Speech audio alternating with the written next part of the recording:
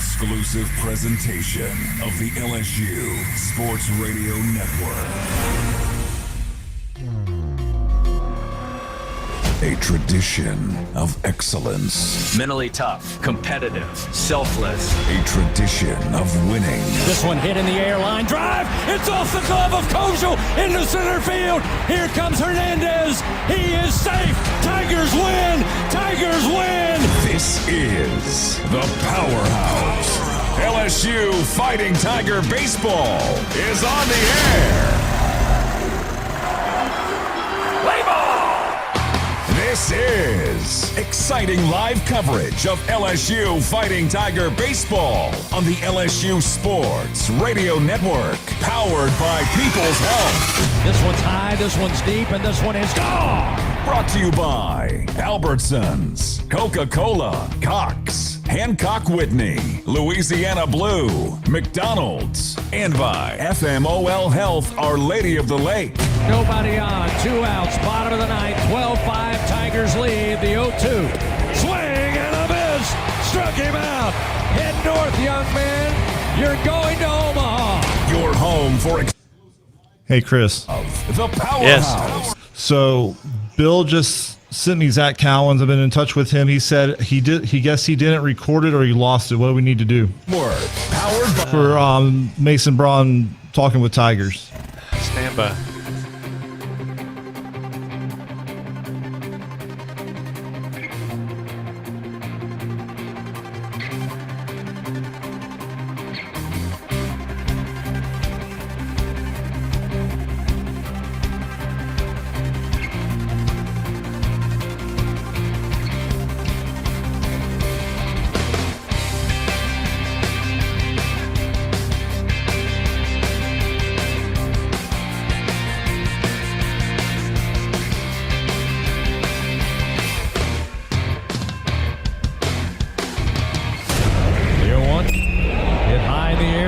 Field. Going back is Swain to the wall. It's gone! Second grand slam of the day!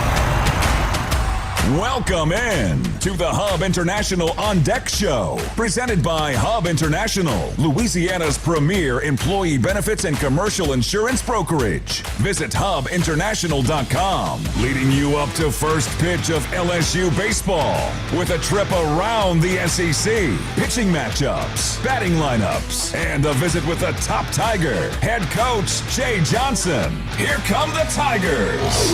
Now, let's go inside the broadcast booth for the call of the game on the LSU Sports Radio Network. Coming off the thrilling Game 3 win on Easter Sunday in Knoxville, where they took the series 2-1, they're back at the box for a Tuesday night matchup before heading back out on the road once again this weekend. Tonight, it's the 4th meeting all-time between the Bethune-Cookman Wildcats and your Fighting Tigers of LSU. Hello, everybody. This is Chris Blair alongside Hunt Palmer, our straw stirring the drink back inside the Capital One studio. Adam Penny, welcoming you to Skip Urban Field inside Alec Buck Stadium here on the campus of LSU in Baton Rouge for tonight's play-by-play story. After winning 2 of 3 against Tennessee in come-from-behind fashion, the Tigers return home to take on a very good Bethune-Cookman team, as Jay Johnson looks to pick up where the Tigers left off on Sunday, bashing 10 runs on 7 hits in the top of the 12th. He also wants to see the pitching staff continue to improve on an inning-by-inning basis and certainly eliminate the costly errors on the field. The Wildcats and head coach Jonathan Hernandez come into Baton Rouge after taking 2 of 3 from Southern across town over the weekend. 22-10 on the year, 10-2 in the SWAC. Wildcats looking to go back-to-back to NCAA regional play, and a win against the Tigers here in Baton Rouge would certainly go a long way to help pad their resume. The Tigers will start it off with freshman right-hander Marcus Paz in his second career start, while the Cats counter with junior righty Justin Morales also making his first start of the season. So find your favorite chair, grab your favorite beverage. It's Tuesday night baseball back here at the box. It's Bethune-Cookman. It's LSU, and it's coming up next on the LSU Sports Radio Network. Hey Tiger fans, get ready to swing for the fences because the 2025 baseball season is upon us, and SeatGeek is here to help you experience all the action. SeatGeek makes it easy to find tickets so you can be part of all the home run celebrations this season. Whether you're buying or selling tickets to LSU baseball games or to any other live event in Baton Rouge, SeatGeek is the place to do it. SeatGeek is the official ticket marketplace of LSU athletics. The most disruptive idea in ticketing, a ticket that works. Expect the expected. SeatGeek. Hi, I'm Nancy Landry. Louisiana's elections are an important part of who we are. In 2026, closed party primaries will change how some of those elections happen, so you'll want to know what to do. Keeping your registration current ensures you'll get the right party-based ballot. Remember, this change only applies to certain offices. To learn more, visit govote.com or download the GoVote app. Know before you go. Baton Rouge, you rolled the dice and we hit the jackpot. Thank you for voting for LeBear's Casino and helping us win 11 Best of Baton Rouge medals, including Best Slots, Best Table Games, Best Hotel, Best Steak, Best Sports Bar, Best Live Music Venue, and more. When you're ready for an award-winning night out, get to LeBear's Baton Rouge. Must be 21. Gambling problem? Call 800-522-4700. The power Here we go. of college baseball plays here. Your home for the Fighting Tigers. The LSU Sports Radio Network, powered by People's Health. Back with you here at the box, getting ready for the midweek affair. Bethune-Cookman coming in out of the SWAC to take on your Tigers of LSU. Again, Bethune-Cookman 22-10 on the season, an impressive 10-2 to start conference play. LSU now 22-11 on the season. Of course, the Tigers back to 500 in SEC action with the series win at Tennessee. More importantly, that Sunday win in 12 innings by a final of 16-6. Tiger fans, remember all LSU Sports Radio Network broadcasts are streamed for free on the LSU Sports mobile app. You can download the app for free on iOS or Android. It's the LSU Sports mobile app presented by BASF. We create chemistry. Let's now take a look at the weekend. A little recap. Hunt Palmer joining us in the booth tonight. And Hunt, it was an important weekend. I heard Jay Johnson on his show last night say not only taking 2 of 3 and winning the series, but he felt like the game on Sunday, he didn't say must win, but he said it was an important game if we are to stay on track with the goals this team made at the beginning of the season. And I think that's why he was excited and very proud of his Tigers' effort. There's no doubt about it. I know that LSU is not playing what appears to be championship baseball. There are too many walks. They're making some errors. They've had some issues on Game 3 with starting pitching after Cooper Moore went down. But they're keeping their head above water at 6-6 in league play. Remember, 2 years ago, LSU did not play well early, and they had trouble keeping their head above water. They were 3-12 at the turning point. This team has room for improvement. Everyone is well aware of that, but they're winning some games, especially in dramatic fashion, while they don't have potentially their best stuff. I think that was what you saw over the weekend, 2 weekends ago against Kentucky in the finale, and then with the thriller in Knoxville on Sunday. This team, certainly under Jay Johnson, has been able to come back in games that have been very difficult, and especially this season. Again, we've seen it a number of times against Kentucky as recently as the last series here at the box. Friday night's game 1, they got down early, some scuffling on the diamond, gave some free runs for Tennessee, but LSU able to get the bats going late in that one, winning 7-5.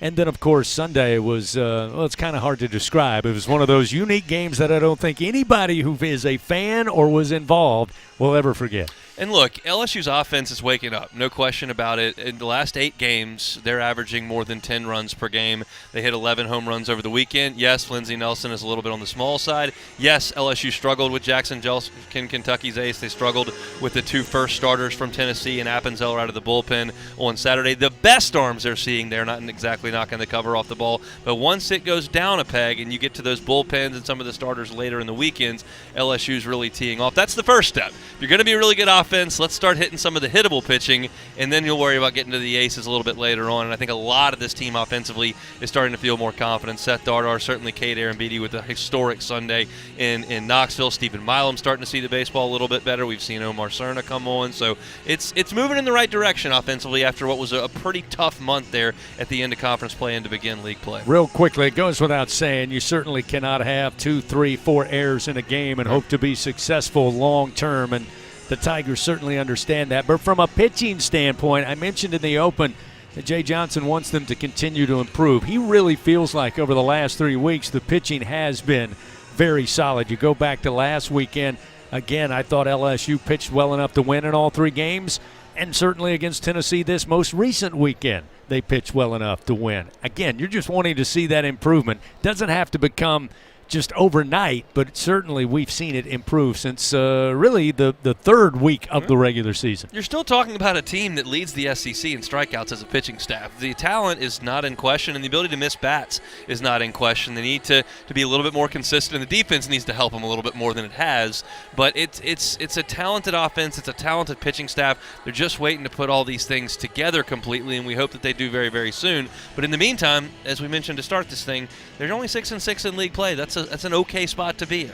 No doubt about it. Well, again, they're looking to improve the batting, improve the pitching, and clean up the field on the diamond here tonight against Bethune-Cookman. LSU Athletics would like to thank its corporate partners, Cox, McDonald's, FMOL Health, Our Lady of the Lake, Albertsons, Louisiana Blue, Coca-Cola, and Hancock Whitney. Beautiful day on tap. We'll get the game day weather report coming up in just a bit. A lot of fans making their way through the gates. Both teams, one in left, one in right, getting their final stretching in. We'll take a timeout on the Hub International On Deck show. We come back. Hunt's going to break down the starting pitchers for both the Wildcats of Bethune-Cookman and your Tigers of LSU. Big spot for both of these young men. We'll talk about it when we continue after this on the LSU Sports Radio Network. Everything tastes better after an LSU Tiger victory. Similarly, everything also tastes better once you've baptized it with the handcrafted flavor of the original Louisiana hot sauce. So just imagine how truly tasty something would taste if it was doused in the original Louisiana hot sauce after an LSU Tiger victory. That's Louisiana hot. Buy you some.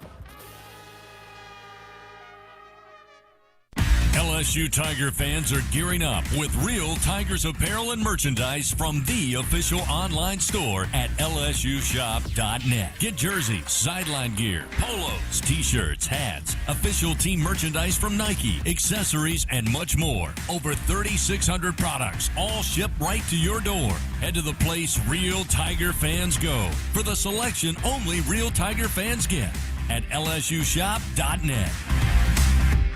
Hey, wouldn't it be great if life came with a remote control? You know, you could hit pause when you needed to, or hit rewind, like that time you knocked down that wasp's nest.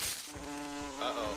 Well, life doesn't always give you time to change the outcome, but prediabetes does. With early diagnosis and a few healthy changes, you can stop prediabetes before it leads to type 2 diabetes. To learn your risk, take the 1-minute test today at doihaveprediabetes.org. Brought to you by the Ad Council and its prediabetes. Coming in for around the SEC.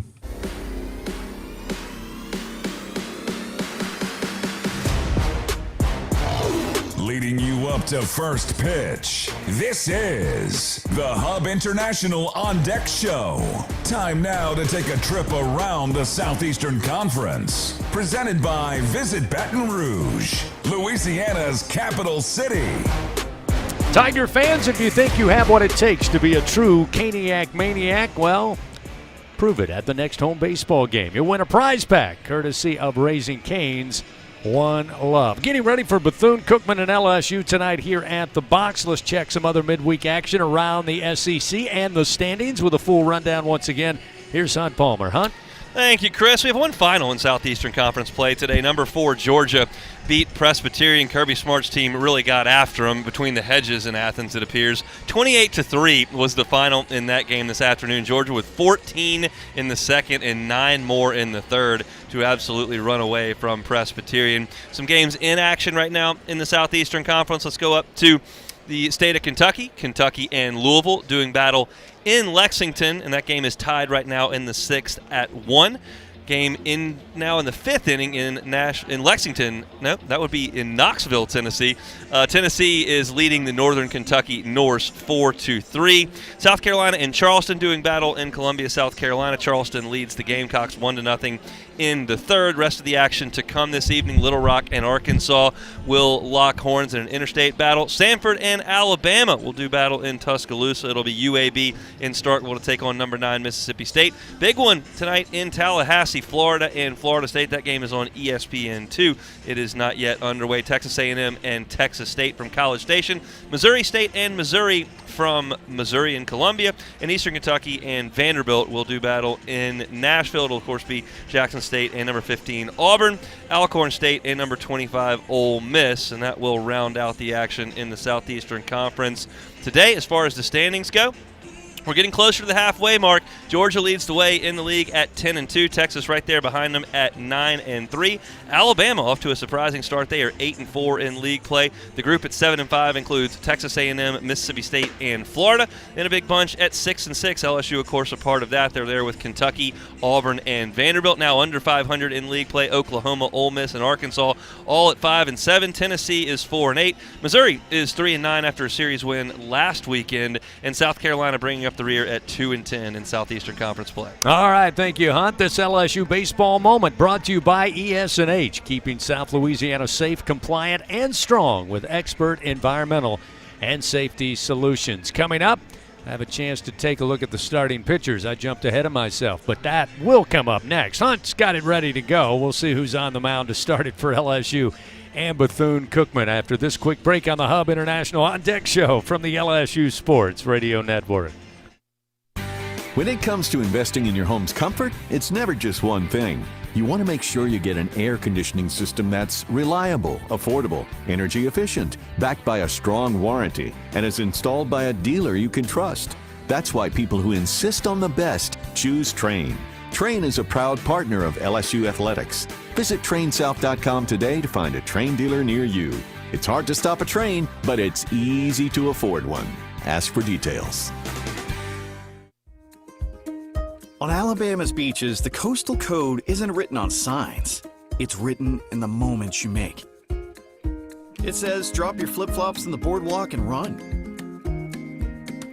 Seashells are the party favors of the Gulf, and all dance floors extend to the shoreline.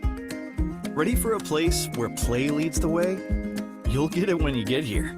It starts with rule number 1. Start planning at alabamasbeaches.com. In Louisiana, we love our LSU Tigers. When the band strikes up those 4 iconic notes, the fans go wild. At Louisiana Blue, we're Tiger fans too. That's why we've teamed up with LSU Athletics to bring you the compassion of the cross and security of the shield, so you're free to wear your stripes and roar. Live Louisiana, we've got you. Louisiana Blue, Louisiana True. Proud partner of LSU Athletics. Here is a look at the game's pitching matchups as the Hub International On Deck Show continues on the LSU Sports Radio Network. Fans have the right equipment to take on any job linked to the land. Just visit Sunshine, your hometown John Deere dealer in Louisiana, at sunequip.com. Again, Bethune-Cookman coming in, taking on your Tigers. 4th meeting all time between these two teams on the diamond. They last met back in the 2022 season, Jay Johnson's first year. Tigers actually had them in for 3 games and got the sweep against the Wildcats back during the 2022 season. Time now to take a look at the starting pitchers for tonight's game. And with that, to break it down, once again, here's Hunt Palmer. Hunt? Thank you, Chris. Pair of right-handers will do battle to begin this one at Alex Box Stadium for LSU. The home team toeing the slab first. It'll be freshman right-hander Marcos Paz. 6'2", 228-pounder out of Carrollton, Texas. This season he's made 9 appearances. It'll just be his 2nd start. He's worked 10 2/3 innings, 8 hits, 11 runs, 9 of them earned. He is not allowed a home run. He's walked 12 and struck out 17 to this point.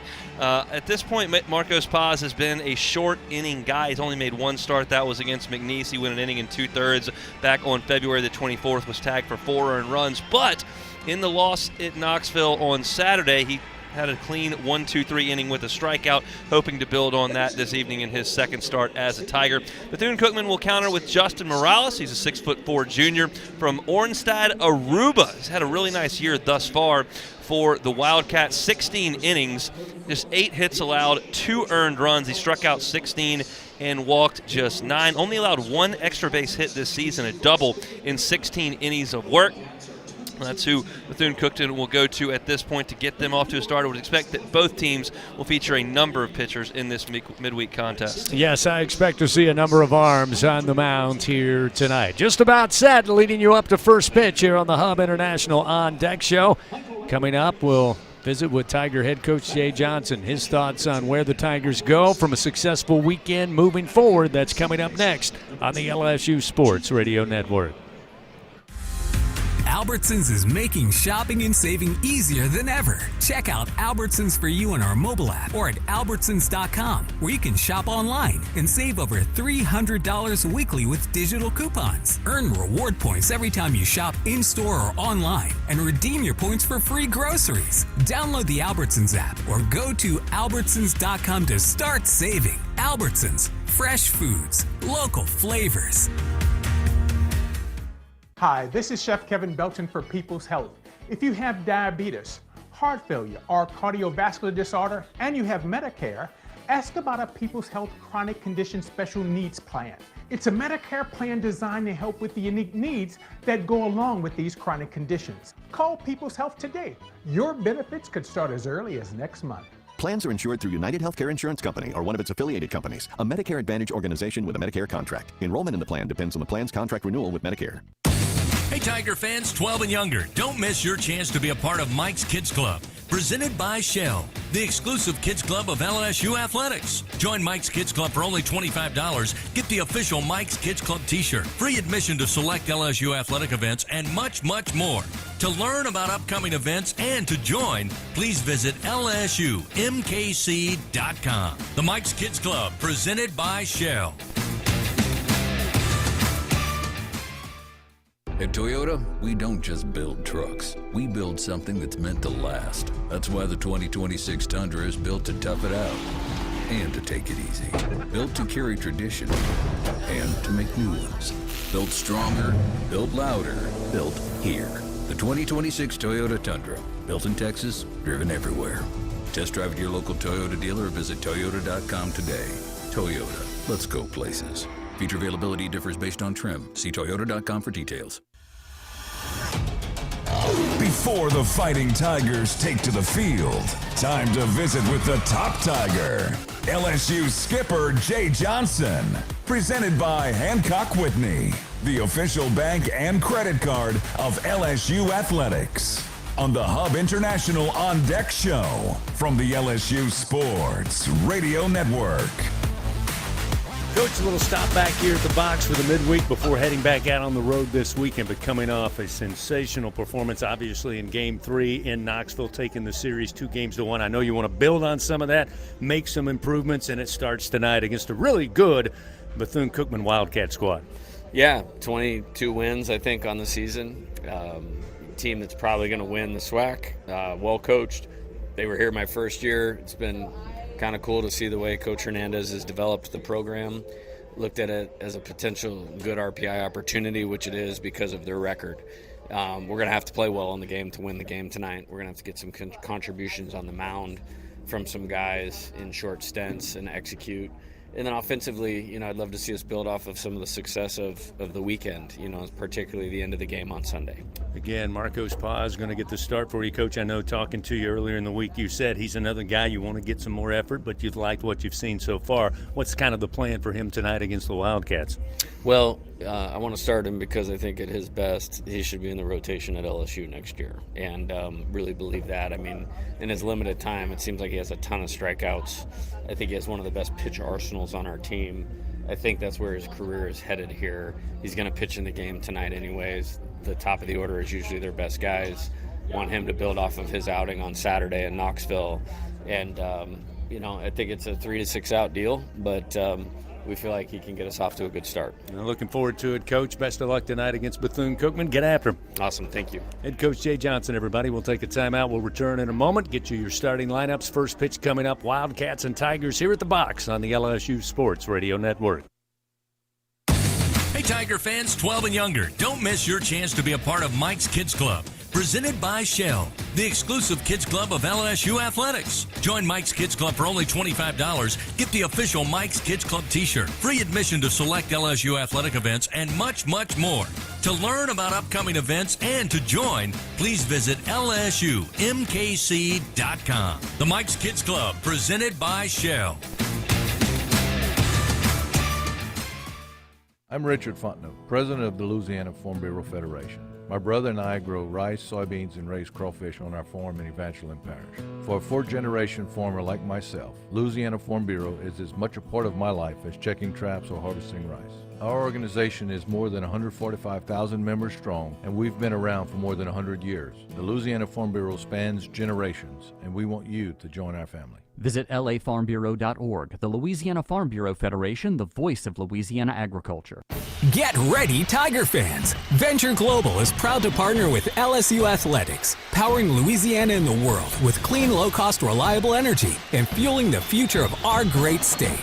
As we cheer on the Tigers this season, we're also driving innovation, creating jobs, and supporting our local communities. Together, we're building a brighter, more sustainable tomorrow.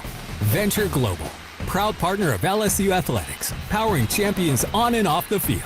Go Tigers! Wrapping up the Hub International On Deck Show. We are just moments away from first pitch. Time now for the game's starting lineups. Presented by Cintas. Build a better workday when you partner with Cintas. Visit Cintas.com. Coming up, as promised, we'll give you your game day weather report. It's a gorgeous Tuesday evening, headed into the latter hours, and looks like going to be that way, but we'll get that full forecast coming up in a moment. First things first, time now for the Cintas starting lineup. First for the visiting Bethune-Cookman Wildcats out of Daytona Beach, Florida. Again, 22-10, their overall mark. They're an impressive 10-2 so far in SWAC conference play. Darrell Lee going to lead it off for the Wildcats. He'll be in left field, followed by Andre Martinez, who will bat second and play third base. Michael Rodriguez will be in right field, batting third. Michael Lucena will be the catcher. He'll be the cleanup hitter for the Wildcats tonight. At second base, it'll be Jeter Poyeto. Poyeto will bat fifth. Eric Almonte, the shortstop, will bat sixth. Christopher Watson, the DH tonight in the 7-hole. Jorge Rodriguez will be at first base batting eighth for the Cats. And Sergio Rivera will be in center field. He will round out the order batting ninth. Now for your Fighting Tigers of LSU, 22-11, their overall mark. They are now 6-6 in SEC play. They'll lead it off, moving Stephen Milam atop the order once again, the shortstop, a junior, batting .266. Jake Brown will be in right field. Brown will bat second, the junior hitting .333. John Pearson with a pretty good weekend at the plate. He'll bat third, play third base. Derek Curiel also fantastic offensively and defensively for the Tigers over the weekend. He once again will be the cleanup hitter, the sophomore batting .362. Seth Dardar at second base will bat fifth. Kate Arambidi behind the plate catching. What else can you say about the weekend Kate Arambidi had, setting the school record for 4 home runs in a single game, just the 4th SEC player in history to do so. Again, Cade will bat in the 6th spot tonight and start as catcher. Mason Braun getting the start at first base tonight. The freshman out of South Bend, Indiana, will bat 7th. Edward Yaman, the 4th, will be the DH, batting 8th. And Chris Stanfield in left field will round out the order for the Tigers. Again, it will be junior right-hander Justin Morales on the bump for the Wildcats and freshman right-hander Marcos Paz on the bump for your Tigers. That's a look at the Cintas starting lineup. That means first pitch just around the corner. Tuesday night baseball at the box. Again, Bethune-Cookman and LSU coming up next on the LSU Sports Radio Network. At Hancock Whitney, we don't leave things to chance, including the Tigers season. That's why we ran thousands of our LSU Visa debit cards through every game day ritual around the Gulf South. Get your LSU Visa debit card and some good game day luck for the Tigers this year. Learn more at HancockWhitney.com/LSU. Gotta carry that purple and gold. Hancock Whitney, official bank of LSU Athletics. Hancock Whitney Bank, member FDIC. It's not easy to be a champion. Built from every swing, pitch, and game. All season long. In the grind, the focus, and in the recovery. FMOL Health, Our Lady of the Lake experts provide best-in-class care for defending national champions LSU baseball. On the field, I trust my team. For my health care, I trust the lake. From championship athletes to everyday champions, trusted care starts here. Visit ololrmc.com/LSU. My wife, she loves the fried okra. She's from Mississippi, so that's her favorite thing to do. I guess I was just too late. The flame ignited right there in my face. The pain was, it was bad. That's how I got second, third degree burns. Blue Cross treated me great with the recovery process. In the end, everything worked out. I'm Chad, I'm from Baton Rouge, and I had Blue Cross for 10 years. I don't eat fried okra, that's the funniest story. 17 SEC championships. One out, bottom of the ninth. Runner at first. 54 NCAA regional and super regional appearances. Shores comes set, the 0-1. 20 trips to Omaha and the College World Series. Ground ball towards Dickinson, flips it to Milan. 8 national titles. The relay to first in time. Tigers win. Tigers win for the second time in 3 seasons and the 8th time in program history. The Fighting Tigers reach the pinnacle. They stand alone atop the mountain. Your LSU Fighting Tigers, the 2025 college baseball national champions. The powerhouse. This is LSU Fighting Tiger Baseball.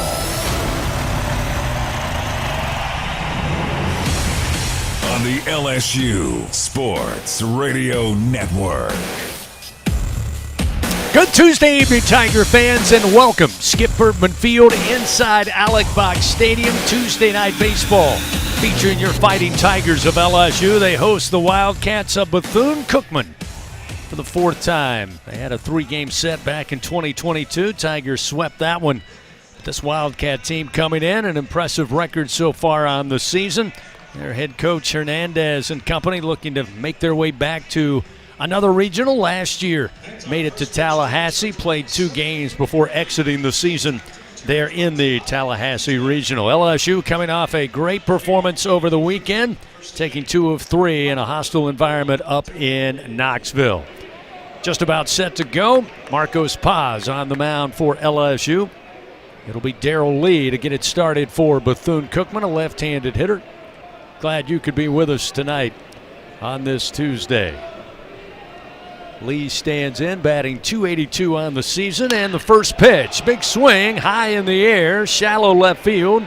Chris Stanfield calling everybody off. It drew a crowd, but Chris will make the play. 1 pitch and 1 out. Can't do much better than that if you're Marcos Paz. You certainly can't. And LSU has tried a lot of different arms in this midweek starter spot. Gavin Guidry's been given an opportunity. Reagan Riggins been given an opportunity. Jaden Nude as well. And they've just had trouble getting off to good starts here. Marcos Paz tried in the McNeese game and did not have a great outing. Didn't make it out of the 2nd inning. So we'll see if LSU can ease into this one a little bit more efficiently.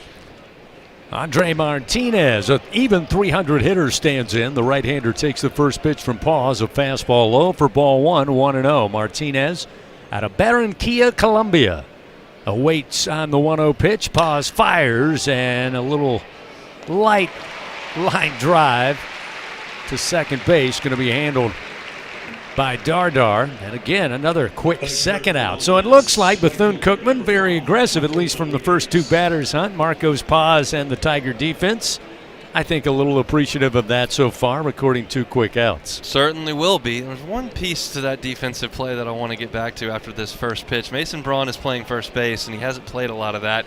That was a little bit of an interesting move he just made there, but she'll take 2 outs on 3 pitches for sure. So now we'll see Michael Rodriguez, another left-hander. First delivery missed below the knees on the fastball. 1 ball and no strikes. Taking a look at tonight's recipe for success, brought to you by BRQ Seafood and Barbecue, official catering service of LSU Athletics. The 1-0. This one hit in the air to left field. Stanfield going back, and with maybe the back of his cleat on the track, he makes the play for out number 3. Well, it took 5 pitches, and Marcos Paz and the Tigers record 3 outs. We played a half inning, no score. We go to the bottom of the first. Tigers coming to the plate, Milam, Brown, and Pearson when we return on the LSU Sports Radio Network. In Baton Rouge, locals don't just love their home. They love sharing it. Discover a city where culture is abundant, hospitality comes naturally, and the best spots are never kept secret. With the vibrancy of a big city and the ease of a weekend getaway, Baton Rouge invites you to slow down, savor, or soak it all in. Find your pace at visitbatonrouge.com.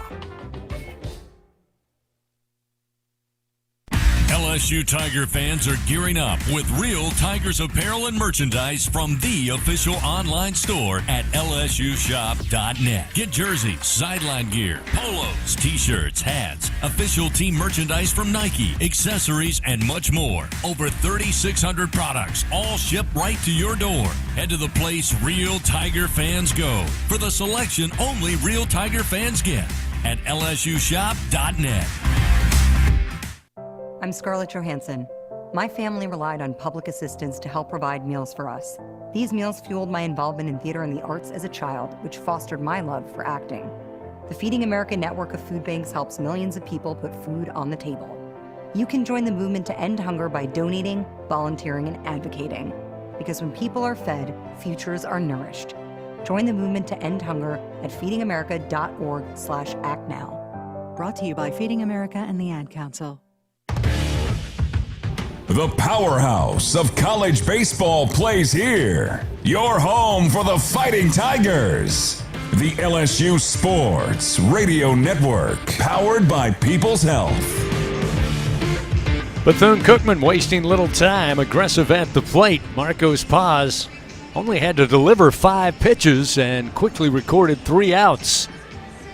So the Tigers come to the plate here in the bottom of the first inning. I was trying to get the recipe for success, Hunt, but Bethune-Cookman was really trying to get the bat on the ball very quickly here tonight. I want to talk about the pitchers. We obviously know Marcos Paz getting the start. Jay telling me before the game, look, probably 3 to 6 outs, depends. Maybe goes a little farther. But overall, any other names you want to see pitch tonight and pitch well? I think it starts with the ones you will not see, because Zach Cowan threw 67 pitches on Sunday. Gavin Guidry threw 55 on Sunday. They've had one day off. So you're going to have to get to the back end of Devin Sheeran with guys like Reagan Ricken, like guys like maybe some left-handers like Santiago Garcia or Ethan Plog. You need to see some of those guys who have had their ups but have had their downs get out there and give you a good 6 outs, 3 outs, depending on where they are in the lineup. It's going to be a lot of arms for LSU, but Paz is off to a great start with just 5 pitches. We'll see him in the second. Well, Stephen Milam will lead it off. Stephen went 4 for 15 over the weekend against Tennessee, but finished strong on Sunday. In fact, he and Curiel each with 2 hits in that 12th inning as the Tigers batted around against Tennessee. First pitch missing for ball 1, delivered by Justin Morales, the right-handed pitcher for the Wildcats. Milam, the switch hitter, will bat from the left side against the right-hander, the 1-0. Upstairs, outside, make it ball 2, 2-0. And again, Milam's one of those guys, as Jay said last night, look, you just know what you're getting. You're getting the best shortstop in America on the diamond, and you're getting a guy that when the moment is called for, there's nobody else you'd rather have up there. There's a couple of others, but nobody more so than Milam. And again, in a big moment on Saturday, he delivered on a couple of occasions. He now looks at a 3-0 count as Morales misses again outside. We know how hot Stephen Milam can get. We saw it in June last year. We saw it at the end of his freshman year as well. When the weather warms up, he starts to swing it. 3-0 delivery. Take was on, missed outside, and a leadoff walk puts Milam aboard to get it started for the Tigers here in the bottom of the first inning. So important for LSU to get off to a good start. They have not gotten off to a good start in a midweek game since the Kent State game, which was the first win of the season. They trailed to Nichols 1-0, trailed to McNeese 7-2. They got down 10-0 against Northeastern. Louisiana Lafayette scored 3 in the first against them. Creighton was up 4-1. Louisiana Tech got up 2-0. Southern got up 6-1 last week. They cannot get off to a good start in some of these midweek games. It'd be nice to change that narrative tonight. Jake Brown to the plate. First pitch to Jake.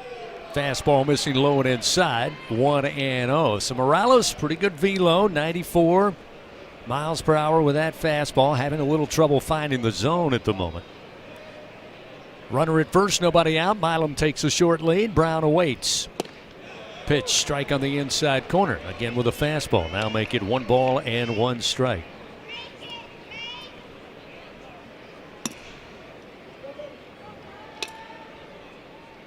Morales, the right-hander, comes set. Brown ready to go at the plate. Here's the 1-1.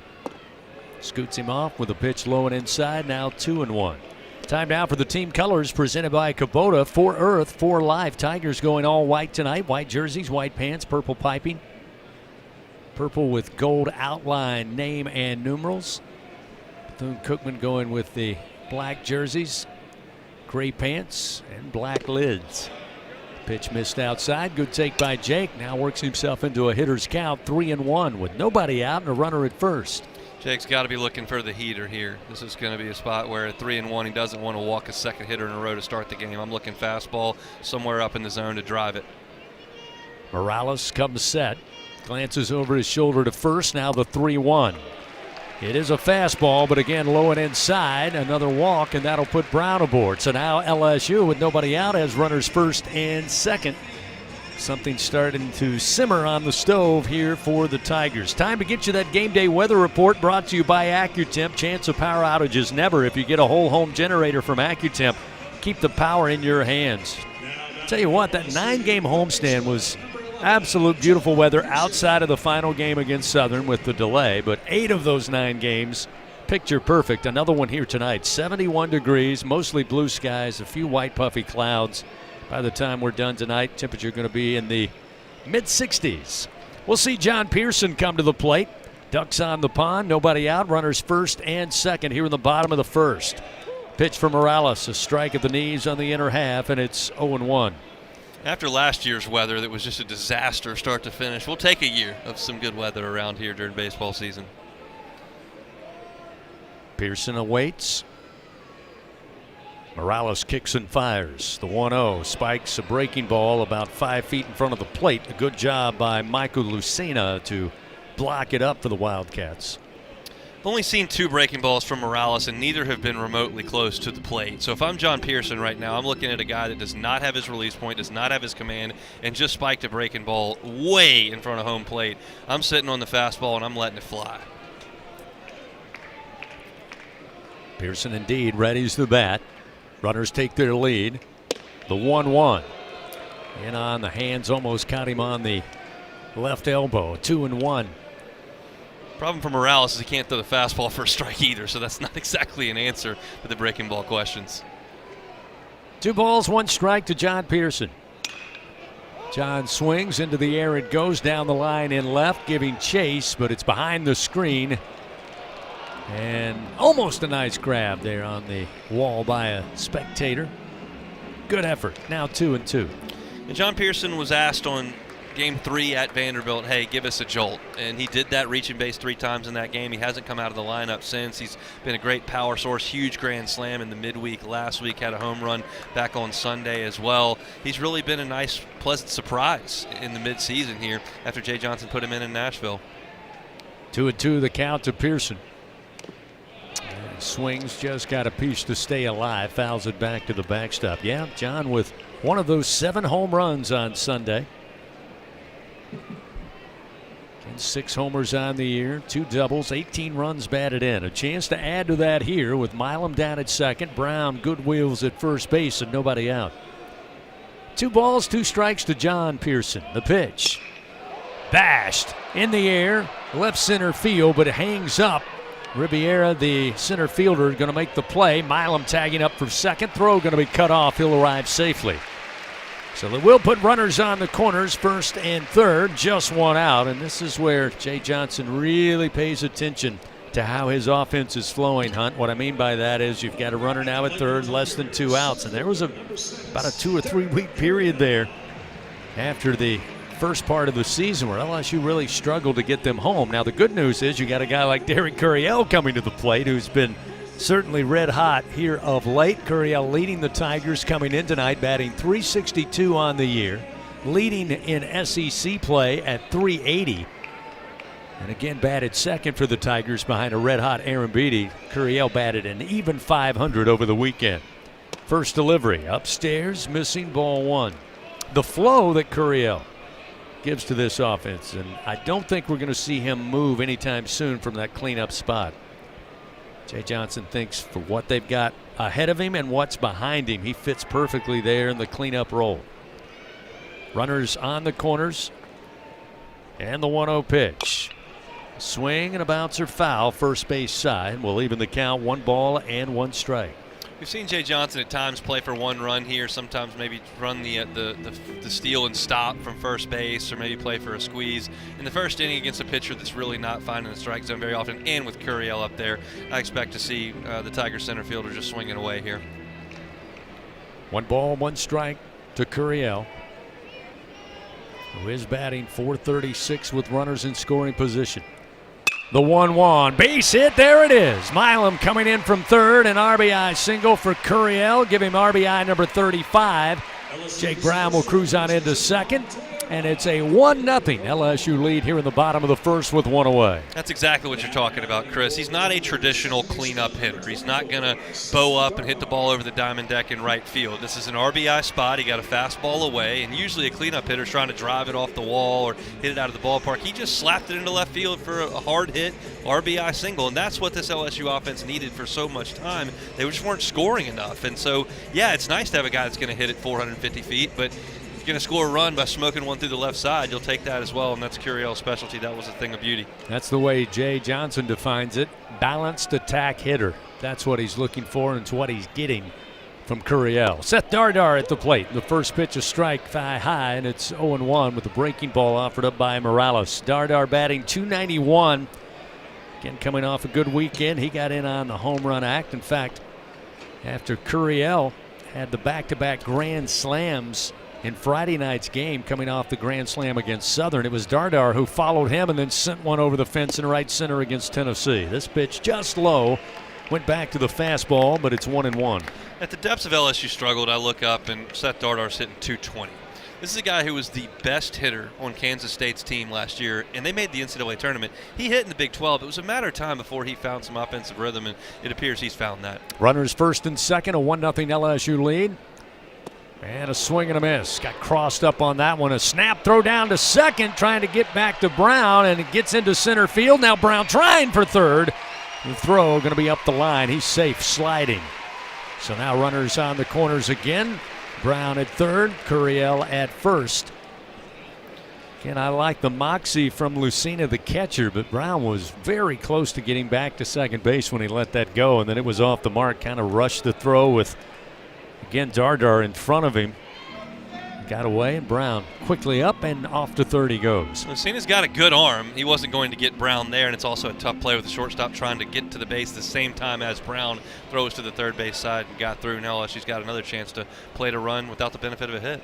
Now a 1-2 count to Dardar. Runner goes. Curiel just trying to get the throw. He does. They'll get him in a rundown. Coming in to score is Brown. That'll make it 2-0. Curiel dancing and trying to avoid the tag, but eventually Almonte able to get the glove on him for the second out of the inning. But that's by design. Runners first and third. We saw it a lot last year. We've seen it several times this year, and LSU will trade the out for the run. It's now a 2-0 LSU lead with 2 down, a 2-2 count. And Seth Dardar at the plate with nobody on. Yeah, with 2 strikes, Jay likes that steal and stop. And Bethune-Cookman threw all the way through to the shortstop. That means it's an easy score for Jake Brown there. Curiel gets into the rundown to get it. And now nobody on base, but you've got your second run. So with 2 down, Dardar facing a 2-2 count. Morales fires. Again, spikes the breaking ball. Fills the count to Seth, 3-2.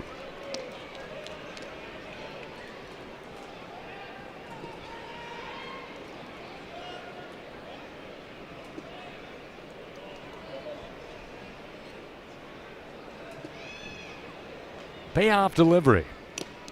And just got a piece, and it bounces off the glove of Lucina, the catcher. Dardar will stay alive with a 3-2 count. Fans, if you're a coach or a CEO and you lead people towards success, you should check out Skip Bertman's book, Everything Matters in Baseball. Visit skipbertman.net right now. Learn ways you can help lead your team to victory. 3 balls, 2 strikes, 2 outs, nobody on. LSU up 2-0, bottom of the first. Dardar waits, another payoff pitch. Low and inside, ball 4. So another free pass, third of the inning will put Dardar aboard, keep the inning going. And what do you know, here comes Cade Arambidi getting ready for the crowd, make some noise. As they should. You can make a very, very strong case. The greatest game offensively in the history of LSU baseball on Sunday. I don't know that the stakes were quite as high as some of the things we've seen in purple and gold in years past, but 4 home runs in a single ball game, never been done before, and we've had some pretty good players roll through this town. No doubt about it. Arambidi stands in, the right-hander, with a runner at first, 2 down. Morales kicks and fires. And at the knees for a strike with a breaking ball, 0-1.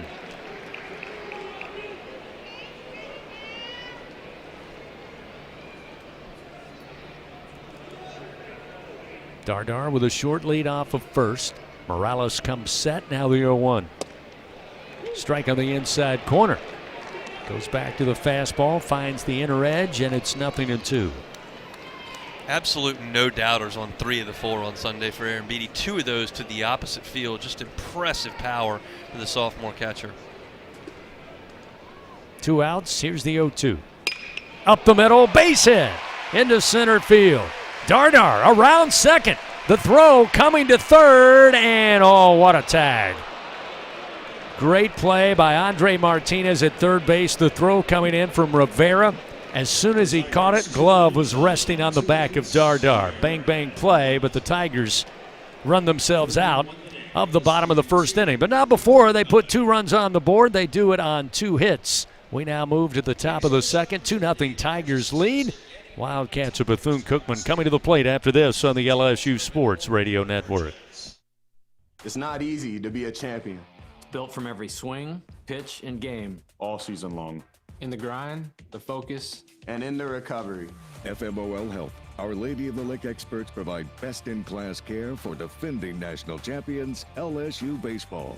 On the field, I trust my team. For my health care, I trust the lake. From championship athletes to everyday champions, trusted care starts here.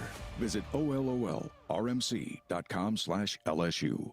Score big with MMR. Join the team at the largest privately owned open shop electrical and instrumentation contractor in the nation, headquartered right here in Baton Rouge. MMR is committed to positioning each team member for success. Whether you're a student seeking an internship, just starting your career, or already a seasoned professional, MMR offers a variety of positions just for you. Get in the game at MMR, where your future is bright. Kick off your career at MMRGRP.com/careers. MMR, a proud partner of LSU Athletics.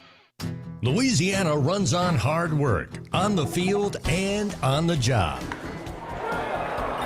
ES&H's mission is to continue to be a high-performance company that quickly, safely, and effectively responds to our customers' emergency needs. ES&H provides excellent service with quality and integrity that keeps our state ready for the next inning. ES&H, your partner for a safer, cleaner South Louisiana. This is LSU Fighting Tiger Baseball on the LSU Sports Radio Network, powered by People's Health. Well, your Tigers manufacture some offense in the bottom of the first inning. 2-0 they lead. Top of the second, Michael Lucina, the catcher, a right-hander. The Venezuelan native swings at the first pitch, and it's a bouncer foul down the third base line. So Wildcats picking up where they left off. They jumped on the early offerings from Marcos Paz there in the top of the first. Only had to labor 5 pitches to get 3 outs. He's thrown 6 now. Here's number 7. Outside corner with a breaking ball, and it's 0-2 now to Lucina. To Paz's credit, he has been in the strike zone, and that's rule number 1 as a starting pitcher, and he's accomplished that. Paz starts the wind, the 0-2. Spikes this breaking ball. A little too far out in front of the plate. Lucina not behind. 1 ball, 2 strikes. Fans, FMOL Health, Our Lady of the Lake. Proud to be LSU's championship health partner. Together, LSU and Our Lady of the Lake, champions for Louisiana. Together we roar. Learn more at OLOLRMC.com/LSU. 1 ball, 2 strikes to Michael Lucina, junior catcher for Bethune-Cookman. Paz delivers. Smacked up the middle and a base hit to center field. First hit of the night for the Wildcats, so the aggressive nature this time pays off. Right back up the middle, Hunt, for their first single of the game. That was a breaking ball from Paz. Got a lot of the plate. I think it was left up a little bit as well. And Lucina just shortened up and smoked it back up the middle. That was nothing cheap about that line drive hit. Jeter Poyeto, the redshirt sophomore, a right-hander in the lineup. Third leading hitter coming in tonight, batting .304. Runner at first, nobody out. Paz delivers, and this one belted towards the alley in right center field. Brown rushing to cut it off. Glove side has it, spins and throws back to the infield, but around second into third goes Lucina. So now the Wildcats with runners first and third and nobody out, taking a page out of the Tigers' bottom of the first inning. Yeah, they're swinging. There's no doubt about it. And if you're in the zone, especially up, they're going to take a hack at it. And Jeter Poyeto got a pitch there. That's a fastball just right down Main Street that he drives into the gap in right center field. If you see how aggressive they're swinging the bats, I think you've got, if you're Nate Yeske, change your pitch sequencing a little bit. Maybe go with some first pitch breaking balls. See if they'll chase if they're getting up there that aggressively. And that may be what Coach Yeske's going out to talk about right now. Yeah, he's on his way out there now.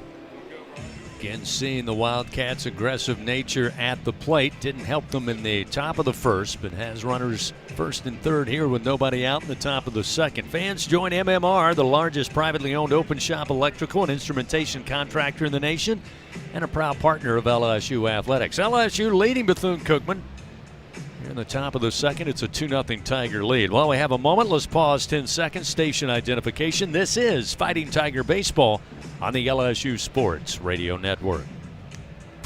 This is LSU Fighting Tiger Baseball. 5, 4, 3, 2. Sports mobile app. Adam Penny on controls back in the Capital One studio across the street at legendary Tiger Stadium. Hunt Palmer, Chris Blair with you here at the box. Tuesday night midweek baseball. Tigers leading 2-0 over Bethune-Cookman, but the Wildcats starting to get some traction here. Nobody out. Runners first and third. See Eric Almonte, the senior out of Santo Domingo, Dominican Republic, a left-handed hitter. Wildcats have Lucina at third, Poyeto at first. After back-to-back base hits. Paz, after the meeting with Nate Yeske, comes set, fires the first pitch, showing bunt, brings it back. The pitch is low for ball one. LSU was looking for that. John Pearson's a couple of steps in front of the bag at third base. Of course, Mason Braun over at first base has not played a lot of first base, not only here, but throughout his baseball life. He's been an outfielder the majority of his time, but he is left-handed and he's getting a chance at first base. We'll see if they put a little bit of pressure on the freshman here. 1 ball, no strikes to Almonte. Paz fires, low and inside at the shoe tops. Now 2 balls, no strikes. Scratch-made dishes, wall-to-wall TVs, craft beers, and cocktails. I can see it from here. Stop by after the game, order online or on the app. Walk on Sports Bistro, game on. Build us a big enough balcony, get it off the ground a little bit. We might could call it from walk-ons one night. Here's the 2-0. Oh! See, that one missed, not sure where. You have a better look there, Hunt? That looked pretty good, but it's ruled ball 3. Here. It certainly was ruled ball 3. That might be a helmet tapper for the Major League Baseball, but we don't have ABS at the college level, so 3-0 it is. Runners on the corners, nobody out, a 2-0 LSU lead. The 3-0 pitch, and that one at the belt is good for a strike. Fastball makes it 3-1. It's been kind of amazing to me how much the fans have taken to the ABS. I mean, you think about, okay, a pitch they didn't like, now we're going to stop the game and review it, but fans go crazy when the ABS comes out. And it's quick. That's the good thing. Yes, indeed.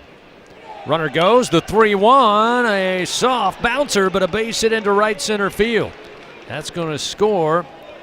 Lucina cut the lead in half now, 2-1, still nobody out. Back-to-back-to-back singles now for the Wildcats. 1 run on 3 hits. It's a 2-1 LSU lead with runners on the corner, still nobody out. And LSU's search for a quality midweek start just still continues. Jay Johnson's going to go get his freshman right-hander. They can't seem to get into any of these games before the other team puts some significant pressure on them. LSU's offense did a good job in the first, but here comes Bethune-Cookman in the second, and we'll see another arm. Pitching change by Jay Johnson, as always. powered by Sunshine. If you need a game-changing upgrade, trust Sunshine, your hometown John Deere dealer in Louisiana. Keep your home turf in tip-top shape. 2-1, LSU leading the Wildcats. Still nobody out in the top of the second. 1 run in and runners on the corners. Tell you about the new Tiger pitcher and get back to it after this on the LSU Sports Radio Network. It's not easy to be a champion. It's built from every swing, pitch, and game. All season long. In the grind, the focus, and in the recovery. FMOL Health, Our Lady of the Lake experts provide best-in-class care for defending national champions LSU baseball. On the field, I trust my team. For my health care, I trust the lake. From championship athletes to everyday champions, trusted care starts here. Visit OLOLRMC.com/LSU. From corner stores to crawfish boils, the Louisiana Lottery's been making winners and memories for 35 years. To celebrate our 35th anniversary, we're introducing a host of new anniversary scratch-offs. Louisiana Treasures. Say it, Louisiana. Taste of LA. Play-O. And it's a Louisiana thing. 5 games, 5 ways to win big. Louisiana Lottery. Celebrating 35 years of reasons to smile. Must be at least 21 to purchase. At Sunshine, your hometown John Deere dealer in Louisiana, we know that every great game starts with a perfect field. Our equipment, whether it's a mower or a tractor, we can ensure your grass is always game day ready, so you can focus on making memories. Because at the end of the day, it's more than just a game. It's about the community, the joy, and the LSU traditions. Visit sunequip.com to get the best starting lineup of John Deere equipment. Sunshine is a proud sponsor of LSU Athletics. The reigning national champs play here. Fighting Tiger Baseball on the LSU Sports Radio Network, powered by People's Health. 2-1, LSU leading Bethune-Cookman early on here in this midweek affair. We're at the top of the second inning. Wildcats already plated 1 run after they got the hit parade going. Led off by Lucina with a single to center. Poyeto singled to right center. Lucina hustled around second, made his way to third. Almonte, they went single up the middle and bring in Lucina. Now runners on the corners again as Poyeto able to scamper around and make his way to third base. So now Connor Benj going to take over, the right-hander out of the bullpen for the Tigers.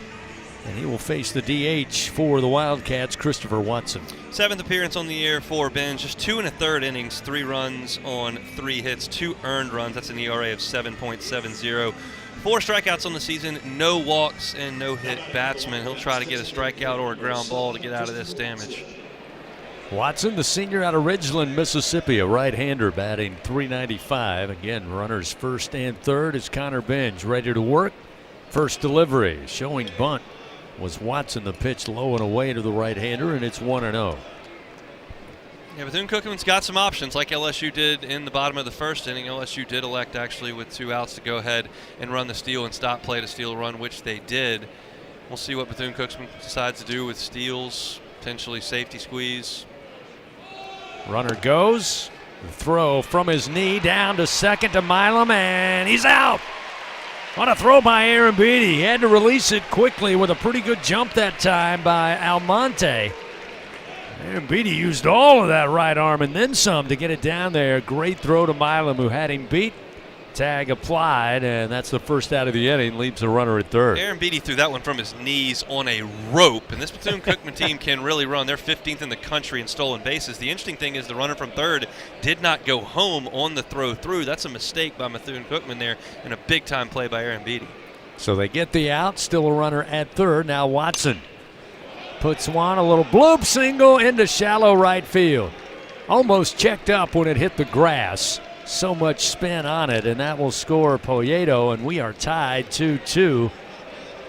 As that's the 4th hit of the inning, 4th of the game for the Wildcats. And we're now tied with a runner at first and just 1 away. Yeah, those first 3 singles that Bethune-Cookman hit there were smoked. The 4th one was not. 66 miles an hour off the bat, just a jam job that floats into shallow right field for an RBI hit.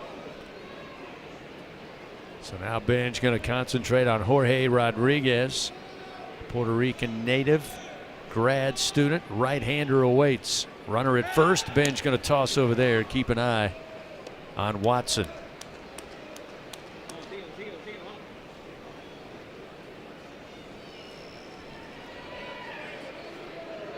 Rodriguez batting .239 on the season. Does have 7 doubles, 16 runs batted in. Bench fires at the knees with a fastball at 95. It's a strike, 0-1. Would not surprise me at all to see Watson run in here. He's 5 for 5 on steals this season, with 1 out. May try to get into scoring position. Dardar shaded towards the second base bag with a runner at first. 1 down. Bench, the 0-1. Out in front swinging is Rodriguez, and it's 0-2.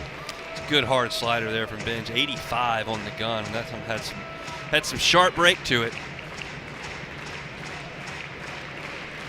0-2 the count to Rodriguez. 1 out, runner at first in a tie game, 2-all.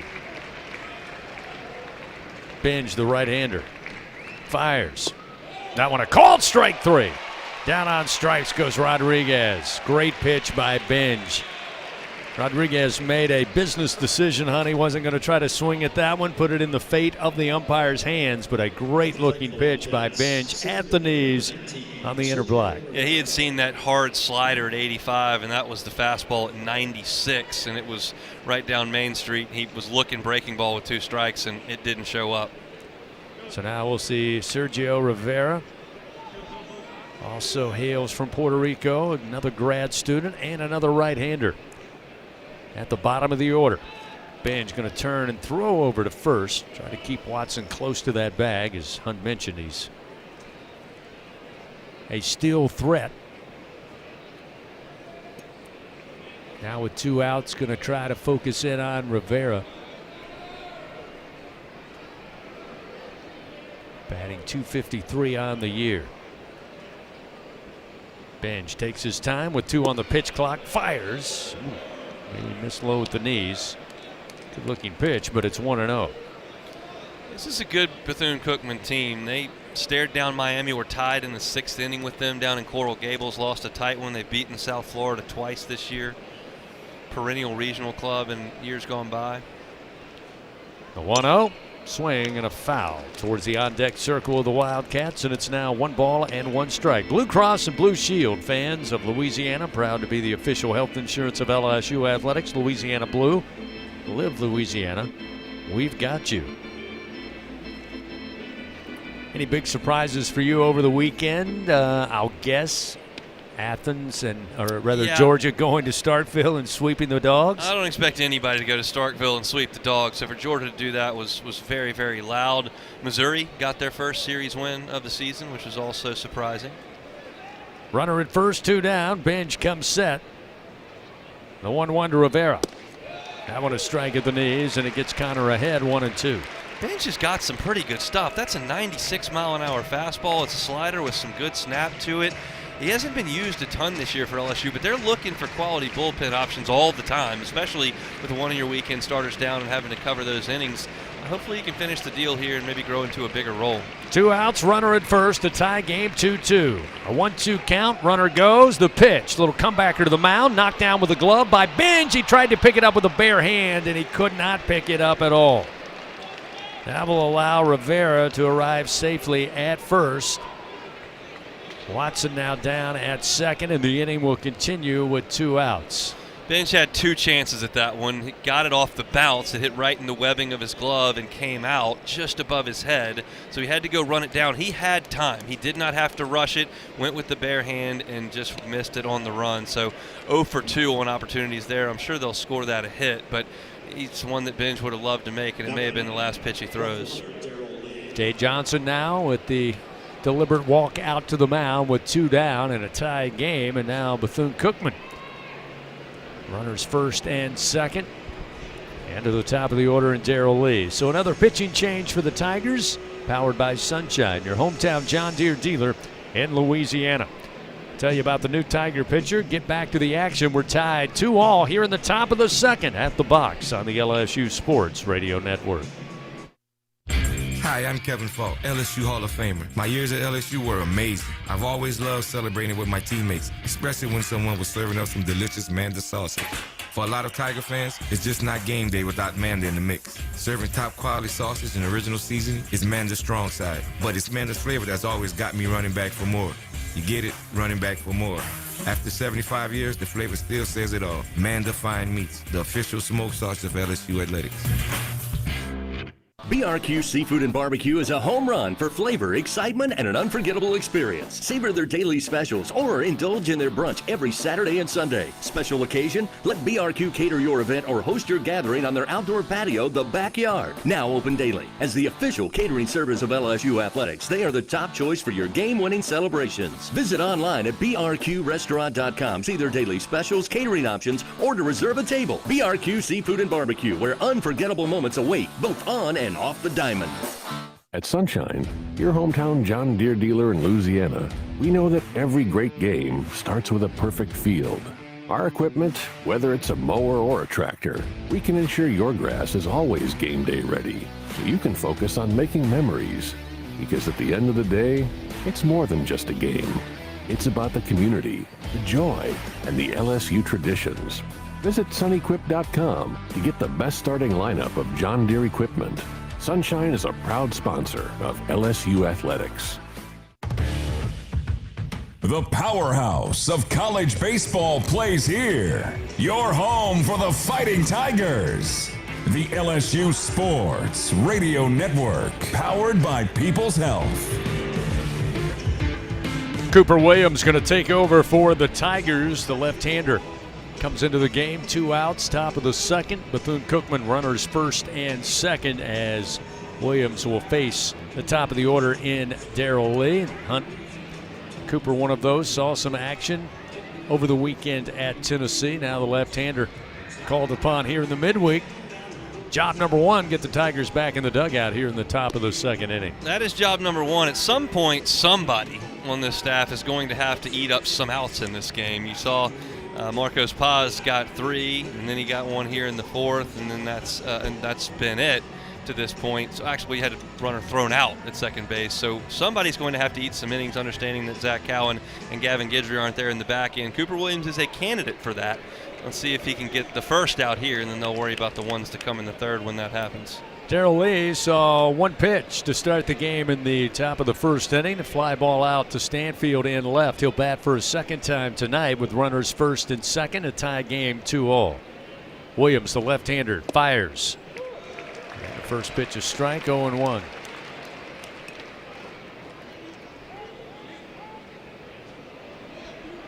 Wildcats have Watson at second, Rivera at first.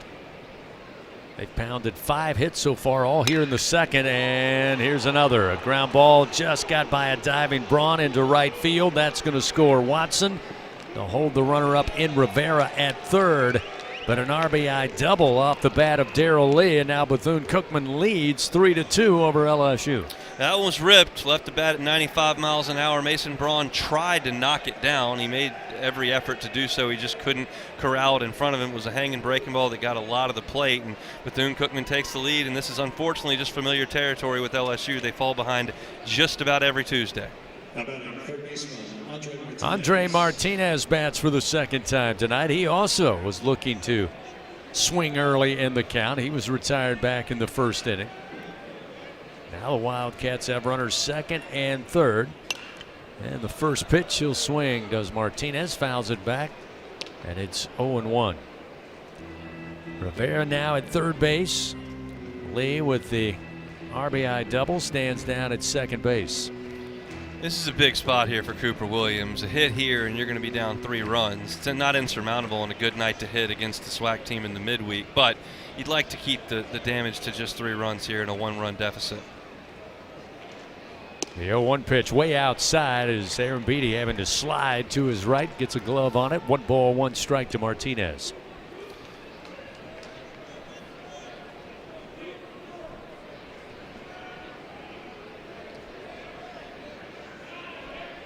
Martinez popped up to Dardar, his first time up, back in the first inning. Williams 1-1 pitch, and out in front. Little slow roller foul beyond the third base dugout. Puts Coop in the driver's seat. 1-2 now with 2 down. On deck batter is Michael Rodriguez, who does hit third and is hitting .343 on the season for this team, but he is left-handed. You've got a base open, 1-2 count. You can't pitch anything too good here if you're Williams. 2 outs, 2 men on. The 1-2. One hopper. Milam backpedals. Gloves it with the backhand. Long throw to first. Over to Braun in time for out number 3. In Milam we trust. Put the ball there. There's 2 outs. Get ready. Tigers heading back to the dugout more times than not. However, Bethune-Cookman takes the lead. They played 3 runs on 6 hits. It's now a 3-2 Bethune-Cookman advantage. We head to the bottom of the second inning. LSU coming to the plate. 7, 8, and 9. Braun, Yaman, and Stanfield when we return on the LSU Sports Radio Network. Hey, Tiger fans, 12 and younger, don't miss your chance to be a part of Mike's Kids Club. Presented by Shell, the exclusive kids club of LSU Athletics. Join Mike's Kids Club for only $25. Get the official Mike's Kids Club t-shirt, free admission to select LSU athletic events, and much, much more. To learn about upcoming events and to join, please visit LSUMKC.com. The Mike's Kids Club, presented by Shell. Check. I got you loud and clear. Can you hear me? Oh, yeah. Oh, yeah. Out of every day. Memorize every sunset. On the call, LSU Bethune-Cookman. And climb every obstacle Tuesday until you Baton can't Rouge. go. Oh, yeah, it is. With LSU Louisiana going to win this one? You're free to I don't soar. know. Is there a 10-run rule in effect? There is a 10-run rule, but we're only down by 1. And the comfort The whole of blue 9 innings? behind Yeah. you. Live Louisiana. Absolutely. We got you. Louisiana blue. We got to get some runs true. this inning. I think so. Champions make plays on the field and in life. Where are we at With here? LSU Online, In the you order, can keep your career LSU moving, is going to have earn your coming degree, up. and still run your own game plan. Learn Mason anytime Braun, from I believe. anywhere Maybe Eddie and Yum. take the next step toward your goal line. Yeah, It's Mason- time to make your move, Mason Tiger Braun fans. coming up. Visit online.lsu.edu. LSU Online. Win where you are. What's the... Do we need to know the stats over there or what? National champs play here. Fighting Tiger Baseball on the LSU Sports Radio Network, powered by People's Health.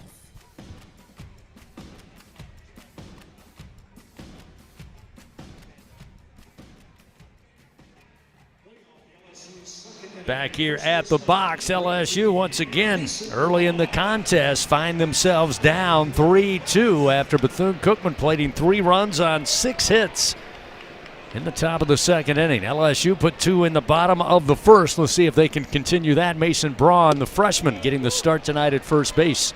Takes the first pitch from Justin Morales, and it's 0-1. Mason Braun batting .263 on the year. Highly touted, as we've mentioned all season long, coming out of South Bend, Indiana, one of the top players in all the country.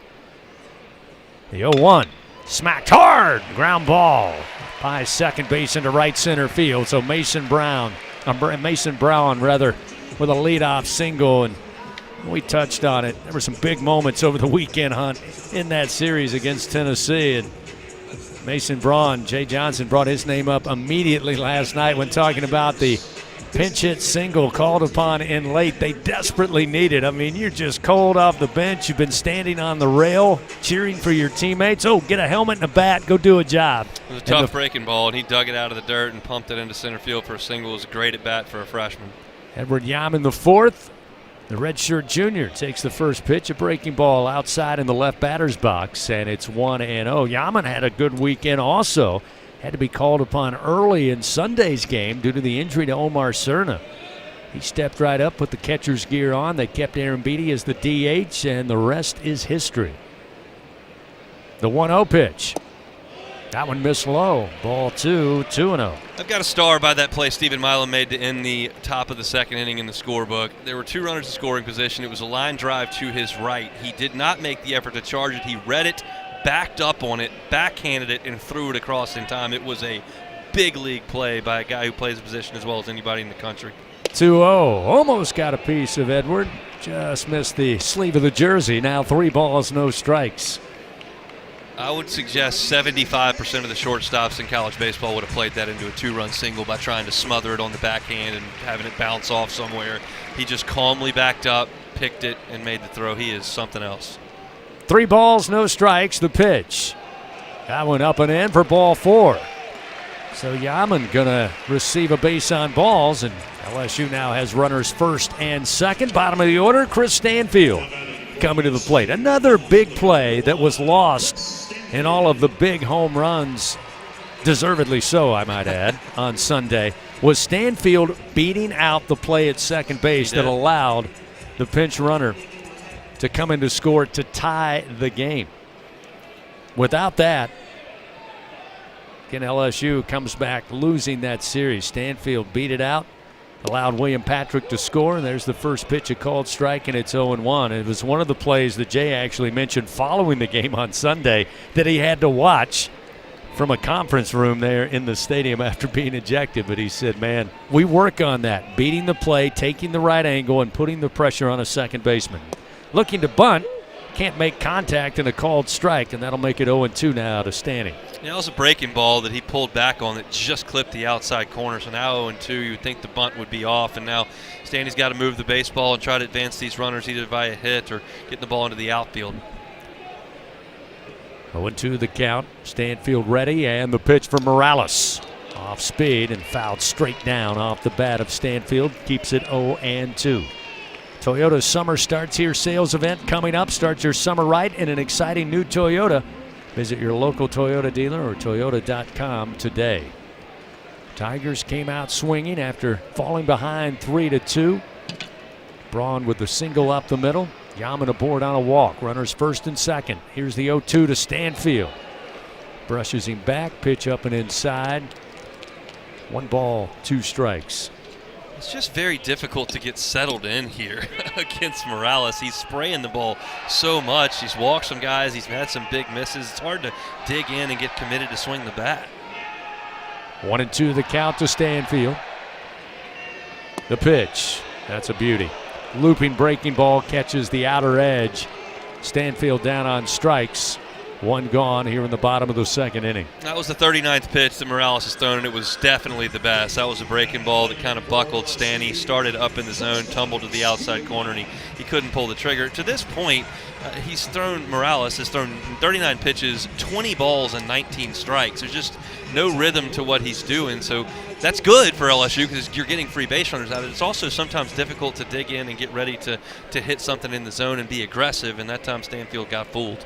Milam aboard on a walk back in the first inning and scored. Comes back to the batter's box, and the first delivery misses low, ball 1.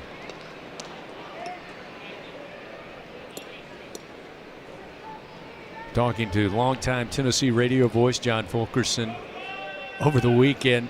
He said he felt really good on Sunday when Milam committed his first error in 33 games. He thought it's got to be the Vols' day. As it turned out, it was not. Milam would make up for it, as we said, with 2 hits there in the 12th, including the final of 7 home runs. It was a 2-run blast. Yeah, I'll give Steven a pass on the 1 error, especially in a game that LSU won. He's been so good and just misfired to second base. Seth Dardar could have made the play, but it's one that usually Steven puts right on the money. Runners first and second, and the 2-0 pitch. Great take. Missed outside with a fastball. Now 3-0. Well, we'll have the take sign here. Got your big hitters coming up after him. Got a guy that's really struggling to throw strikes, throwing more balls than strikes. The likelihood that he comes back and throws 3 straight good ones is not all that high. He won't be swinging here. Morales, the 3-0. Take was on. There's a strike at the belt, inside corner, 3-1. This is where I think you trust your junior and you take the take sign off and see if there's something in there that you really like, go get it, and you trust him that he's not going to expand the zone and help a guy that is going to need some help at the late he's throwing balls. Braun at second base, Yaman the 4th at first. Big lead, by the way. Here's the 3-1, and Milam puts a charge into it, but straight up into the air near second base. Shortstop now calling for it, and in shallow center, Almonte will have it for the second out of the inning. That was a 3-1 fastball that Steven can definitely handle. It was belt high and down the chute, and he just popped it straight up. Now we'll see Jake Brown Brown looking for his first hit again over the weekend. Jake batted just 143, 2 of 14. Did add another home run. Leads the team with 12 on the season. Also the RBI leader with 41. 2 outs, runners first and second. Morales delivers. Strike on the inside corner at the belt, 0-1. Yeah, Jake carried this team offensively for about a month, almost by himself as everybody was slumping. Now everybody's starting to swing the bats a little bit better, and he's cool to touch. But he'll be back. There's no question about that. 3-2. Bethune-Cookman leading here. Bottom of the second inning. The 0-1 to Brown. Swings this one deep to right field off the top of the wall. Off and running. Brown will score. Into third goes Yaman. And Jake Brown indeed adds to his RBI total. Give him 42, and it's now a tie game, 3-3. That was a whistler of a single off the base of the wall. Jake Brown did not hot dog that thing. He just hit it so hard he couldn't get to second base because it banged off the wall so quickly.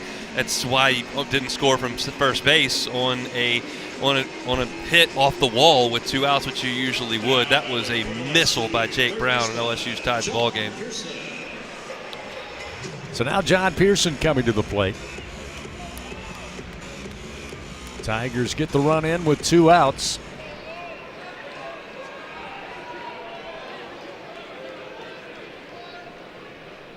Runners first and third. The pitch to John.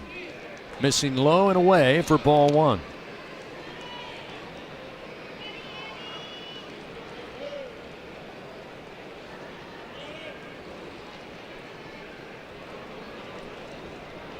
Pearson flat out to center field. His first time up, the 1-0. Sends it right back to center field. But again, coming in a few steps is Rivera, and he'll have it for out number 3. But the Tigers tie it up. Jake Brown with the RBI single off the wall in right. 1 run on 2 hits. Tigers leave 2 men on. We now move to the top of the third. Knotted up at 3 runs apiece. We'll continue from the box after this on the LSU Sports Radio Network. Everything tastes better after an LSU Tiger victory. Similarly, everything also tastes better once you've baptized it with the handcrafted flavor of the original Louisiana hot sauce. So just imagine how truly tasty something would taste if it was doused in the original Louisiana hot sauce after an LSU Tiger victory. That's Louisiana hot. Buy you some. What a matchup we've got, folks. Just nonstop action. The energy is electric and the fans are all in. An intense game like this calls for a Coca-Cola. Ah, crisp and refreshing. That's a game changer. Yeah, that taste scores every time. And just like that, they're back at it. Passionate fans and an ice-cold Coca-Cola. Now that's a winning combo. No matter the team, no matter the sport, everyone knows fan work is thirsty work. Enjoy a Coca-Cola. My wife, she loves the fried okra. She's from Mississippi, so that's her favorite thing to do. I guess I was just too late. The flame ignited right there in my face. The pain was, it was bad. That's how I got 2nd, 3rd degree burns. Blue Cross treated me great with the recovery process. In the end, everything worked out. I'm Chad. I'm from Baton Rouge, and I had Blue Cross for 10 years. I don't eat fried okra. That's the funniest story. We head to the top of the 3rd inning of LSU Fighting Tiger Baseball. Presented by Bengal Pest Products. Guaranteed overnight extermination with Bengal. Top of the 3rd inning. It's now 3-3. LSU ties it up. Jake Brown with the RBI single. There in the bottom half of the 2nd inning. The Tigers 2 in the first, 1 in the bottom of the 2nd. Bethune-Cookman able to play 3 there in the top half of the 2nd frame. We can close the book on 3 Tiger pitchers now. Marcos Paz, 1 inning of work, 3 hits, 2 runs. They were earned. Connor Benj came in 2/3 of an inning, 2 hits and an earned run. He struck out 1, and then Cooper Williams comes in, throws a third of an inning, gives up a hit. Now they'll turn things over to Zion Theophilus, the freshman right-hander. Be his 7th appearance of the season. He's thrown 6 2/3 innings, allowed 4 hits and 3 runs. All 3 are earned. He has walked 6 and struck out 7. His last outing was against Kentucky, where he recorded 1 out for the Tigers. And we'll see. Somebody's got to get more than 1, 2, or 3 outs at this point. Maybe Theophilus is the guy to do it. The LSU bullpen is busy. I know Maverick Rizzi is up right now, and it looks like Reagan Ricken up as well. First delivery from Theophilus, up and in for ball 1. Michael Rodriguez, the junior, out of Pembroke Pines, Florida, a left-hander. 0 for 1, had a fly ball out to left his first time up. There's a breaking ball for a strike. That'll even it up. 1 ball and 1 strike.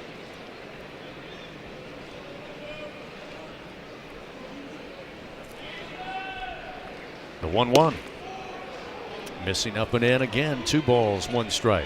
I love the story Jay Johnson told about Theophilus. When LSU was going through some struggles, he took the time to write every player in the locker room a note saying what he liked about their game. 2-1, just missed the inside corner with that breaking ball. Now 3-1 the count to Rodriguez. Just don't see a lot of that from freshmen at this level to come in and kind of take a leadership role in that way. But I know that Jake Brown mentioned it meant a lot to him as a junior and the star of the team. 3-1 pitch, sharply hit, 1 hopper to Dardar at second. Pumps once, now throws, and in time to get Rodriguez at first and 1 away. The ball was hit pretty hard, but you throw it over the plate, sometimes they hit it at somebody. Bethune-Cookman didn't really hit it at anybody in the first inning. They were finding holes all over the infield, but that one right at Dardar on a hop. He had to pat it a couple extra times, but got it over with a strong throw to Braun, who stretched for the catch, and leadoff man is retired. Now we'll see the catcher, Michael Lucina. 1 for 1. He got it started with a single, eventually came around to score in that 3-run second inning. This first pitch from Theophilus outside with a heat. 1 ball, no strikes. The 1-0. Ooh, say that missed at the knees. 2 balls, no strikes.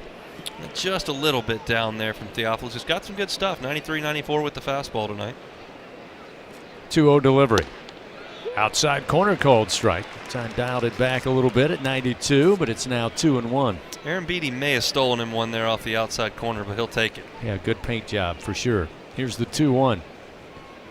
Swing and a miss. That time he dialed it back considerably.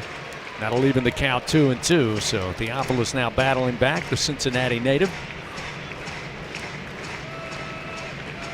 Cena took a little trip around the plate, now digs back in. The 2-2. Overhand breaking ball lifted in the air, first base side.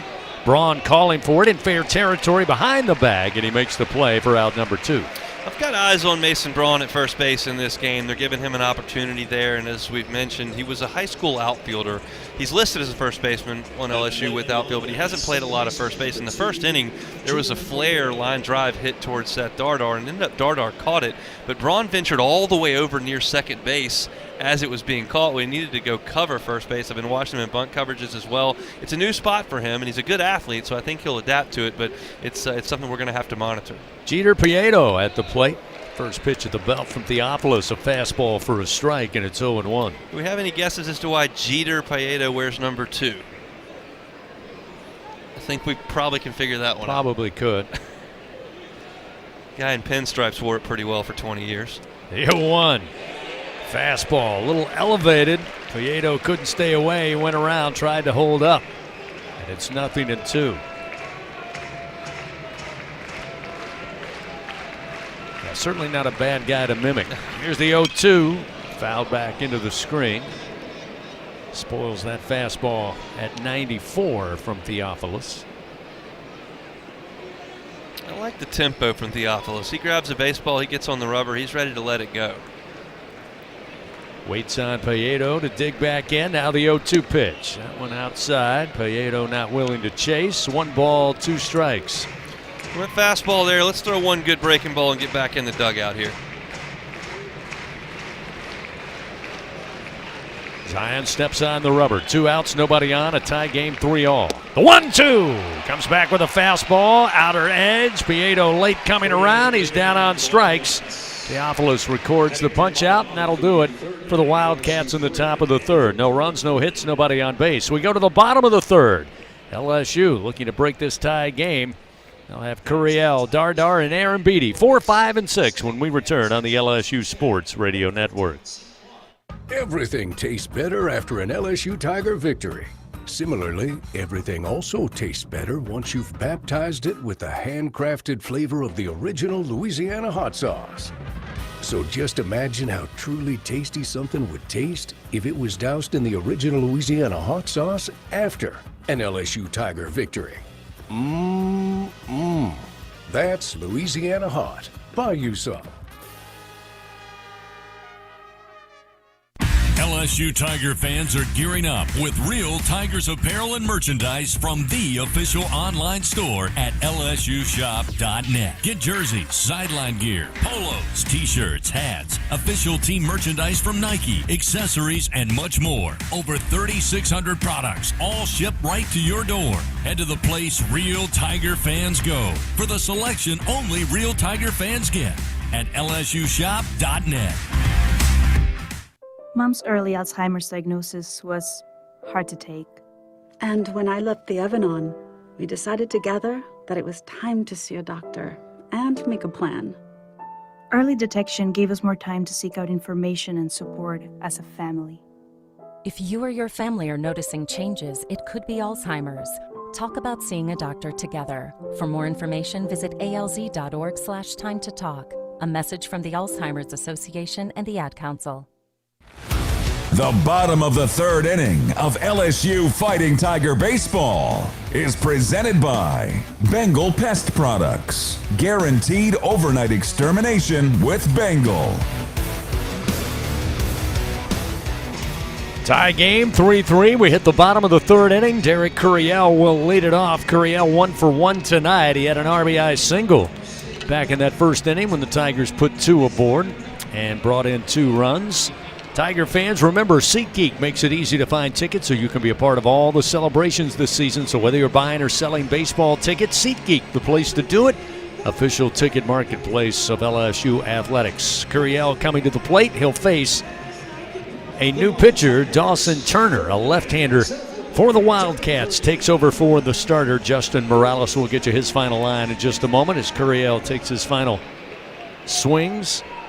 Talked with Jay last night about his practice swings prior to his at-bat. Noticed of late, he likes to keep that bat on an even plane. Does like a check swing a couple of times before he finally digs in, as that first pitch offered up by Turner, a called strike, and it's 0-1. And Jay said that's something that Derek kind of came up with his own, added to his routine, and he said, I'm not messing with it, because whatever it did, it certainly has helped here of late.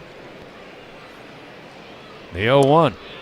Breaking ball slides outside, missing. 1 ball and 1 strike. Can't miss Dawson Turner out there. He is 6'8", 235 pounds. Grad student, transfer into Bethune-Cookman.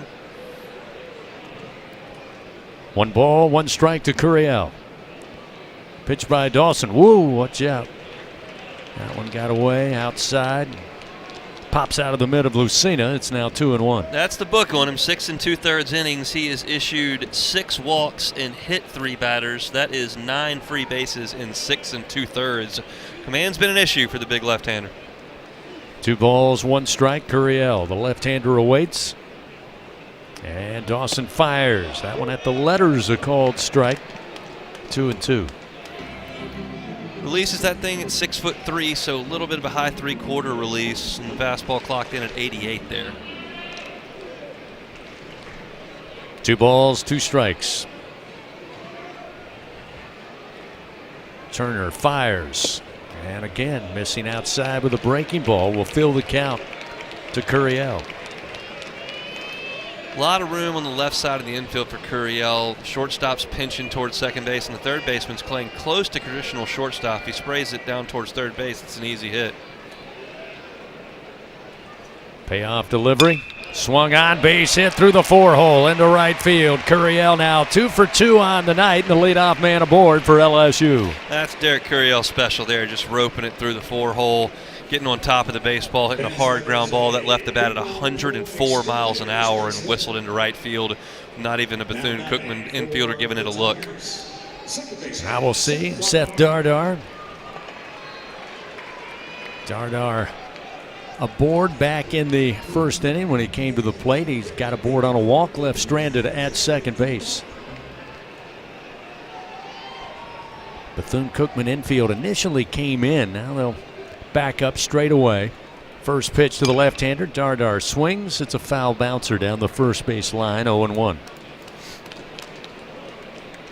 Flags were whipping pretty good when I got to the box at about 5:15 today. They are no longer doing so, laying down just next to those poles. Not a lot of wind. Still a warm night here. That's going to change as we get deeper into the ball game. It's still a pretty good night to hit. Yeah, only expecting wind gusts up to 5 miles per hour the rest of the night. And a throw over by Turner to check on Curiel at first. Barely got the baseball over there. That was not the most fluid pickoff throw I've seen from a left-handed pitcher. It was almost like, I don't want to do this, but I have to, or it's a balk, and then he just kind of forced it over there and wasn't nearly in time to do any damage. I'm a right-hander. That looked like me throwing it left-handed. I did. Runner at first, nobody out. Dardar swings, and he fouls it out of play left side. It's 0-2. Dardar's really picked it up, hitting .444 over the last 8 ball games for LSU. Has added some pop in that bat, hit the huge grand slam against Kentucky, a couple home runs over the weekend against Tennessee. That's the kind of force LSU has needed him to be, and he's swinging the bat really well right behind Derek Curiel right now. Seth trying to get that average up to 300, currently at 291, and another lazy throw over to check on Curiel, who was standing on the bag, waiting for the ball to arrive. I've now seen 2 pickoff moves from Dawson Turner, and I don't say this a lot for left-handers. He's got a bad pickoff move. It's slow, it's unorthodox. Unless that's a deke to get your good one later, that's a weird throw over to first base. Yeah, we'll have to wait and see. Here's the 0-2 upstairs, missing 1 ball, 2 strikes to Dardar. That's one where the first base coach will see that and go, that's not his best. Don't fall for that, because that can't be the best he can do to get the ball over here. We're all waiting with anticipation to see if there is a better move from the left-hander. 1-2 the count. Curiel will take his lead and add a little extra step, about a 3.5 step lead, and there comes the lazy toss over. We saw that extra step by Curiel and said, I'm going to throw over. The first 2, he picked up the front leg and threw over like a traditional lefty does. That one he stepped off the back and did the snap throw. It wasn't very quick either. 1 ball, 2 strikes to Dardar. Nobody out, runner on, a tie game 3-3. The pitch from Turner. Dardar swings into the air, right center field, going back Rodriguez, and he times it right and grabs the ball on the track. Tagging up will be Curiel. He will scurry his way into second base. So Dardar does advance the runner into scoring position.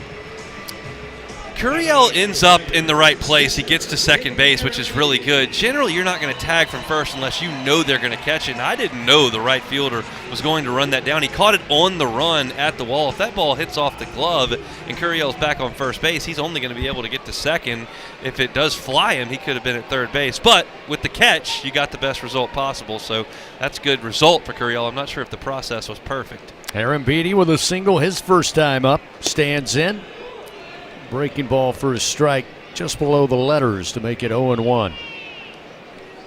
Aaron Beatty above 300, no surprise, batting .303 as he stands right of the plate. The 0-1 pitch. Another breaking ball. Softy in for a strike, and it's 0-2. 2 good breaking balls there. Aaron Beatty had 2 strikes back in his first at bat, shortened up and punched one through the middle. We'll see if he can do it again. Curiel takes his lead, dances down at second. The 0-2 hit high in the air to center field. Rivera going back slowly to the track, to the wall, reaches up, and he can't hold on. Falls down on the track. Curiel around third. He's going to be waved home. There'll be no throw. And an RBI double for Cade Aaron Beatty.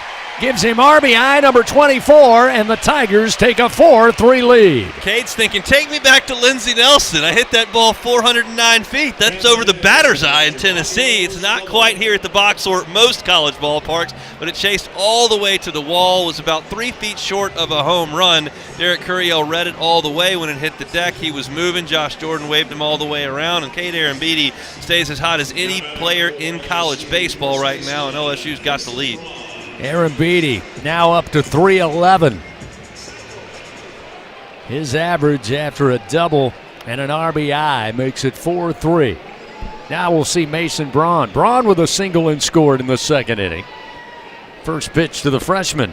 Breaking ball missed low and outside, 1-0. LSU Athletics, in partnership with Baton Rouge Area Foundation and Visit Baton Rouge, announced the new initiative, Death Valley Live. Got a big show coming up in May. To find out more, go to lsusports.net/Death Valley Live. 1-0 delivery. Again, a breaking ball that's outside and low. 2-0 to Braun, a left-handed hitter. And Jay Johnson has said repeatedly over the last 4 months that Cade Arambidi could be the best player in this program at some point. I don't think he is right now, but he's been the best for the last 3 days. 2 balls, no strikes to Braun. Arambidi down at second. This time, Turner catches the outside corner. 2-1 the count now to Mason. There just haven't been a lot of catchers at LSU with the physical skill set that Cade Arambidi has. With the arm we saw throwing a guy out from his knees earlier in this game, hitting the ball 400 to center field, opposite field homers in conference play. He's a special talent when he puts it all together. 2 balls, 1 strike to Braun. Here's the pitch. Off speed, but upstairs and inside. Now 3-1. The breaking ball has been a more consistent strike for Turner. Obviously, it's not traditional to throw 1-3-1, but there is a base open. I don't know that Mason will be looking for it. We'll see what he decides to go with here, but the youngster has an RBI shot here and an advantage count. 3 balls, 1 strike, 1 out, runner at second. Turner's pitch to the plate. Ground ball towards second. Coming over to his left, Poyeto. His only play is to first. He'll throw there. Get the second out of the inning, but over to third base goes Arambidi. So now with 2 outs and a 1-run lead, Tigers have Edward Yaman the fourth coming to the plate. Chance to add to their lead here. They'll have to do it with 2 outs in the frame. I think that's one that Mason Braun will look at on video, and that'll be a teaching moment. 3-1 with a fastball. You got to have an aggressive offensive swing. That kind of looked like a defensive swing and a ground ball in the infield. You got to be geared up and ready to go 3-1, and I don't know that Mason was there. Yaman batting for the 16th time on the year after really performing well when called upon over the weekend at Tennessee. The first pitch, he did not go around, and it's a 1-0 count. He's batting .333. He's got 5 hits in those 15 previous appearances with 4 RBI, 2 doubles, and 1 home run. The 1-0 pitch from Turner, going to hit him. Yaman hit by a pitch on Sunday that got it started for the Tigers. He'll take his trip down to first base, and with 2 outs, runners on the corners, and Chris Stanfield will have an opportunity to possibly add to a 1-run lead, but he will not do it against Dawson Turner. Jonathan Hernandez, the coach, already making the call for a left-hander out of the pen. This pitching change powered by Sunshine. If you need a game-changing upgrade, fans, trust Sunshine, your hometown John Deere dealer in Louisiana, to keep your home turf in tip-top shape. It's a 4-3 LSU lead here in the bottom of the third inning. Tigers still continuing to threat. We'll tell you about the new Wildcat pitcher and get back to the action here at the box after this on the LSU Sports Radio Network. Some drinks come in a bottle, some in a can. Only one comes in a ball and brings the buzz. We're Buzz Balls, the ready-to-go cocktail that's shaped like a ball. Coincidence? We think not. Big flavor, big buzz, ready to go. Buzz Balls. It's a ball. It's a drink. It's a whole vibe. Please drink responsibly. Buzz Balls. Available in spirit, wine, and malt. 50% alcohol per volume. Buzz Balls, LLC, Carrollton, Texas. Champions don't wait for the perfect pitch. They make their move.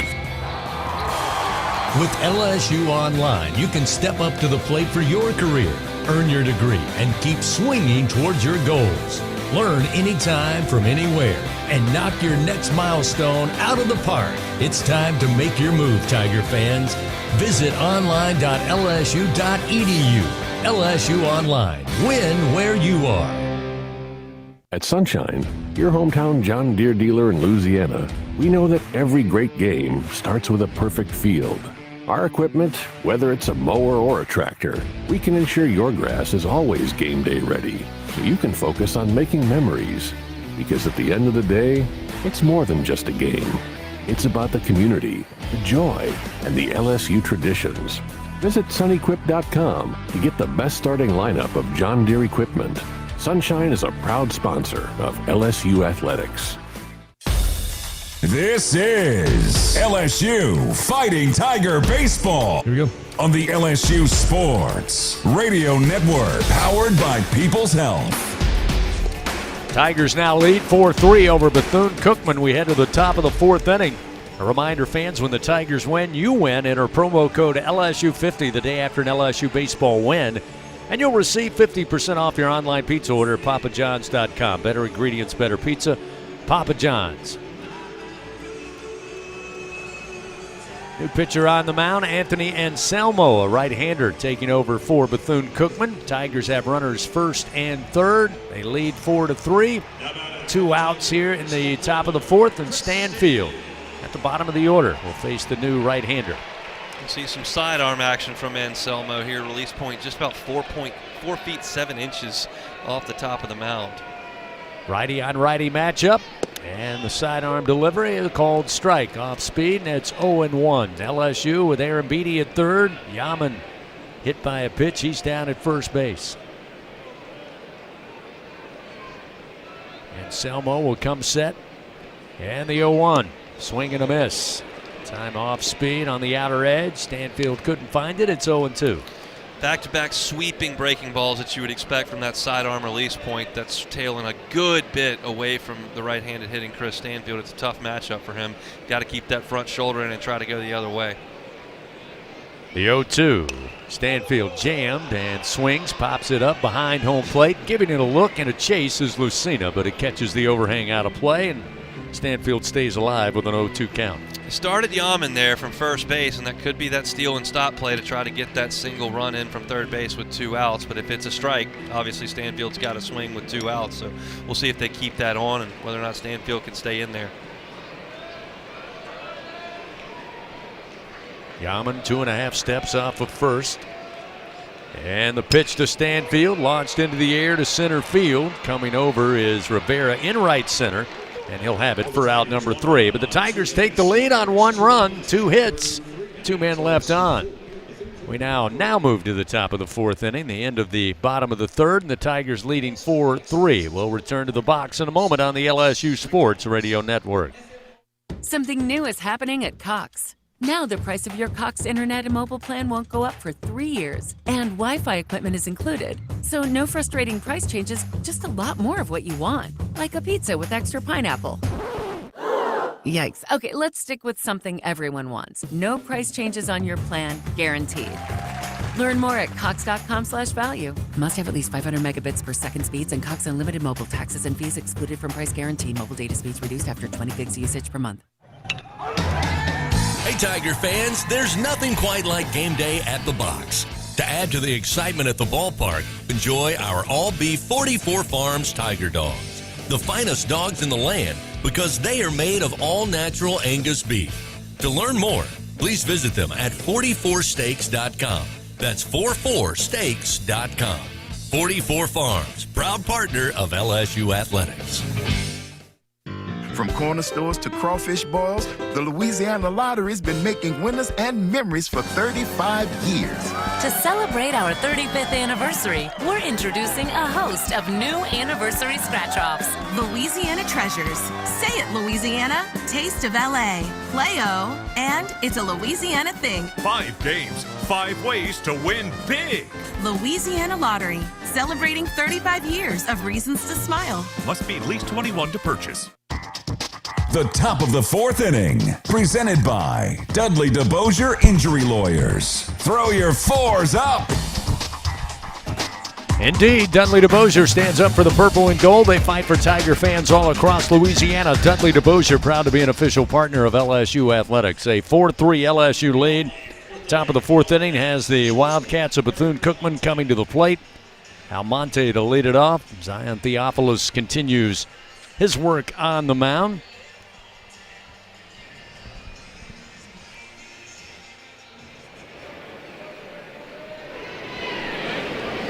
First pitch to the left-hander, a strike on the inside corner, off speed, and it's 0-1. I've liked what I've seen from Zion Theophilus here early. Pouring strikes in, 93-94 with the fastball. There was a breaking ball in the first pitch for a strike.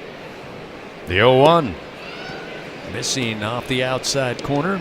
1 ball and 1 strike. Tonight, Almonte a single with an RBI back in that second inning when the Wildcats plated 3 runs.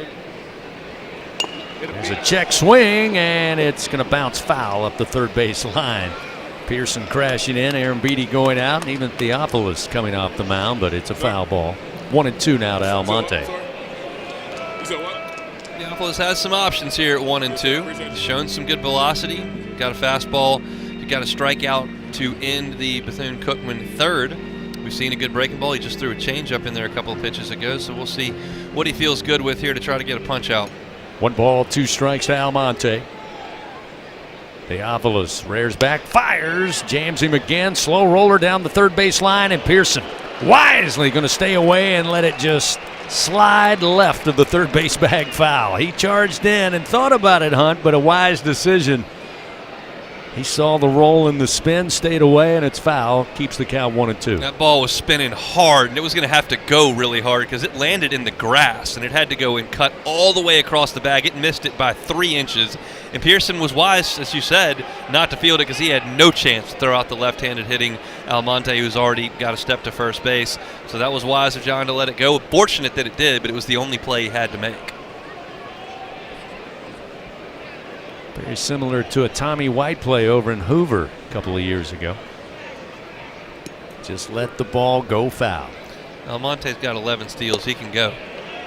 Pitch missing high from Theophilus. Now evens the count. 2 balls, 2 strikes.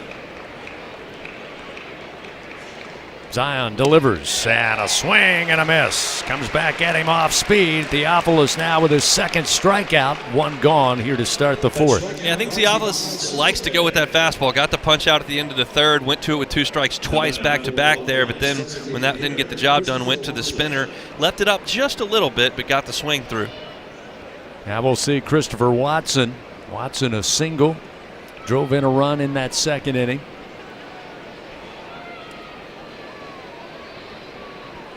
Batting over 400.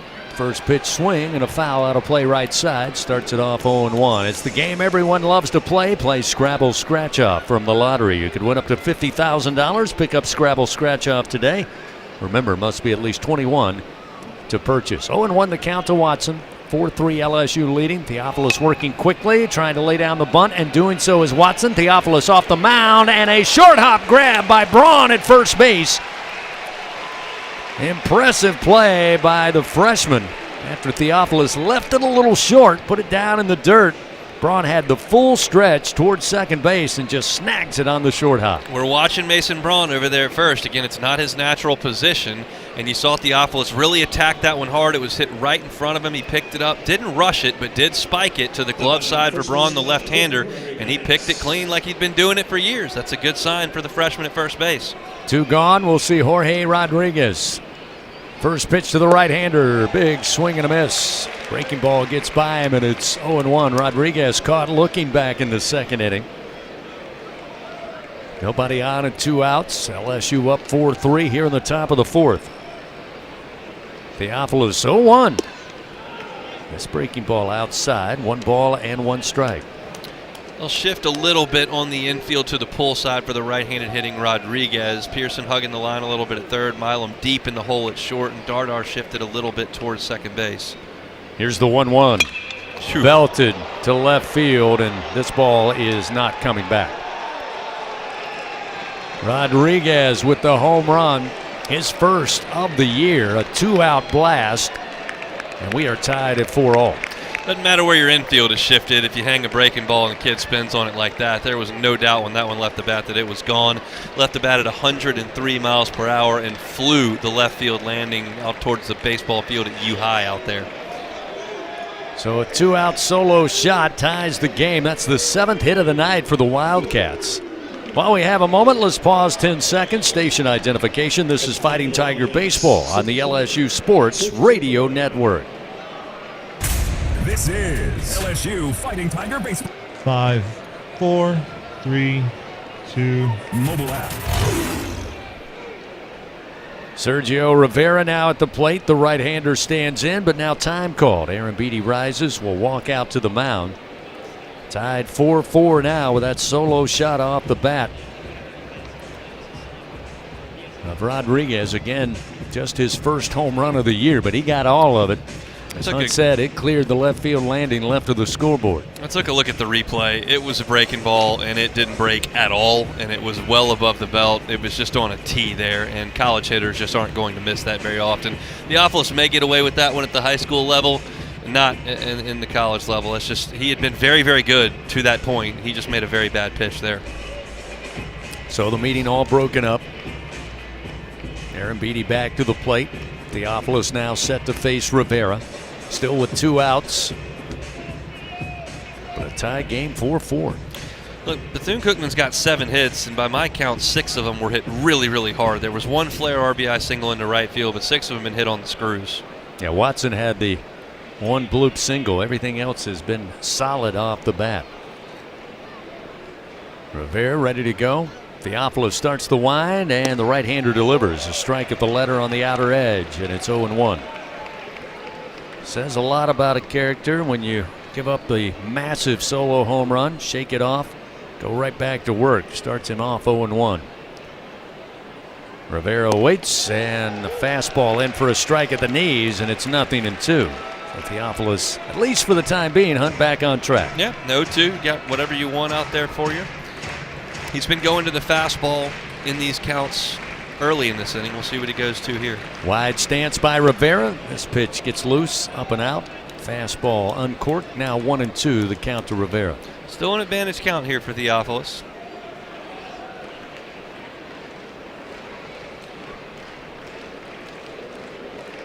One-two delivery, and it's fouled off. Rivera stays alive, still 1-2.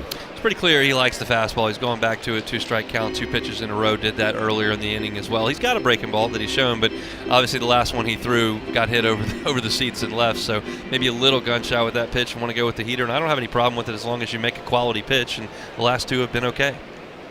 2 outs, nobody on. Top of the 4th, tie game. Here's the 1-2 upstairs again with the heat. 2 balls, 2 strikes now to Rivera. Now it's that action pitch, 2-2. You don't want to go full here. This is probably the last hitter you'll see Theophilus face. You got a left-handed pitcher ready in the bullpen and a left-handed hitter in the on-deck circle. 2 outs. Here's the 2-2. And a swing and a miss. Blows the heat by him. Strikeout number 3 for Theophilus. So he battles back after giving up the solo home run. The Wildcats get a run on 1 hit. It was a blast over the left field landing off the bat of Rodriguez. We're tied 4-4. We go to the bottom of the 4th inning. LSU coming to the plate. Milam, Brown, and Pearson. 1, 2, and 3 in the order when we return on the LSU Sports Radio Network. Hey, Tiger fans 12 and younger, don't miss your chance to be a part of Mike's Kids Club. Presented by Shell, the exclusive kids club of LSU Athletics. Join Mike's Kids Club for only $25. Get the official Mike's Kids Club t-shirt, free admission to select LSU athletic events, and much, much more. To learn about upcoming events and to join, please visit LSUMKC.com. The Mike's Kids Club, presented by Shell.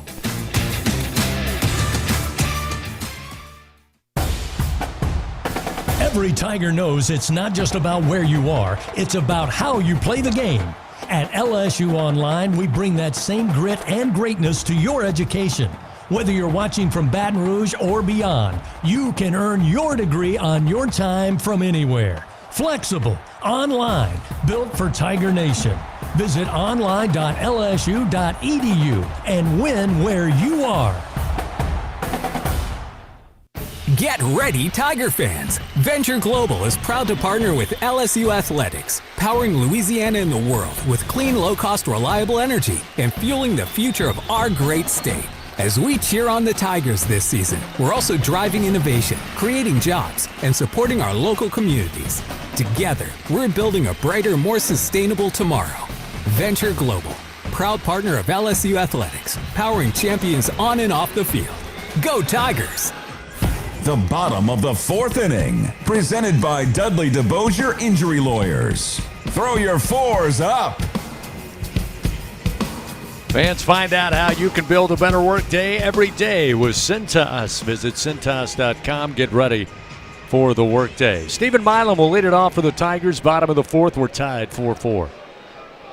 Milam tonight 0 for 1, aboard on a walk and scored back in the 1st inning. First pitch from Anselmo misses Off speed inside. 1 ball, no strikes. Milam popped out to the shortstop. Almonte his last time up in the 2nd inning.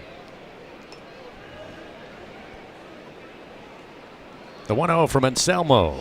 Again, misses inside at the knees. 2 balls, no strikes. This wouldn't appear to be a great matchup inning for Anselmo, a sidewinding right-hander with Milam and Brown coming up first, then Pearson. But after Pearson, Curiel and Dardar from the left side. That's a lot of left-handed bats that can really hit against a guy that's giving him a good look at the baseball. 2-0 pitch. Slides inside again, missing. 3-0 to Milam. Steven will have the take on here, I would have to imagine.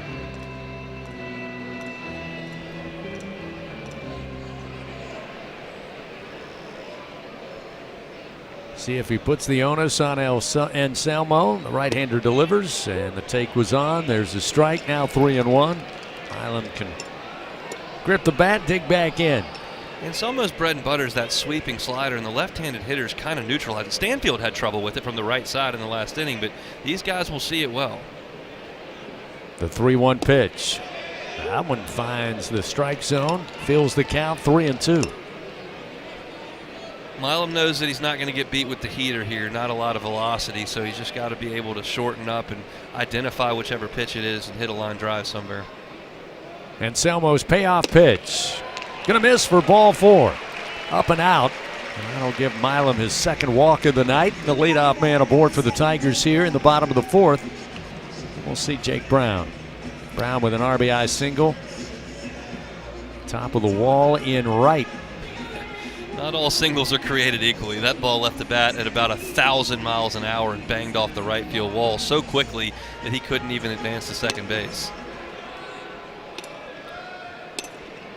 1 for 1 tonight. Brown aboard on a walk and scored in that 1st inning. His off-speed pitch well outside. It's 1-0.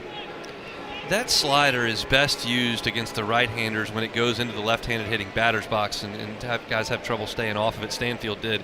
If it does against the left-hander, you're going to hit the batter, and it's just not a good matchup at all for Bethune-Cookman. The 1-0 gets the outer edge. They even the count 1-1.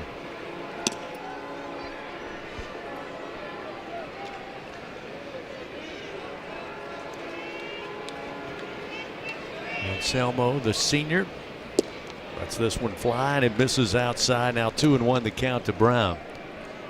Senior out of Spring Hill, Florida. Started his career at Warner University before making his way to Daytona Beach and Bethune-Cookman. 2 balls, 1 strike to Brown. Runner at first, nobody out. The pitch.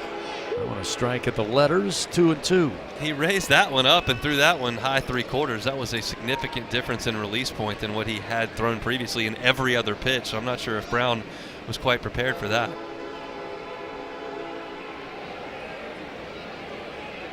Jake now looking to identify the pitch early. The 2-2 way outside. He does. Fills the count 3-2. That's almost 2 feet higher on release than he had been throwing previously up over the top. That's not uncommon in SWAC to have pitchers that are a little bit tricky out there on the mound. But we had not seen this at all from him until this at bat with Brown. Milam short lead off of first. Here's the payoff delivery. Runner goes, and this one going to be popped up. Milam actually slipping, but gets back to the bag. Is coming in as Almonte near the mound. And will make the play for the first out of the inning. Brown retired. I did like Almonte's reaction there. He got the pop-up, and it was near the mound, and he just got the heck out of there. Said, all right, y'all go get it. Sometimes pitchers will try to back up and make a play, and they're not used to being called off. He did a good job to bail and let the shortstop come in and make the play. And alert base running by Stephen Milam, who was going on the 3-2 pitch, to turn around and head back to first base. John Pearson coming to the plate, but now Jay Johnson going to use an offensive timeout. Bring John over, talk it over, along with Milam and Curiel, who stands on deck. 4-4 our score. Bethune-Cookman 4 runs on 7 hits, 1 error. LSU 4 runs on 6 hits. Pearson coming to the plate looking for his first hit. He's had 2 fly ball outs to center field, 1 in the first and 1 in the second frame. Good opportunity here with LSU where they are in the order. Pearson's been swinging it very, very well. Obviously, Curiel behind him is white hot. Dardar's been good, and Aaron Beatty behind him. It'd be a good time here in the middle innings, right after Bethune-Cookman scores a run to tie the game and take the control back. So now the timeout broken up. Pearson a couple of practice swings. He'll step in right side of the plate with one out. Milam at first base.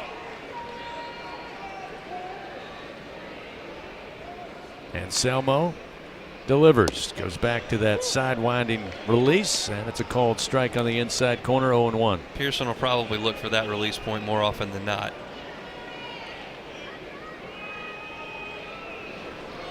Quick snap throw. A little better throw from the right-hander to check on the runner, Milam. Got back, not a big lead. Righty on righty matchup here. Anselmo on the mound. John Pearson at the plate. One out, runner at first. The 0-1. Swing and a foul ball into the screen behind the plate. 0-2 the count. Things going to heat up this summer, but fans, whenever you're ready to cool it down, count on Slow Melt Ice.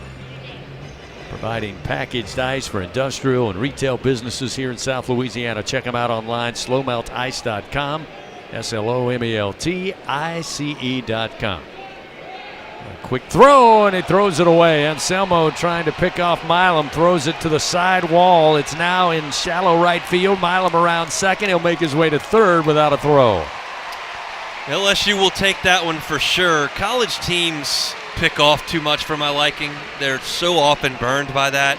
You've got an unlikely steal situation with Milam, who doesn't run awesome at first base, and a power hitter at the in the batter's box, and Bethune-Cookman just throws LSU two bases there unforced. Tigers will absolutely take it, and now Pearson's a complete approach changes with an 0-2 count, just trying to get something to get that run home from third base.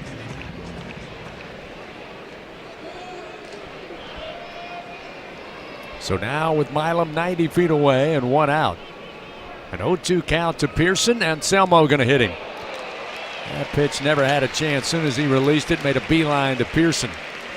So John will head to first, hit by a pitch. Second Tiger hit by a pitch tonight. Another free pass by the Wildcat pitching staff. And runners on the corners with one out. And you got to face Derek Curiel, who, oh, by the way, is 2 for 2 tonight. What a huge spot in the game there, and Bethune-Cookman just absolutely gags. They throw the ball away from the mound and then hit a guy with an 0-2 count, an opportunity to get a punch out. Now you got Curiel, Dardar, and Aaron Beatty coming up with just one out, and LSU in a little bit of business now. Bethune-Cookman will bring the infield to double play depth in the middle. Third baseman will play back. First pitch to Curiel, strike at the knees, and it's 0-1.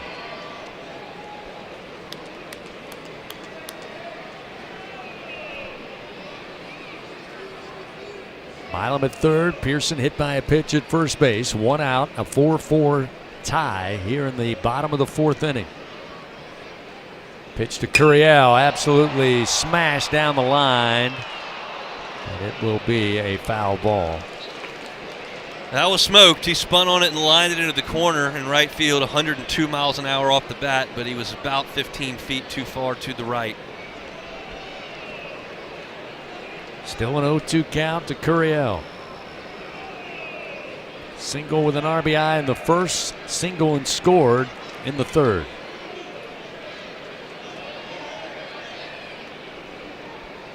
One out and an 0-2 count.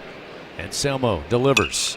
Curiel lays back, fouls this one just beyond the third base dugout. Still 0-2. Had a great time last night at the Jay Johnson Show. Big crowd at TJ Ribs. Thanks to everybody for coming out. And those of you tuned in every Monday night, 6 o'clock, the Jay Johnson Show at TJ Ribs. Brought to you by Our Lady of the Lake, championship health partner of LSU Athletics. Coaches' shows sound fun after you score 10 in the 12th. Yes. Everybody was having a good time last night. Here's the 0-2. Low and outside. 1 ball, 2 strikes now to Derek. That's an 85-mile-an-hour fastball from the high release point there. I'm just not sure Anselmo has a pitch to put Curiel away with. He's looking for the strikeout. The ground ball would be good for him as well. Curiel trying to elevate, get something into the outfield. I'm just not sure the punch-out's realistic here. The 1-2. Ooh, awfully close. Curiel taking his chances, but it misses outside according to the home plate umpire, and it's now 2-2. That was a good pitch. It was a backdoor slider that just about caught Curiel looking, but apparently didn't quite nip that outside corner. Runners again will take their lead, first and third with 1 out.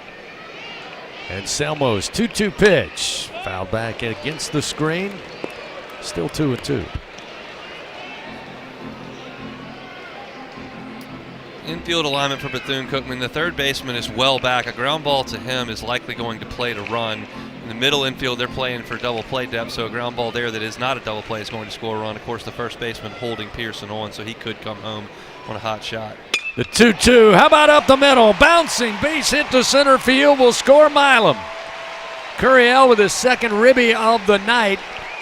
That's RBI number 36 on the year, and the Tigers back on top 5-4. The pitch two previous to that was the one Anselmo had to have, the backdoor spinner. He's just not going to beat Curiel with an 85-mile-an-hour fastball, and then that breaking ball that's coming back towards the barrel is just going to be too easy for Derek to see the fifth and sixth time. He got one up and elevated there and just smoked it up the middle for an easy RBI hit. That was good at bat by Curiel, but I just think it's a bad matchup for Bethune-Cookman in this inning with that guy against these hitters. Now we'll see another left-hander, Seth Dardar, to the plate.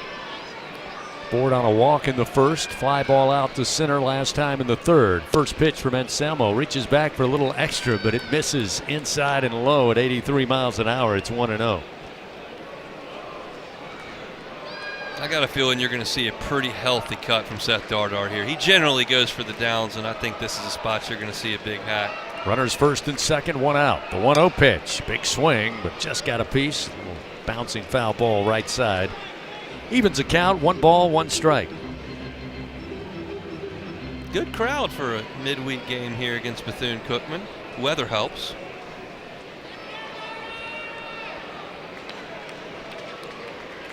Pearson with a leadoff second. Curiel big leadoff of first with 1 out, the 1-1. Dardar again unloads, but just missed it, fouls it back.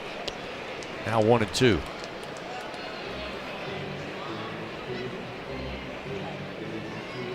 You were right, Hunt. He's not getting cheated on the swings. Just hasn't been able to line it up just yet. He doesn't often shorten up and punch it the other way. He likes to slug, and he's done a good job of that in the last 2 weeks. 1 ball, 2 strikes. The right-hander comes set. Here's the 1-2, and a little lazy swing. Pops it up near second base, and again, Almonte, the shortstop, a couple of feet into shallow center, makes the play. 2 gone. So that time, almost looked like he wasn't quite sure he wanted to pull the trigger, and about a 3/4 swing pops him up. He doesn't see a lot of 75-mile-an-hour pitches. That's just not something Seth Dardar's seen a lot of over the last 2 years in the SEC and Big 12. He saw it there, and he was out in front of it. He held the bat back long enough to get the barrel to it, but wasn't able to generate any sort of solid contact. Now, a guy who has generated some solid contact over the last 72 hours digs in. Cade Arambidi. A single and an RBI double, and he doesn't get cheated there, but he misses on a swing, and it's 0-1. Cade hit one that registered 409 on the track, man. Now 405 is the fence, but it hit halfway up the fence, so you get the picture. The 0-1. Nicely done by Anselmo. 72 miles an hour, but he finds the zone at the knees. It's now 0-2 to Arambidi. Cade's got to shorten up here. He's going to see something slow that's probably sweeping away from him. Trying to pull it's probably not going to be an option. 2 outs, runners first and second. The 0-2, a hammered line drive, but right at Martinez at third. Didn't have to move, just got the glove up in time for out number 3. The Tigers, however, get a run. They do it on 1 hit, 1 costly error for the Wildcats. Tigers leave 2 men on. It's a 5-4 LSU lead. Top of the 5th coming up on the LSU Sports Radio Network. It's not easy to be a champion. It's built from every swing, pitch, and game. All season long. In the grind, the focus, and in the recovery. FMOL Health, Our Lady of the Lake experts provide best-in-class care for defending national champions LSU baseball. On the field, I trust my team. For my health care, I trust the lake. From championship athletes to everyday champions, trusted care starts here. Visit OLOLRMC.com/LSU. 444 for the number you gotta dial. Life throws you a curve, you know that deadly devotion goes the extra mile. Throw your fours up, throw your fours up. There's a number you gotta dial. Throw your fours up, throw your fours up. Deadly devotion goes the extra mile. 444 for the number you gotta dial. Throw your fours up. Baton Rouge isn't just the capital of Louisiana, it's the capital of college baseball. The fans, the players, the entire atmosphere. When it comes to baseball season, there's no better place than Baton Rouge. And the fun extends beyond the box, with plenty to do off campus. Explore some of Baton Rouge's best fights, visit our incredible museums, and enjoy the sweet sounds of swamp blues, born right here in Louisiana's capital city. Check out visitbatonrouge.com for more things to do on your next trip. The powerhouse of college baseball plays here. Your home for the Fighting Tigers. The LSU Sports Radio Network, powered by People's Health. Top of the fifth inning coming your way from Alex Box Stadium on this Tuesday night. LSU leading Bethune-Cookman 5-4. The Tigers took a 2-0 lead after a full inning. Bethune-Cookman would bounce back in the top of the second. They played 3 runs, take a 3-2 lead. LSU would tie it in the bottom of the second at 3-all, get a 4-3 lead after 3 complete, but the Wildcats played a run in the top of the fourth to tie the game at 4-all, and then LSU answers back with an RBI single from Derek Curiel, and it's now a 5-4 LSU lead. So we see Santiago Garcia, former high school teammate of Stephen Milam there in Las Cruces, New Mexico, taking over on the mound for the Tigers. They'll face the top of the order for Bethune-Cookman, starting with Darrell Lee.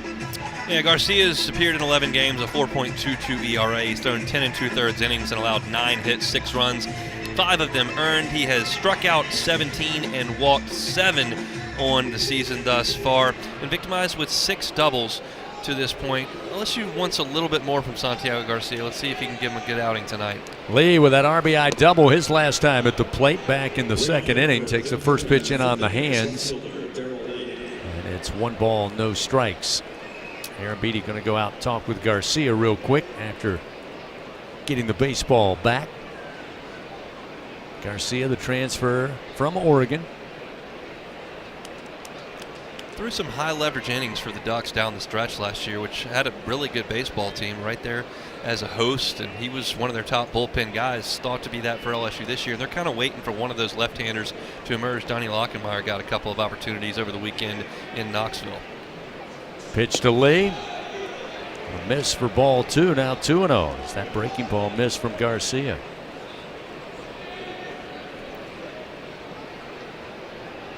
The 2-0 delivery.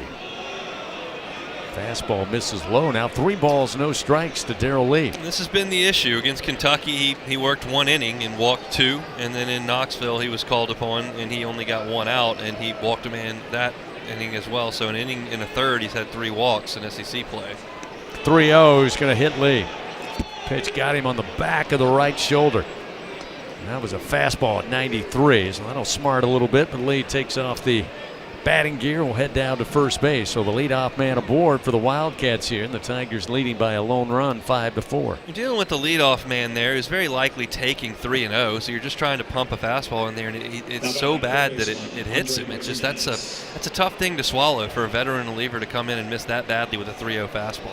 Andre Martinez now, a right-hander, stands in. He's 0 for 2 tonight. A pop out and a ground out. Garcia delivers, but the fastball misses low, 1-0. Well, here comes a visit. That's 4 pitches consecutively out of the strike zone. It's just, you just can't have it. So Nate Yeske on his way out. Visit with Garcia here, a 1-0 count to Martinez. Fans, don't let AC or heater outages keep you on the bench this year. Text the words home run to 31996. Get a $59 AC system check from AccuTemp Services, proud partner of LSU Athletics. And it's a 5-4 LSU lead. The Tigers 5 runs, 7 hits. Wildcats of Bethune-Cookman 4 runs on 7 hits and 2 errors. Maverick Rizzi's up and throwing in the LSU bullpen. Jaden Newton has been bouncing around a little bit as well. As we mentioned at the top of the broadcast, I just don't think you're going to see Zach Cowan or Gavin Guidry tonight. Those guys accounted for a lot of pitches on Sunday. 67 for Cowan, 55 for Guidry. They're probably down with 1 day of rest, so the rest of these guys are going to have to pitch some important innings down the stretch in what is right now a close game, and you got to throw strikes to do it. Martinez digs back in. 1 ball, no strikes. Wildcats with a runner and Darrell Lee down at first base. And Garcia going to throw over there. Back safely is Lee.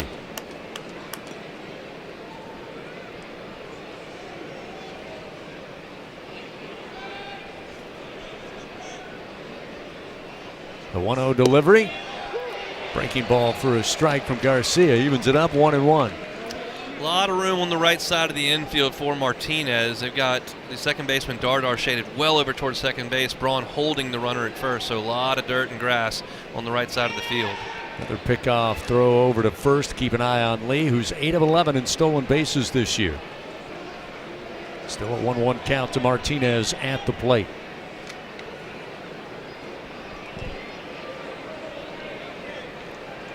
Lee back to take his lead. Garcia brings it to the plate. Blocked up by Aaron Beatty. Chases it up the first base line. Lee not stealing. He'll stay put at first. Now a 2-1 count to Martinez. That's been an aspect Kate Aaron Beatty's worked really, really hard at over the last year and a half. And the incremental gains have been slow, but he's improving back there.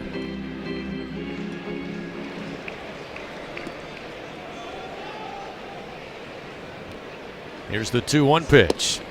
That one a strike from Garcia. Evens it up 2-2. Sometimes you just need one to find the strike zone, and then you find the release point. He spun that breaking ball in for strike one. There's a heater for strike two. Now let's see if he can get a ground ball or a punch out. Martinez awaits. Garcia fires. Swing and a miss on a breaking ball down in the dirt. And Garcia with his first strikeout of the night. One gone in the top of the 5th inning with a runner on. We'll see Rodriguez, who's 0 for 2 tonight, batting in the 3 spot. Good power breaking ball there from Garcia, and another great job by Aaron Beatty to block it up for the out. Runner at first, one down. Garcia again going to throw, but the throw was low and it gets by Braun. That will put Lee down at second base with one out. And again, you're not a big fan of the pickoff moves. I'm not. Bethune-Cookman runs a lot. They're 15th in the country in stolen bases, but you got an inexperienced first baseman over there, and your left-hander, you can do a good job of holding the runner with your move and your tempo. Go get the guy at the plate. I just don't like giving a free 90 there. Rodriguez awaits at the plate. Garcia, lefty on lefty, and he fires a strike at the letters on the inside corner, 0-1.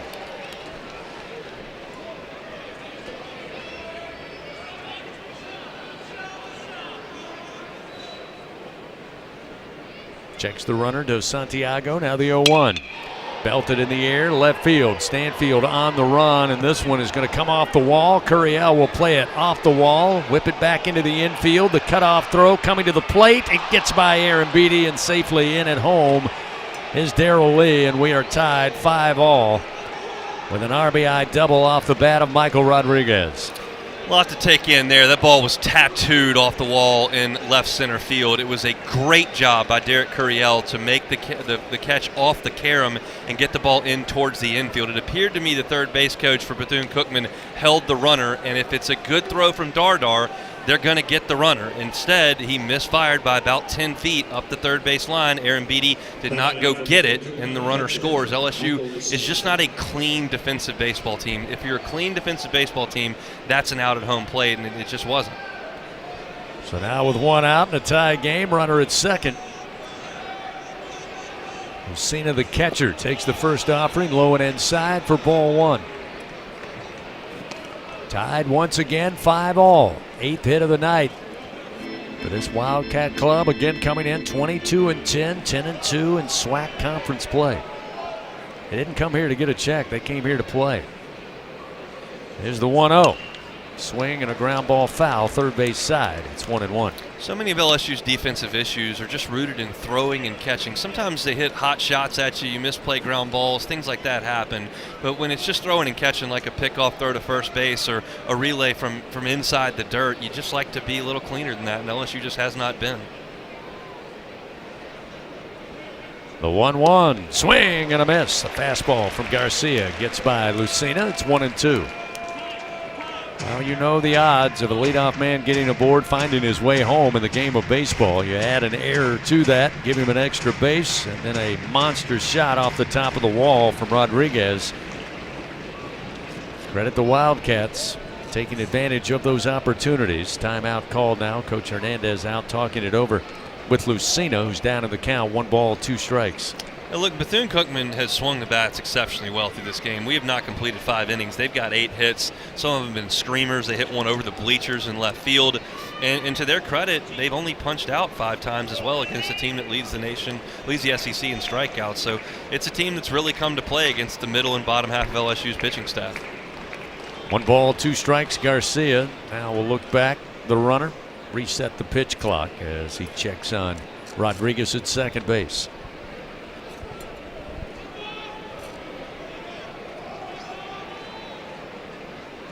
With 1 out, here's the 1-2 pitch, and it's fouled back off the bat of Lucina.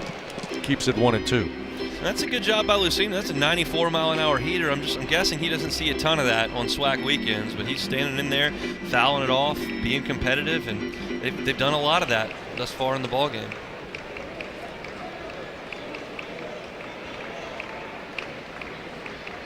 Garcia comes set, checks the runner back at second. Still looking. Now the 1-2 to the plate. And it's a call. Strike 3. Nice breaking ball. Lucina had no offering.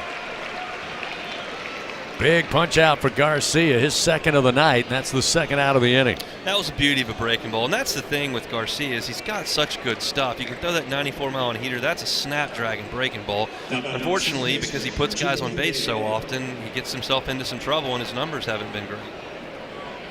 Jeter Poyeto, the redshirt sophomore right-hander, to the plate now with a runner at second. 2 down and a tie game. Garcia's first delivery, off speed but upstairs for ball 1. All essentially quiet in the LSU bullpen. Jaden Newt's moving around. Maverick Rizzi's been moving around. They could be ready fairly quickly, but this is Garcia's inning right now. The 1-0 pitch to Prieto. A swing and a miss. 1-1. Fastball again got by him. Kind of a downhill trajectory, and Prieto swings over the top. 1-1.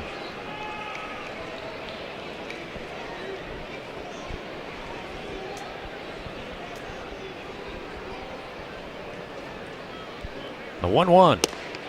Prieto swings and misses again. It's now 1-2. As Garcia comes right back with a 94-mile-an-hour heater. Paeto's not real close to those heaters. He is really late. I would have a hard time calling that off. I'm going back to the fastball if I'm Nate Yeski. Runner at second, 2 down. A tie game, 5-all. Garcia comes set. The left-hander fires. The 1-2 is a fastball at 94, but Prieto fouls it off into the screen. Count remains 1 ball, 2 strikes. That was well executed. It was up, and it took a lot for Prieto to get to the barrel to it, and he was still late, so it's not as if he's quite caught up. Now, he's seen it quite a few times. If you want to mix in a breaking ball, I'd understand, but I'd stick with the country hardball. Another 1-2 delivery set to come from Santiago Garcia with 2 outs and a runner at second. Here's the pitch upstairs. Evens a count, 2-2. That was just a little bit higher to see if Prieto might want to chase above where he was, trying to gear up to catch up to that fastball, which he hasn't quite done yet. Now he's seen it 4 times in a row. 2 balls, 2 strikes to Prieto. Garcia's pitch. Again, hit foul out of play right side. And with the breaking ball there, Prieto was game to spoil it. So now you've got a battle that's been ongoing. Prieto's kind of seen everything that Santiago Garcia has to offer. Now there is a base open. You don't want to give in with the go-ahead run there at second base. You want to make a quality pitch. Wouldn't even mind if you made him chase. 2 balls, 2 strikes, 2 outs, runner at second. Garcia going to turn and throw. A little bit of a lead that time by Rodriguez. A little slow getting back to the bag, but able to make it back safely. They are playing Prieto to pull the ball in the infield, and that swing appears late to me. Garcia again will come set with 2 outs. The 2-2. Nope, he's going to throw again back to second base this time. Easier back to the bag is Rodriguez. Looked like it got his attention last time with that late return to the bag.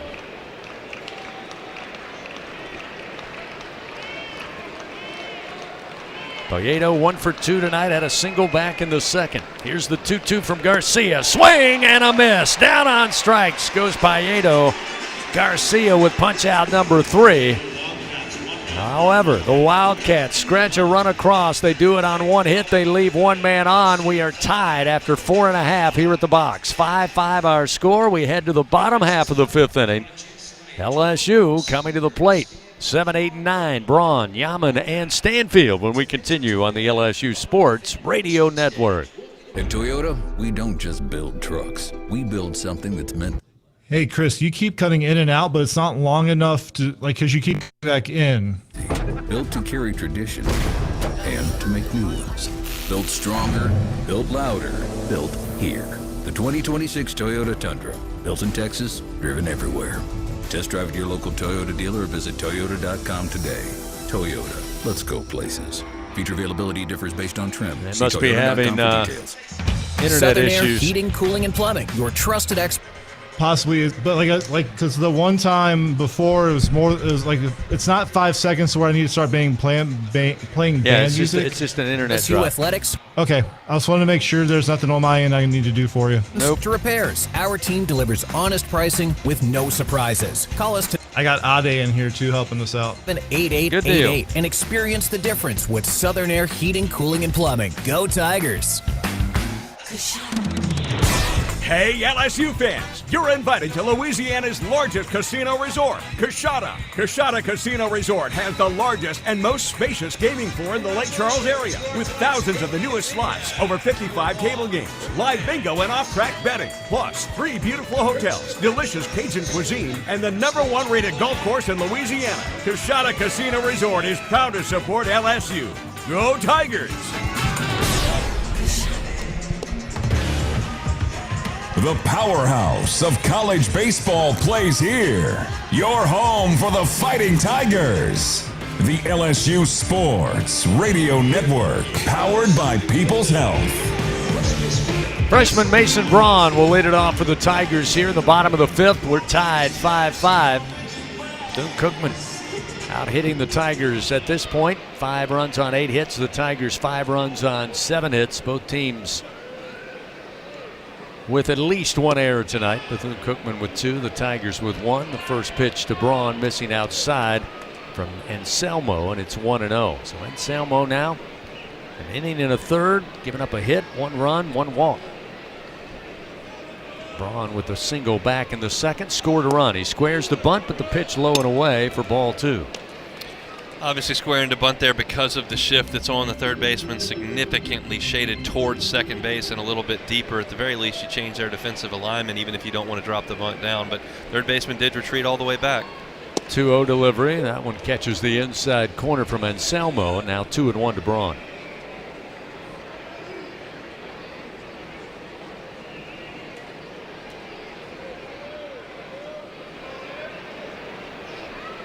Two-one pitch. Braun tried to hold back. They appeal to third. They say he did on a pitch again low. It's now 3-1.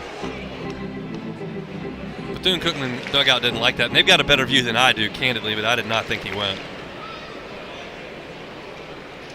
Hitters count for the freshman Braun. Leading things off, the 3-1. Up and in for ball 4. So Braun will reach base for a second time tonight. The leadoff man again for LSU aboard.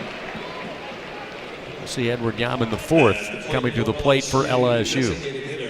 Mason Braun's got a patient approach at the plate for such a young hitter. He hasn't necessarily blossomed into a big run producer to LSU this point in his freshman season, but he does a good job of getting on base. He had a single early in the game. Obviously the big single that he had in the ball game on Sunday. It wasn't hit especially hard, but he got on base and draws a walk there. So growth from the freshman.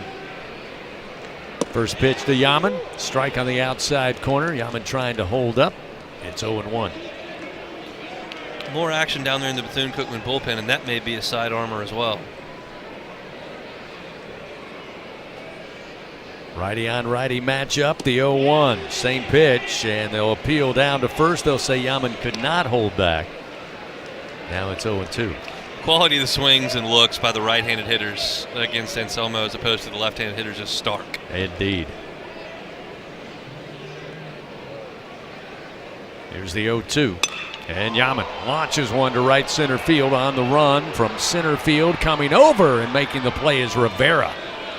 At the last moment, Rodriguez peeled off and yielded to the center fielder for the first out of the inning. So Yaman retired after a fly ball out to right center. We'll see Chris Stanfield, who's 0 for 2 tonight, caught looking in the second. He hit one to center field to Rivera last time, but Coach Jay Johnson, after the 1 out recorded, going to call another offensive timeout, bring Stanny over, along with Milam, Jake Brown, first base coach Josh Simpson.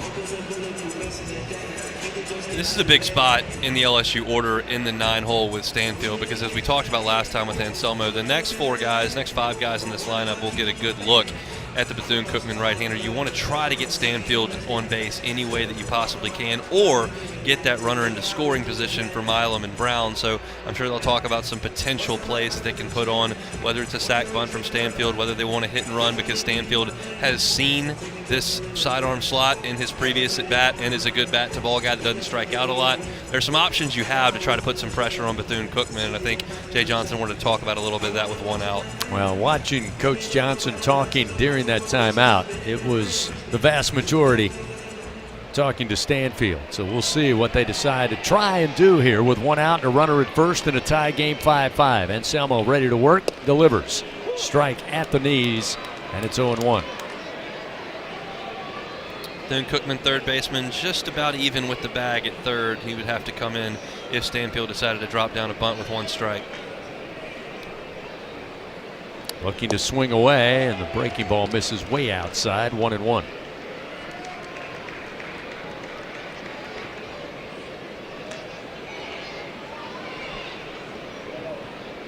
Braun with a 2-step lead off the bag at first. Anselmo will bring the 1-1 pitch to the plate.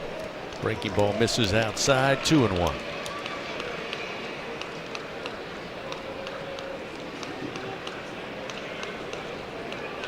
Again, as Hunt said, important at bat here with Stanfield. Just 1 out, runner at first, with the lefties right behind him as this one swung on and fouled out of play right side. Will even the count 2-2.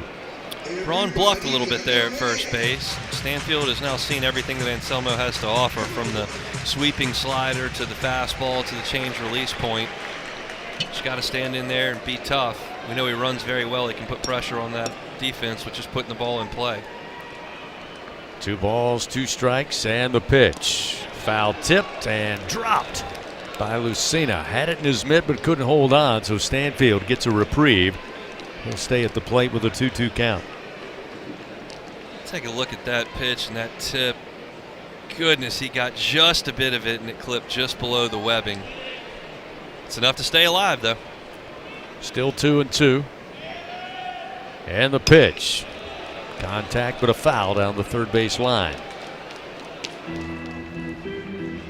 Chris widening the stance. He's got a very compact, efficient swing. Helps him a great deal in a 2-strike count.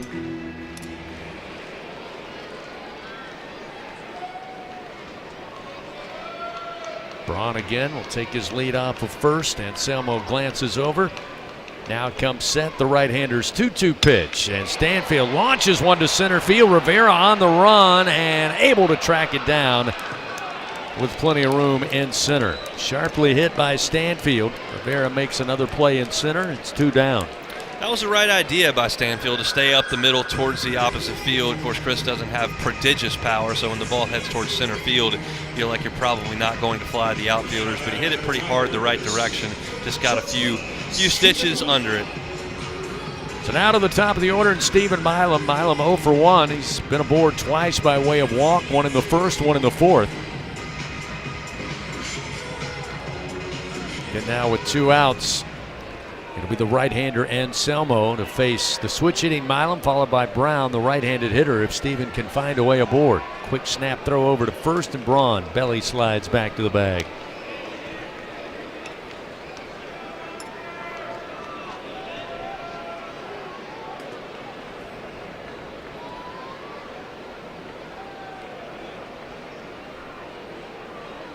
Milam looking for his first hit of the night. Pitch from Anselmo misses low at 80 miles an hour, 1-0.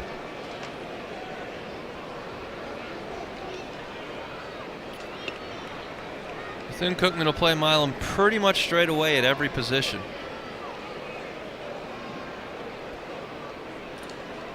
Here's the 1-0 pitch. Across the plate for a strike at 84. It's 1-1. LSU bullpen still quiet. Santiago Garcia's in this game right now. Looks like we'll see him to begin top of the 6th. 1 ball, 1 strike to Stephen Milam. The pitch swung on and lifted foul. Third base side out of play. 1-2 now to the monster. 5-5 our score. LSU with the early lead. Bethune-Cookman wasted a little time, played at 3 to take a 3-2 lead in the top of the 2nd. It's been back and forth since. 2 outs and the 1-2. Just missed. Anselmo thought he got the outside corner. Home plate umpire did not agree, and it evens the count 2-2 to Milam. That's the same pitch he wanted against Curiel. Against the left-handed bats, he's got to try to throw that backdoor frisbee slider and clip the outside corner. Without it, it's just not much of an out pitch to the left-handed bats. Here's the 2-2 delivery, and a swing and a miss. That time, just brought the fastball low trajectory, and Milam swings over the top, and that'll do it for the Tigers. No runs, no hits. They leave 1 man on. We have played 5 complete. 5-5 our score. Wildcats to the plate when we continue on the LSU Sports Radio Network. Elevate your game day spirit with Sugarfield Spirits, the official vodka of LSU Athletics. When crafting the perfect mixed drink, our vodka's the winning choice that'll have your taste buds cheering for more. Sugarfield Spirits, where the spirit of the Tigers meets exceptional locally made vodka. All right, see can our you hear me? lineup at Sugarfield Oh, definitely. There you or go. visit us at our tasting room Well, in Gonzales. we got a tie game. Oh, man. 5 innings in the books, 4 to go.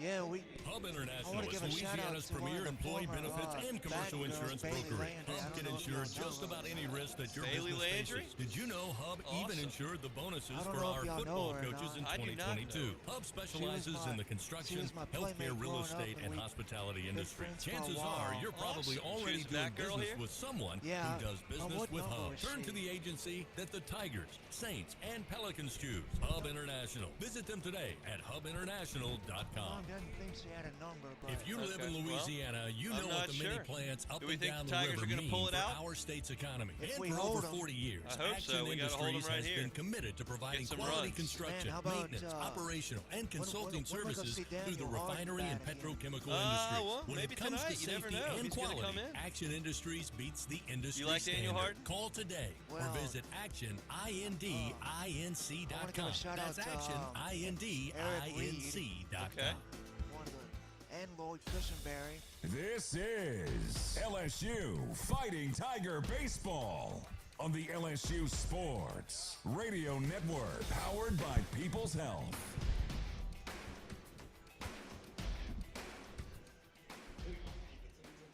Back here as we start the top of the 6th inning, and we are tied 5-5 between Bethune-Cookman and the Tigers of LSU in this midweek affair. It'll be Eric Almonte, the shortstop, to lead it off, and the first pitch from Santiago Garcia called strike with the off-speed delivery, and it's 0-1.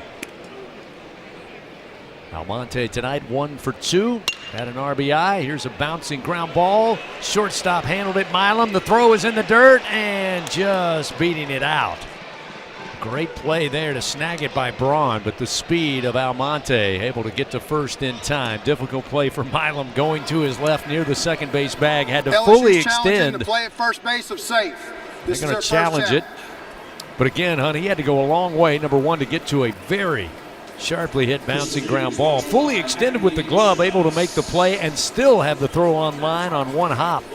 The full extension that he was on caused him to take one extra step to try to get rid of it. He bounced it correctly to get it over there as quickly as possible, and Braun did dig it out. It's closer on video than I thought it was in person. Yep. Let's see. All right, let's see it. I think there's a chance they got him. I can't tell you from that view. Go forward. Go forward. We're going to have to see the other side. But I thought in real time that he was certainly safe. Back it up. And it appears on the replay that there's going to be at least a chance that LSU got him. It was a heck of a play by Milam and Braun on the other end. So again, LSU is going to challenge. They go to the video room here, 2 of our umpires. The review brought to you by Acme Oyster House. I guess we're only going to get the one look. Oh, here's another one. That's the one. Mark, what you got? Watching from the He's out. Overhead cam, yeah. Braun was able to secure it before his foot touches the auxiliary green bag. Indeed, what a play by Stephen Milam and Mason Braun combining for what I believe and Hunt believes, and now everybody here at the box watching the replay believes, will be a 6-3 ground out. You can hear the cheers now as they just show the slow-mo on the Jumbotron here at the box. I got an out is what I hear. Yeah, we're actually getting what we normally don't get, which is one side of the conversation from our umpires, and I'm not sure why. Typically the umpire mic comes in on my channel 4, and it's all the way down, but it's coming through our effects feed tonight, which is, well, it's interesting to listen into, so now I'll shut up. We may get the answer before they get back on the field, because I heard what you heard, Hunt, which was I see an out. They're still waiting here. They return. After review, the runner at first base is out. LSU has 2 challenges remaining. Another highlight play from Stephen Milam, but give the assist, a big assist, by the way, to Mason Braun, who again is really starting to show what he can do at first base, Hunt. He is a good athlete. He's just going to have to learn that position. He's made 2 mistakes tonight. He's made a couple of really nice plays tonight, and that's probably the mixed bag you're going to get. As long as he hits, you'll take some of that as he learns. So now with 1 down, Christopher Watson comes to the plate, nobody on. Garcia ready to deal. First pitch, fastball strike on the outer edge. It's 0-1. Chris, I haven't seen all the LSU baseball. Haven't seen it all. I've seen a lot over the last 25 years. Stephen Milam's the best defensive shortstop I have ever seen. Oh, I'm with you. The 0-1. Swing and a miss. And I know somebody who's seen a lot more baseball, LSU baseball, than you and I. His name is Bill Franquez, and Bill point blank said he's the best defensive shortstop that's ever played at LSU. I would agree. Here's the 0-2 from Garcia. Ooh, nice 0-2 pitch just off the plate. Watson with a better take holds back, and it's 1 ball, 2 strikes. Austin Nola was excellent. Bregman became excellent. He wasn't at the beginning because he wasn't a high school shortstop, but he became that way. Milam's better. Swing and a miss. Watson down on strikes. Garcia brings the heat, elevates it slightly. And Santiago now with his 4th strikeout. And as you said, coming into the top of the 6th inning, looked like Garcia going to get a little extension here, and maybe he's going to get a little bit more. Jay Johnson's certainly happy with what he's seen here over the last couple of moments. There's 2 down. It's not an issue of stuff. The fastball is plenty firm. The breaking ball is plenty sharp. He can make guys look silly up there, but he can also put guys on base. Jorge Rodriguez, first pitch, got loose, got by Aaron Beatty with a fastball, and it's 1-0. Rodriguez tonight 1 for 2. Strikeout victim back in the 2nd inning. 4th inning, he blasted one out of here. Over the left field landing for his first home run of the year.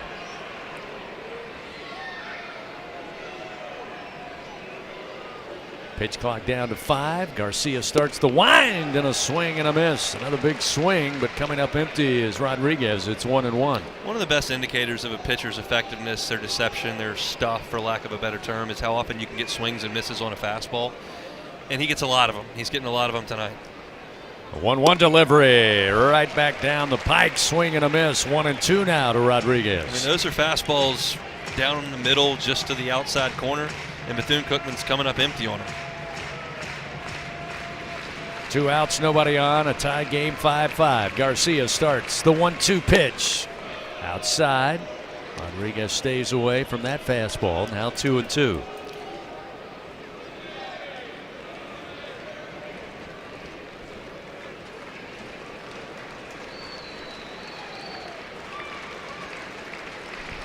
Two delivery. Swing and a miss. He got that one elevated slightly again, and Rodriguez down on strikes. Punch out number 5 for Santiago Garcia. Doing his job on the bump. We head to the bottom of the 6th, still tied 5-all. Tigers will have 2, 3, and 4. Meat of the order. Presented by 44 Farms. Jake Brown, John Pearson, and Derek Curiel when we continue on the LSU Sports Radio Network. Everyone has their own favorite way to experience Louisiana.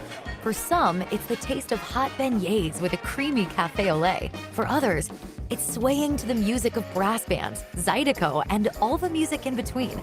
It's boating on the bayou, weaving your way through festivals, road tripping in pursuit of the greatest gumbo. Whoever you are, whatever you crave, Louisiana will feed your soul. Go to findyourlouisiana.com to plan your visit today.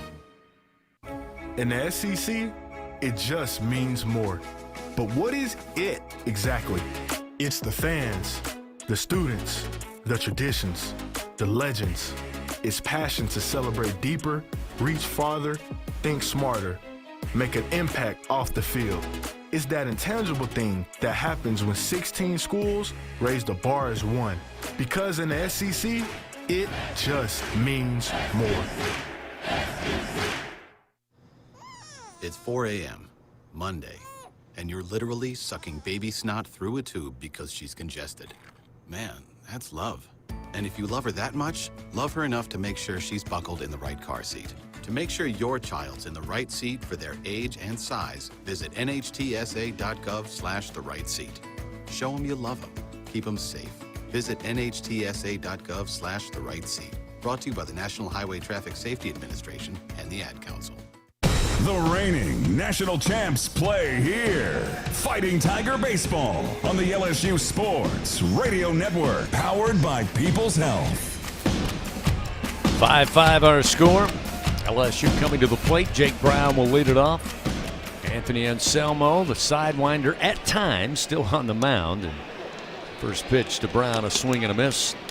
And it's 0-1. I was looking at that pitch count at 54 for Anselmo coming out of the bullpen. You think, was that about it for him? No. Last week against South Florida, he went 6 1/3 innings through 97 pitches. So if they need more from him, he is here for it. The 0-1 to Brown.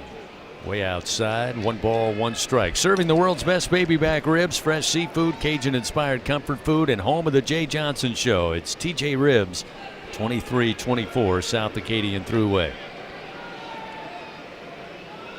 The right-hander comes set, the 1-1 to Brown. Misses outside, not by much, but now 2-1 the count to Jake. That's the heater from Anselmo, 84 miles an hour. Bit of a different look.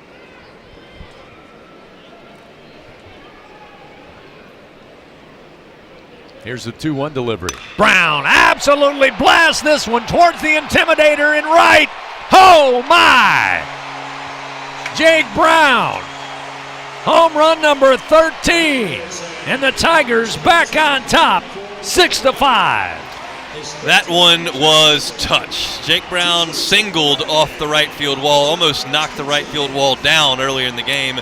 That one missed the Intimidator by about 3 feet up in the diamond deck. The home run leader gets to eat here on a Tuesday night, gives the Tigers a 1-run lead with nobody out. The leadoff blast here to start the bottom of the 6th inning. Trackman says 105 off the bat there for Jake Brown, who will take it. Now we'll see John Pearson.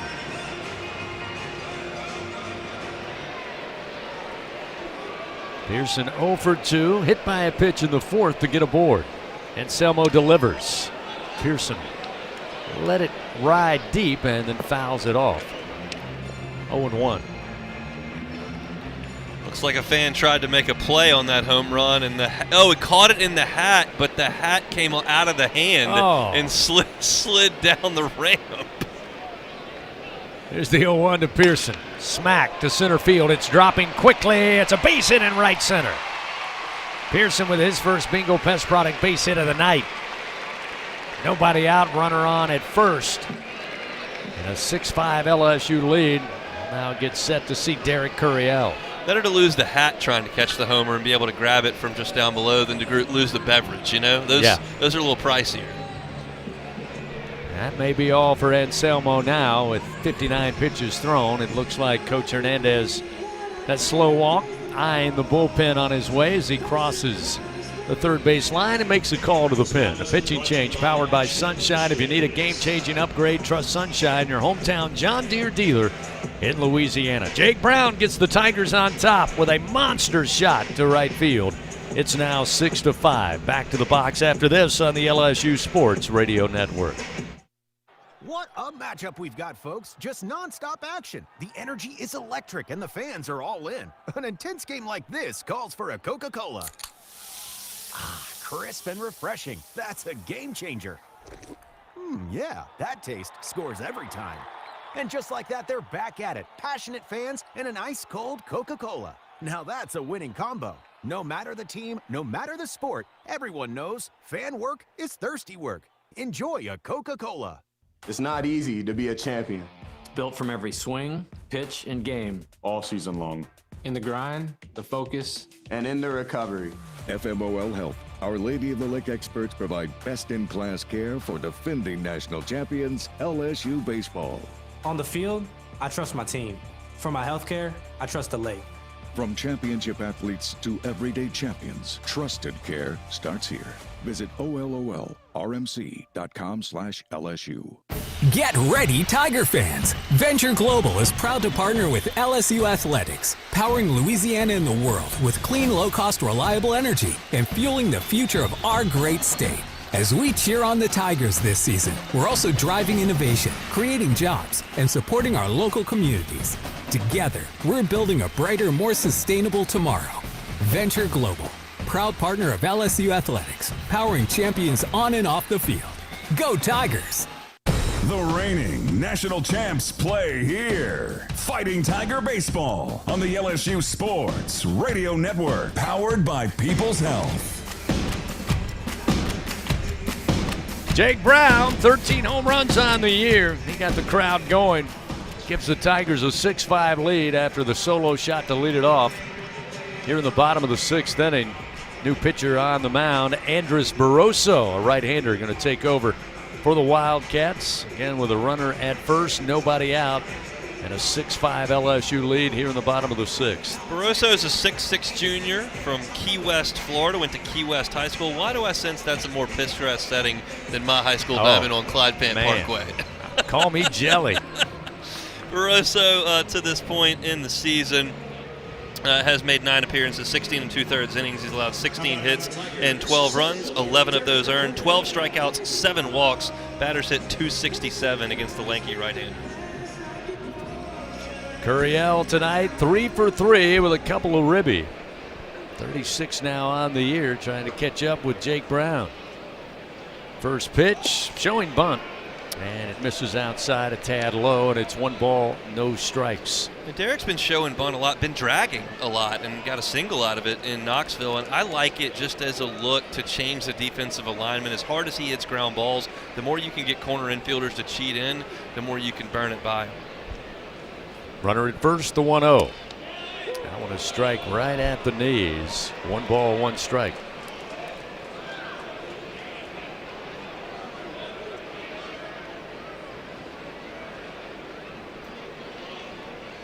Barroso with the tall frame, the right-hander. Comes set, checks the runner, now the 1-1. Outside, 2-1 to Curiel.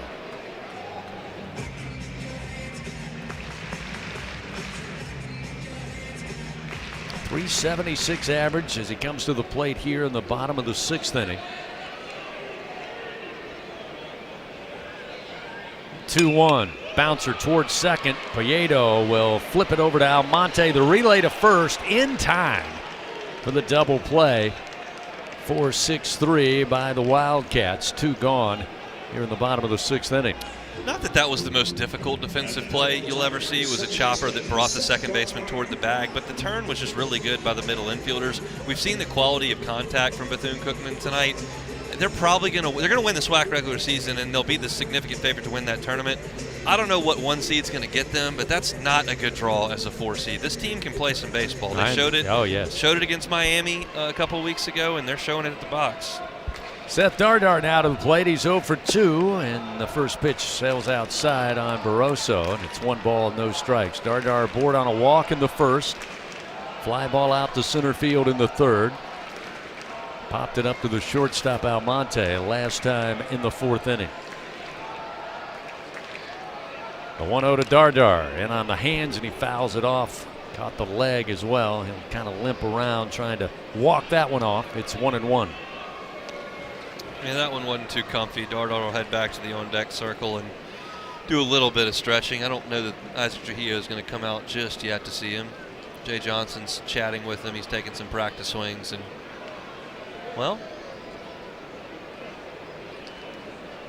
kind of smiling, but you can tell he's not quite 100%, though he's starting to get that way. He'll take a full swing, practice swing now. And looks like he's headed back towards home plate. 1 ball, 1 strike, 2 outs after the 4-6-3 double play, following Jake Brown's solo shot.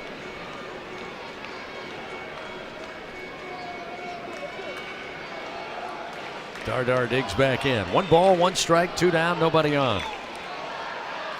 Barroso fires, missing outside badly, 2-1.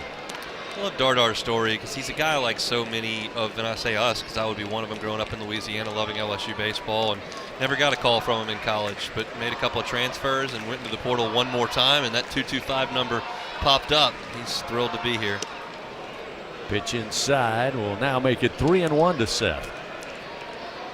Didn't get off to the best start. His first 2 weeks were good, but then there were some real lows for him over the course of about 4 weeks, and he has broken out of it in a big way. He swung the bat great for LSU over the last 2 weeks.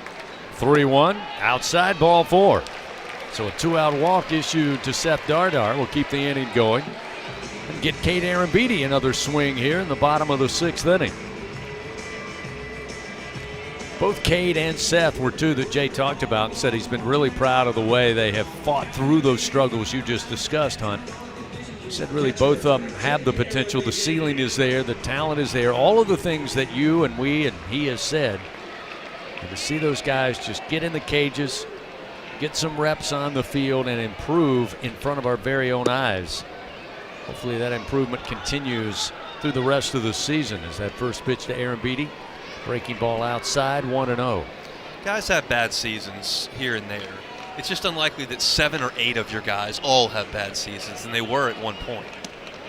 There's a strike for Barroso to even it up, 1-1. You had to figure some guys were going to come out of it, and you've seen Dardar, you've seen now Arambidi over the last couple of games. Certainly Milam over the course of the last 4 games has as well. The 1-1 pitch. Say missed.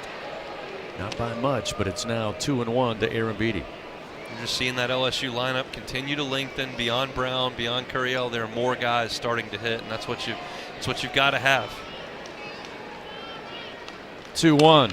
Big swing, but a foul third base side.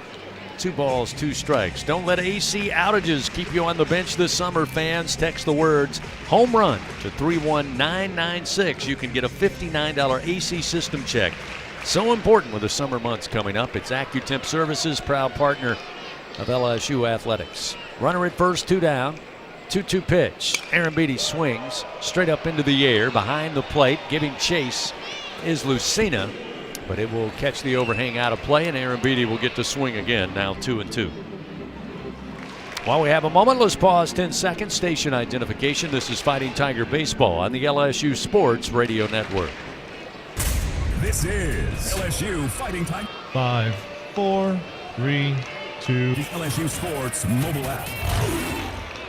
Adam Penny on controls back in the Capital One studio. Hunt Palmer, Chris Blair with you here at the box. 6-5 LSU leads, and the 2-2 pitch to Arambidi. Slow rolling ground ball.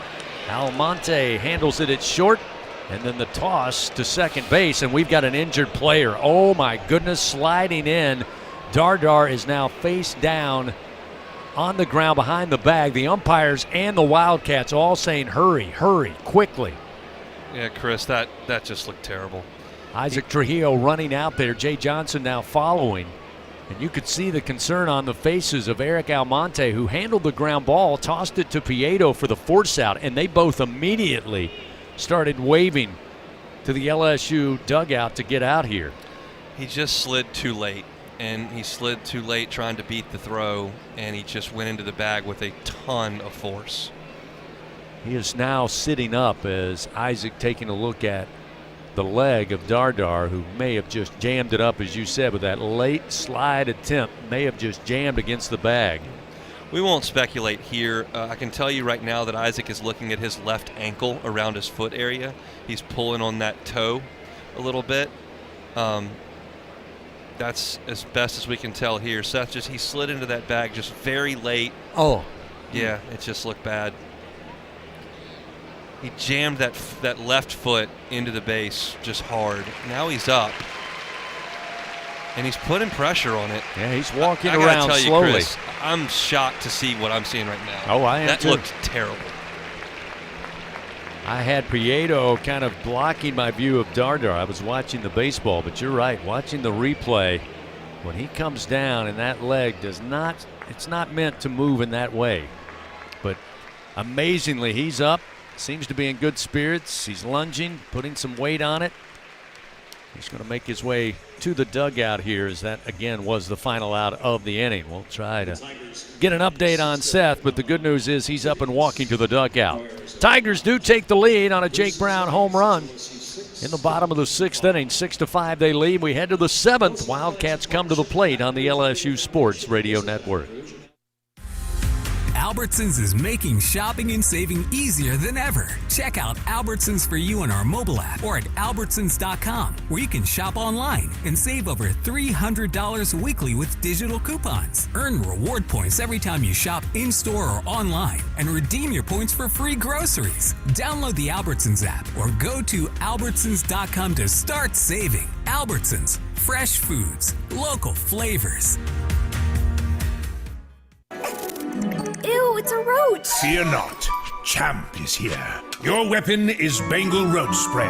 Bengal spray technology is designed to flush out the entire colony, targeting the source of the problem, making sure these pests don't die unseen in your walls, ensuring far-reaching results that prevent infestations from returning. Now that you're all protected, my job here is done. Bengal, the official pest control of LSU athletics. In a region famous for its cuisine, Blue Plate Mayo has been a staple since 1927. From New Orleans to Lafayette, Houma to Baton Rouge, it's the mayo Louisiana reaches for when it's time to make something delicious. Whether it's dressing a po' boy or making that perfect dipping sauce for crawfish, it has to be Blue Plate. Blue Plate Mayo, the official mayo of LSU athletics. That's the good stuff. Follow the powerhouse of college baseball on the LSU Sports Radio Network, powered by People's Health. Now, scary moment, but it looks like maybe things went in the right direction for Seth Dardar. He was out at second base, but a late slide kind of jammed him up, made his leg move awfully. Not the way it's supposed to, I guess is the best way to say it, but he eventually made his way up, walked to the dugout, and what do you know? He's out there at second base. So great news for Seth personally, and great news for Tiger fans and this baseball team. Rivera leads it off for the Wildcats, trailing 6-5. Again, Garcia continues to work. This pitch fouled off. It's 1-1. Now to Rivera, who's 1 for 2 on the night, a single in the second, strikeout victim in the fourth, and Garcia now up to 36 pitches thrown. He's handled the lion's share of the pitching so far in tonight's game. Here's the 1-1, showing bunt. Pitch is high, 2-1. Garcia's high pitch count of the year thus far, 44. He did that against Creighton on March the 10th, worked 2 2/3 innings in that game in the midweek. So we'll see where his stopping point is.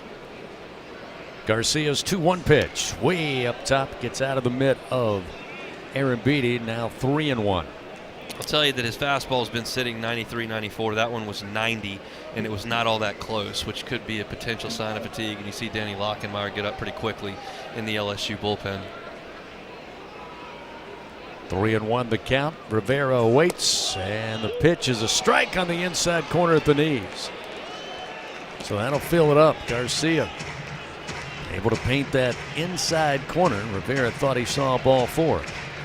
What a huge pitch in this game this is. 3-2 to the leadoff man. And the Wildcats been successful when getting the leadoff man aboard tonight. Here's the payoff, and it's lifted in the air on the infield grass. Garcia calling for it now, eventually called off by Pearson, who left to the mound, will make the play. I like the moxie from Garcia, but the wise move was to get out of the way, let Pearson or Milam handle it, John with the catch, and there's one away. I told you earlier in the game I liked it when Bethune-Cookman's pitcher just got the heck out of there and let the infielders come in. Garcia's standing up on a mound that you have to move up and down on. Just get out of there and let your infielders come in there and grab it. He finally thought better of calling that thing off. He was waving demonstratively. I got it. Here's Darrell Lee atop the order. He'll foul the first pitch back. Fastball into the screen, and it's 0-1. Lead tonight, 1 for 2. Started the game with a fly ball out to Stanfield in left. Had an RBI single in the second. It was hit by a pitch last time in the fourth. Here's the 0-1. That's a beautiful pitch by Garcia. A little bit of movement on it. Outer edge to the left-handed hitter. It's 0-2. The 0-2. Ooh, just missed the outside corner. Good take by Lee, we'll say, and it's 1-2. That's a great pitch there from Garcia, no question about it. He's been very, very good since the leadoff walk and that RBI double. Shakes off a sign. Now satisfied. The left-hander winds, and the 1-2. Ooh, that one maybe a tad high above the letters will even the count. 2 balls, 2 strikes. Both of those last offerings not bad for Garcia. Better takes by Darrell Lee. You're exactly right about that. Here's the 45th pitch for Garcia. It'll be a season high. 2-2 delivery with 1 out. Smoked in the air to left field. Stanfield on the run, going back on the track, reaches out. He can't get to it and slams against the wall, loses his footing. Now the ball out into the left field grass. Lee around second. He eventually will stand up at third base. Now the incoming throw offline, but eventually grabbed by Garcia. Yeah, Stanfield went a long way for that ball, and he crashed into the wall trying to catch it. He's in some discomfort out there in the outfield. Of course, we know he's been battling that injury to his left hand after crashing into the catcher in the second game of the season. Isaac Trujillo is going to run out and see him. He's walking around. He's got his glove in his hand. He is working that left hand about, so that's probably where the issue arose there. That ball was really hit hard off the left field wall, and Stanfield was playing pretty shallow. We'll take a look at it here. And the left hand does go into the wall to brace his fall, and that's a tender spot for him right now. Yeah, he still has it and has had it heavily taped since entering back in the Vanderbilt series. And yeah, that glove and that taped left hand went right into the wall, try to cradle his crash. And Isaac Trujillo out there taking a look, asking Chris, more than likely, does it hurt here? Does it hurt here? Chris now still talking it over, but I think he's lobbying to stay out there. Looks like he will. Isaac's walking off the field, and Chris is not following him. So you get one more look at it. Just a really good piece of hitting there. He took 2 pitches that were very close to being strike 3, and with 2 strikes, a triple off the bat of Darrell Lee, and that's the tying run 90 feet away from home plate. Well, you knew he was in a little bit of pain because when he crashed into the wall, he came bouncing off and then caught himself with that left hand as he came down to the track, and then you could tell when he got up he was very uncomfortable and wasn't able to go retrieve the baseball. But the good news is he is going to stay out there at the moment. But with a 1-run lead and just 1 out, Darrell Lee stands just 90 feet away as Andre Martinez, the right-hander, stands in. He's 0 for 3 tonight. Garcia delivers a line drive, base hit to left. Lee will score, and we are tied at 6-all. The RBI single for Martinez gives him his 19th ribby of the year.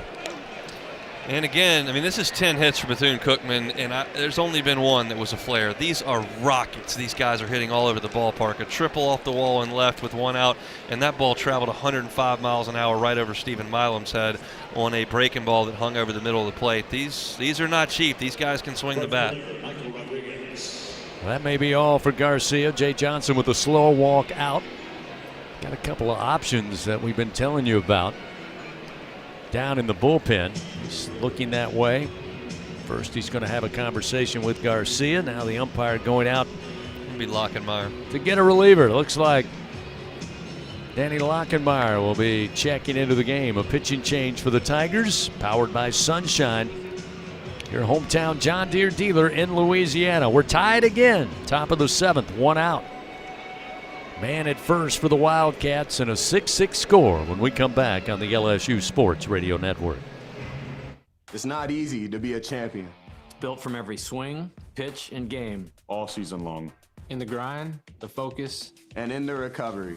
FMOL Health, Our Lady of the Lake experts provide best-in-class care for defending national champions LSU baseball. On the field, I trust my team. For my health care, I trust the lake. From championship athletes to everyday champions, trusted care starts here. Visit ololrmc.com/LSU. From corner stores to crawfish boils, the Louisiana Lottery's been making winners and memories for 35 years. To celebrate our 35th anniversary, we're introducing a host of new anniversary scratch-offs. Louisiana Treasures. Say it, Louisiana. Taste of LA. Play-O. And it's a Louisiana thing. 5 games, 5 ways to win big. Louisiana Lottery. Celebrating 35 years of reasons to smile. Must be at least 21 to purchase. At Sunshine, your hometown John Deere dealer in Louisiana, we know that every great game starts with a perfect field. Our equipment, whether it's a mower or a tractor, we can ensure your grass is always game day ready, so you can focus on making memories. Because at the end of the day, it's more than just a game. It's about the community, the joy, and the LSU traditions. Visit sunequip.com to get the best starting lineup of John Deere equipment. Sunshine is a proud sponsor of LSU Athletics. The reigning national champs play here. Fighting Tiger Baseball on the LSU Sports Radio Network, powered by People's Health. Tigers make a call to the bullpen. Tie game now 6-6 after Bethune-Cookman has tied it up with an RBI single off the bat of Martinez to left center field, scoring Darrell Lee, who had the triple off the wall and left. And now with one out, it'll be Michael Rodriguez at the plate, and he will face Danny Lockenmeyer, the left-hander for LSU.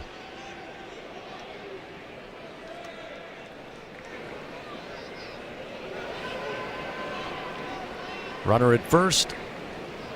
Lefty on lefty, and the first pitch going to hit the batter. Rodriguez will head down to first. It's now runners first and second with one out. It's just inexcusable. Jay Johnson always talks about when you're coming out of the bullpen, you've got to be prepared to get the first man out. That is your job as a bullpen guy, and to come in and spin a breaking ball off a left-handed hitter's backside, it's just not going to get it done. It's the only pitch Lockenmeyer's going to throw in the game. Rizzi up and throwing. He may be the next call, and it is. We'll head to the door in the bullpen. And another quick pitching change by the Tigers, presented by Sunshine, your hometown John Deere dealer in Louisiana. We'll get back to the action, a tie game 6-6 here in the top of the 7th when we return on the LSU Sports Radio Network. Hi, I'm Kevin Falk, LSU Hall of Famer. My years at LSU were amazing. I've always loved celebrating with my teammates, especially when someone was serving up some delicious Manda sausage. For a lot of Tiger fans, it's just not game day without Manda in the mix. Serving top quality sausage and original seasoning is Manda's strong side. But it's Manda's flavor that's always got me running back for more. You get it? Running back for more. After 75 years, the flavor still says it all. Manda Fine Meats, the official smoked sausage of LSU Athletics.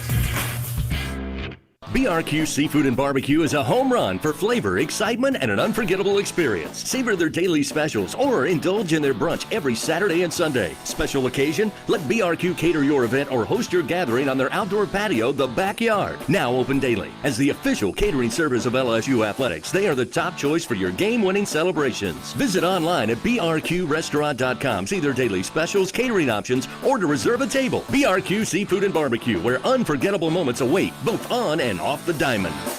At Sunshine, your hometown John Deere dealer in Louisiana, we know that every great game starts with a perfect field. Our equipment, whether it's a mower or a tractor, we can ensure your grass is always game day ready, so you can focus on making memories. Because at the end of the day, it's more than just a game. It's about the community, the joy, and the LSU traditions. Visit sunequip.com to get the best starting lineup of John Deere equipment. Sunshine is a proud sponsor of LSU Athletics.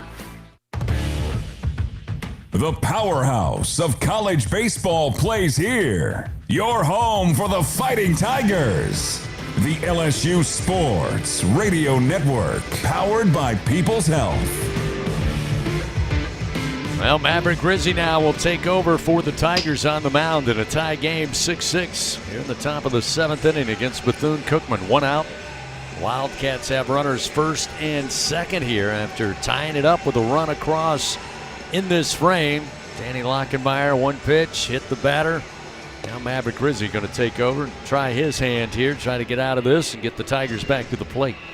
This will be a different look for Bethune-Cookman. Not a lot of 6'9" right-handers who throw 97, 98 in the SWAC. For Rizzi, it's all about one thing, throw it over the plate. In 17 innings this year, he's put on 17 runners, 12 walks, and 5 hits batsmen. You can't have that in this game. You got to put the ball over the plate and let your stuff do the work. That'll be the goal. Michael Lucina at the plate. He's 1 for 3 tonight, the catcher for the Wildcats. Rizzi's first delivery, hit foul, right side, 0-1. 94 on the gun from Maverick. Yeah, you look at the numbers, and again, Maverick, a big piece of that postseason run, obviously a national title a year ago. Got the stuff, he's got the velo. But those free passes have added up so far this year. Here's the 0-1 pitch. And that one a belt high fastball for a strike, 0-2. His ERA is almost 4, and he's given up multiple base hits in 2 outings this year. If that's any indication of what has gotten him in trouble, it's just putting guys on base. Ahead in the count, Rizzi. The 0-2, and that'll hit a batter. That's going to pop Lucina on the arm, and that's going to load the bases now for the Wildcats with just 1 away here in the top of the 7th. And now Jay Johnson's got to be scratching his head, Hunt, down there on the top step, just asking somebody to throw strikes. We told you that Cowan and Guidry were not here to bail you out tonight. You were going to have to get to Devin Sheeran one way or another. And Garcia ate up a little bit, but then he lost it. And now you've asked Lockenmeyer and Rizzi to come in, and they've just simply hit 2 guys. It's just, it's inexcusable. So now with the bases loaded, Jeter Prieto at the plate. First pitch missing away for ball 1, 1-0. Sheeran, by the way, saw over the weekend, had a strong outing out of the bullpen. Helped close the game on Friday night. Picked up the save. Is now time going to be called. The infield and Aaron Beatty going to join Rizzi on the mound here. LSU has the infield playing essentially back. They're available for a double play up the middle, obviously, but with the go-ahead run here in the 7th inning, 90 feet away on third base, they are not going to play any of the infielders in. They feel like they're not done scoring, and they want to make sure they try to keep a 2-run single out of the outfield. So they will play even the corners back with the bases loaded here and 1 out. 1 ball, no strikes with the bases loaded. Rizzi's pitch to Prieto. That one a strike, outer edge at the belt. 1 ball, 1 strike.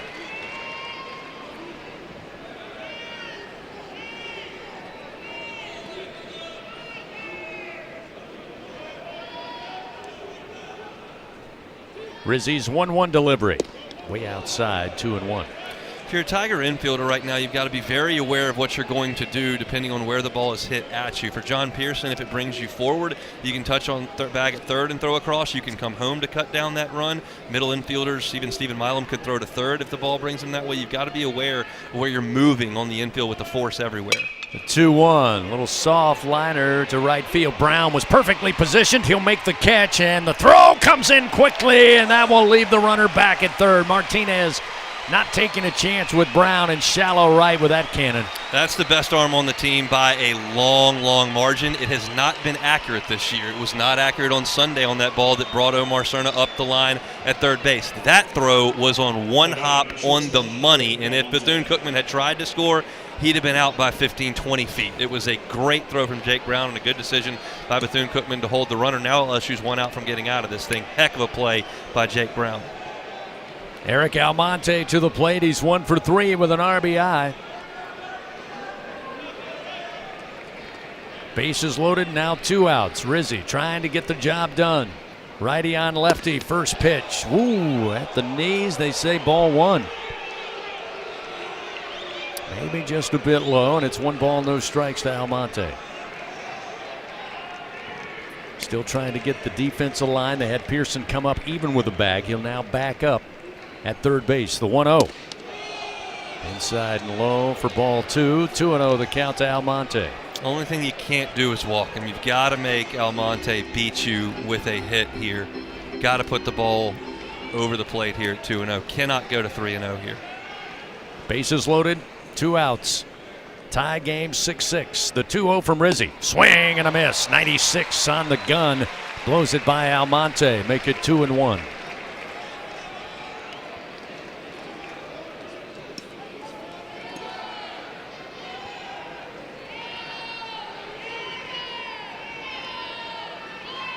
The 2-1 delivery.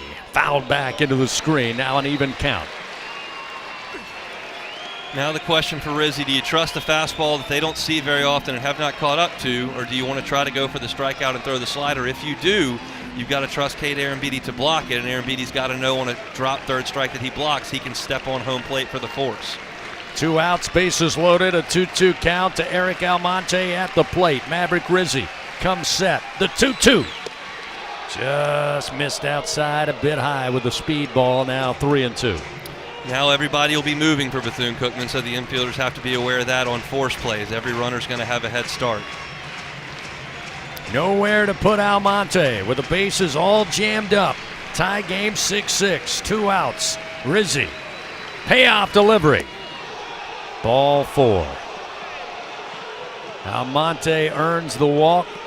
That will bring in Martinez, and Bethune-Cookman takes a 7-6 lead here in the top of the 7th. It was close, but it's probably not a strike. Almonte's talking a big game down there. I'm not sure he was going to be all excited to swing the bat at that point against a 95-mile-an-hour heater. And Rizzi is just not throwing the ball over the plate enough here.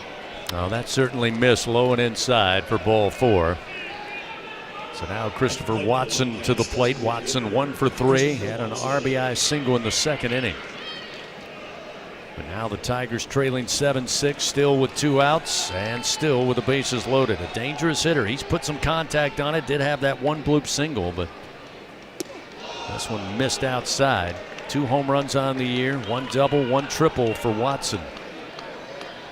Stanfield is shaded way into the gap in left center field. If the ball is hit down the left field line, 3 runs will score with ease. Jay Johnson now wants a quick timeout. Home plate umpire will oblige. This looks like a strategy session here. Wanting to talk with Maverick Rizzi with a 1-0 count. Again, the bases loaded. Pitching to Christopher Watson. Fans, you can help shape the future of medicine with Velocity Clinical Research. Participants can receive compensation, access new potential medicines, get free study-related exams. Find a study near you at velocitytrials.com. While we have a moment, special guest with us here tonight in the booth. Like to make it an annual affair, but haven't always been every year. But it's great to have our good friend Matthew Nemo in the booth with us. His mother Candace is here. Kind of met back in 2017, and he's a huge LSU baseball fan. Getting to take in the game here from behind home plate, trying to root the Tigers on. So now the timeout over with. 1-0 count to Watson. Rizzi's pitch outside, ball 2, 2-0. Rizzi's gone hit by pitch, fly out, walk, and now he's down 2-0. Wildcats have Rodriguez at third, Lucina at second, Almonte at first base, who was walked to bring in the go-ahead run. This pitch, they say low. Now 3-0 the count to Watson with no place to put Christopher. That bat, Watson shouldn't even be holding a bat at this point, 3-0. Just stand there. Rizzi's 3-0 delivery. That one a strike at the letters. Now 3-1. Crowd trying to get behind the big right-hander. Was desperately trying to keep it a 1-run game, get the Tigers back in the dugout, let the offense do some work. It has been a back-and-forth affair tonight. LSU and Bethune-Cookman. 2 outs, bases loaded. The 3-1 from Rizzi. That one at the knees across the heart of the plate. Now 3-2. We'll see if he can come all the way back. You know it's going to be a fastball. I don't think he's thrown a breaking ball yet to this point. So 3-2 heater. Everybody moving. Rizzi's payoff pitch. Upstairs for ball 4. In comes Rodriguez. It's now an 8-6 Bethune-Cookman lead. I don't have much to add, Chris. You can't come out of the bullpen and put 4 guys on base in a tight game. Jay Johnson, a very deliberate walk to the mound. You can see the frustration on the part of the Tiger skipper as he has to make another pitching change powered by Sunshine. Your hometown John Deere dealer in Louisiana. Bethune-Cookman taking advantage of some free passes. They now lead 8-6 over LSU. Still here in the top of the 7th inning with 2 outs. We'll be back on the LSU Sports Radio Network. Hi, I'm Kevin Falk, LSU Hall of Famer. My years at LSU were amazing. I've always loved celebrating with my teammates, especially when someone was serving up some delicious Manda salsa. For a lot of Tiger fans, it's just not game day without Manda in the mix. Serving top quality sauces and original seasoning is Manda's strong side, but it's Manda's flavor that's always got me running back for more. You get it? Running back for more. After 75 years, the flavor still says it all. Manda Fine Meats, the official smoke sauce of LSU Athletics. BRQ Seafood and Barbecue is a home run for flavor, excitement, and an unforgettable experience. Savor their daily specials or indulge in their brunch every Saturday and Sunday. Special occasion? Let BRQ cater your event or host your gathering on their outdoor patio, The Backyard. Now open daily. As the official catering service of LSU Athletics, they are the top choice for your game-winning celebrations. Visit online at brqrestaurant.com. See their daily specials, catering options, or to reserve a table. BRQ Seafood and Barbecue, where unforgettable moments await, both on and off the diamond. At Sunshine, your hometown John Deere dealer in Louisiana, we know that every great game starts with a perfect field. Our equipment, whether it's a mower or a tractor, we can ensure your grass is always game day ready, so you can focus on making memories. Because at the end of the day, it's more than just a game. It's about the community, the joy, and the LSU traditions. Visit sunequip.com to get the best starting lineup of John Deere equipment. Sunshine is a proud sponsor of LSU Athletics. The powerhouse of college baseball plays here. Your home for the Fighting Tigers. The LSU Sports Radio Network, powered by People's Health. Dax Dothie now enters the game on the mound for LSU, still trying to find that 3rd out here in the top of the 7th inning. In the meantime, the Wildcats now have plated 3 runs to regain the lead, 8-6 over your Tigers here on a Tuesday night. So Dothie will try his hand against Rodriguez, batting 8th. That's Jorge Rodriguez, who had the solo home run back in the 4th inning, his first of the year. Again, bases loaded for the Wildcats. The Tigers have walked in 2 runs. Dothie, the right-hander. From the stretch, delivers. Ground ball. Hit right at Dardar, but it runs up his glove, up his leg, and into right center field. That'll score 2 for the Wildcats. It's now 10-6.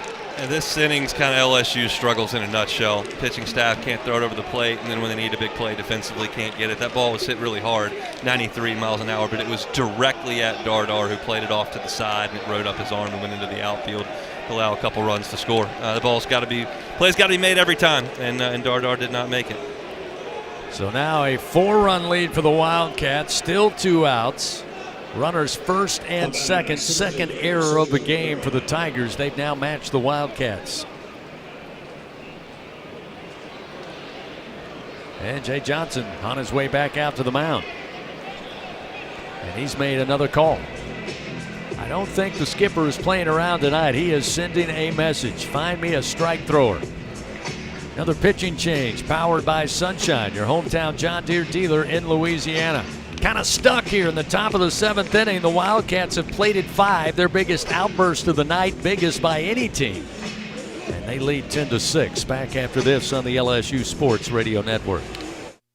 Some drinks come in a bottle, some in a can. Only one comes in a ball and brings the buzz. We're Buzz Balls, the ready-to-go cocktail that's shaped like a ball. Coincidence? We think not. Big flavor, big buzz, ready to go. Buzz Balls. It's a ball. It's a drink. It's a whole vibe. Please drink responsibly. Buzzballs. Available in spirit, wine, and malt. 50% alcohol per volume. Buzzballs, LLC, Carlton, Texas. Champions don't wait for the perfect pitch. They make their move. With LSU Online, you can step up to the plate for your career, earn your degree, and keep swinging towards your goals.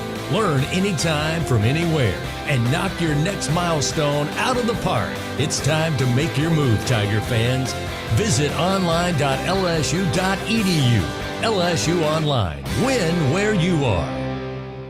At Sunshine, your hometown John Deere dealer in Louisiana, we know that every great game starts with a perfect field. Our equipment, whether it's a mower or a tractor, we can ensure your grass is always game day ready, so you can focus on making memories. Because at the end of the day, it's more than just a game. It's about the community, the joy, and the LSU traditions. Visit sunequip.com to get the best starting lineup of John Deere equipment. Sunshine is a proud sponsor of LSU Athletics. This is LSU Fighting Tiger Baseball on the LSU Sports Radio Network, powered by People's Health. Reagan Ricken now called upon out of the pen for LSU. Still looking for that elusive third out in the top of the 7th inning. Bethune-Cookman, beneficiary of some free passes. They've belted out 10 hits tonight. 2 errors committed by the Tigers, and the Wildcats enjoying a 4-run lead here in the top of the 7th, plating 5 runs. It's now 10-6. We'll see Sergio Rivera, the center fielder, with runners on the corners and 2 down. And Reagan Ricken charged with trying to find that third out. LSU needs it in the worst way. 4 runs is not insurmountable with 9 outs to play with, but you got to stop the bleeding. Ricken, the right-hander, delivers. Runner goes. Aaron Beatty fakes the throw and looks the runner back to third. So down to second base goes Rodriguez. So now Watson at third, Rodriguez at second. Looking for strikeout. Pop fly. Little routine ground ball here. Force play taken away. There's a strike from Ricken. Evens it up 1-1.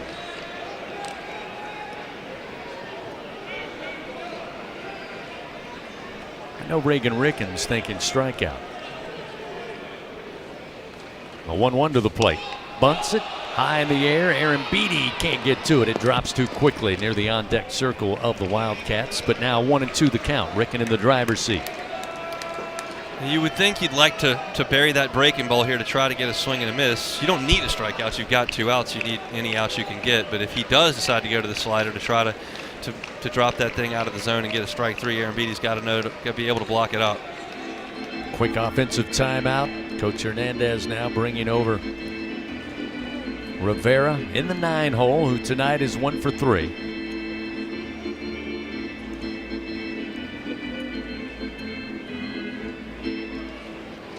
One ball, 2 strikes with 2 outs.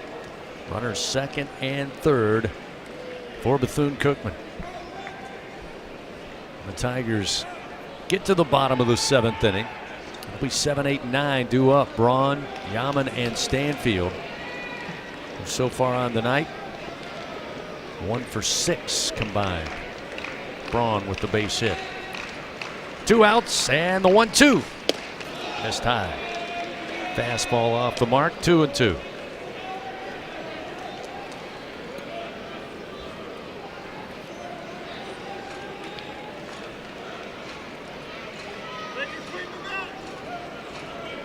Ricken takes his time. Pitch clock down to 6. Here's the 2-2 delivery. Called strike 3. That time the fastball gets it done for Reagan Ricken.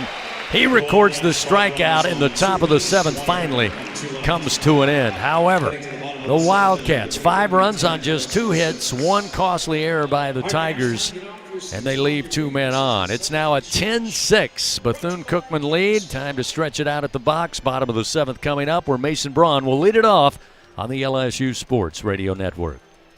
Hey Tiger fans 12 and younger, don't miss your chance to be a part of Mike's Kids Club. Presented by Shell, the exclusive kids club of LSU Athletics. Join Mike's Kids Club for only $25. Get the official Mike's Kids Club t-shirt, free admission to select LSU athletic events, and much, much more. To learn about upcoming events and to join, please visit lsumkc.com. The Mike's Kids Club, presented by Shell.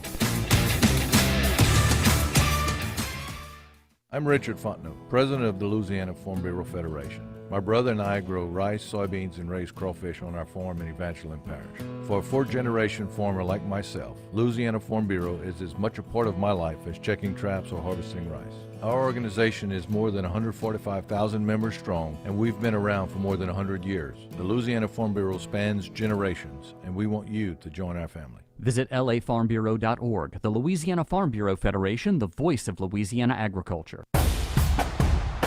Champions make plays on the field and in life. With LSU Online, you can keep your career moving, earn your degree, and still run your own game plan.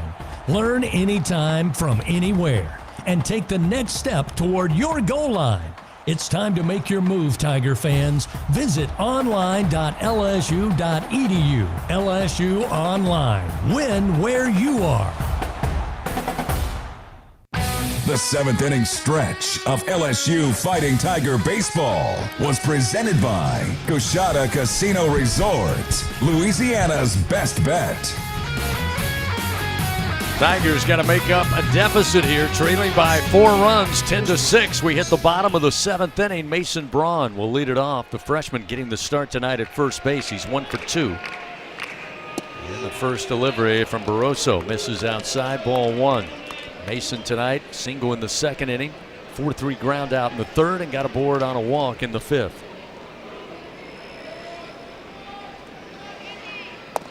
Pitch low and inside from Barroso. Now 2-0.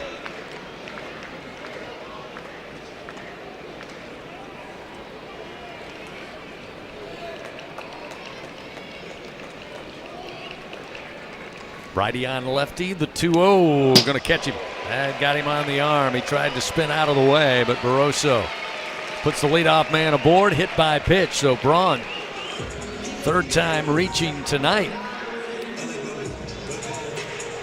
I often say comebacks are fueled by free bases. We saw it, on the other hand, in the top of the 7th inning when LSU just was very charitable with the Bethune-Cookman lineup. We'll see if Bethune-Cookman wants to turn around and put some Tigers on base. Edward Yaman, the 4th to the plate. His 4th time at the plate. Hit by a pitch in the 3rd. He got aboard on a walk in the 2nd. Swing and a ground ball just left of third base foul, and it's 0-1. Looks like Daniel Harden's grabbed a bat. He's in the on-deck circle. Again, that Chris Stanfield at the bottom of the order, but did take a hard crash into that left field wall earlier tonight.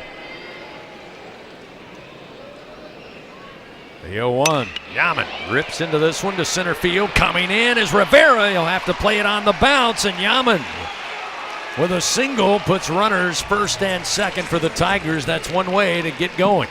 I thought for a second that ball was going to hang up, but Yaman was able to get on top of it enough to limit that backspin and help it dive, and it did in front of a really good center fielder out there for Bethune-Cookman. So quickly 2 runners on for LSU. They got to start chipping away. So Daniel Harden will get a chance to come to the plate. Going to pinch hit for Stanfield. Again, we'll have to find out later tonight if it's more precautionary than anything else for a midweek game to make sure Stanny's ready to go this weekend. He did stay in the game after crashing into the wall. The other thing is that Stanfield had 2 at-bats against the first side armor and didn't look great. True. This is a left-handed bat, which has a better look at it. I think Stanfield would probably hit in an SEC game where he was healthy, but tonight, maybe not. So Harden stands in, and he'll take one on the leg. Another hit batter will load the bases for LSU with nobody out. Free bases will fuel comebacks, Chris. I heard that somewhere. I feel like college pitchers are more prone to wild pitches, to hit batsmen into walks than they have been previously. I don't know if that's a product of guys going back for more velocity in showcases and whatnot. I don't know if that's going for more strikeouts. I mean, these guys are throwing sidearms, so it's not like they're chasing a bunch of velocity, but you just see a lot of poor control really across college baseball. LSU's seen it on the other side as well. I mean, you saw the Game 3 against Vanderbilt. Their starter could not throw it over the plate. Cam Johnson came in here for Oklahoma and had no idea where he was trying to throw the baseball. And certainly LSU has had their issues as well. It's a bit of an epidemic, but we'll see if LSU can make it hurt. Timeout called. Meeting on the mound with the infield, but now Coach Hernandez emerges from the dugout, eyeing the bullpen down and left, and he's making a call to a left-hander. So a pitching change for the Wildcats after they load up the bases with nobody out here in the bottom of the 7th. We'll tell you about the new Bethune-Cookman pitcher after this timeout on the LSU Sports Radio Network. It's not easy to be a champion. It's built from every swing, pitch, and game. All season long. In the grind, the focus, and in the recovery. FMOL Health, Our Lady of the Lake experts provide best-in-class care for defending national champions LSU baseball. On the field, I trust my team. For my health care, I trust the lake. From championship athletes to everyday champions, trusted care starts here. Visit OLOLRMC.com/LSU. From corner stores to crawfish boils, the Louisiana Lottery's been making winners and memories for 35 years. To celebrate our 35th anniversary, we're introducing a host of new anniversary scratch-offs. Louisiana Treasures. Say it, Louisiana. Taste of LA. Play-O. And it's a Louisiana thing. 5 games, 5 ways to win big. Louisiana Lottery. Celebrating 35 years of reasons to smile. Must be at least 21 to purchase. At Sunshine, your hometown John Deere dealer in Louisiana, we know that every great game starts with a perfect field. Our equipment, whether it's a mower or a tractor, we can ensure your grass is always game day ready, so you can focus on making memories. Because at the end of the day, it's more than just a game. It's about the community, the joy, and the LSU traditions. Visit sunequip.com to get the best starting lineup of John Deere equipment. Sunshine is a proud sponsor of LSU Athletics. The reigning national champs play here. Fighting Tiger Baseball on the LSU Sports Radio Network, powered by People's Health.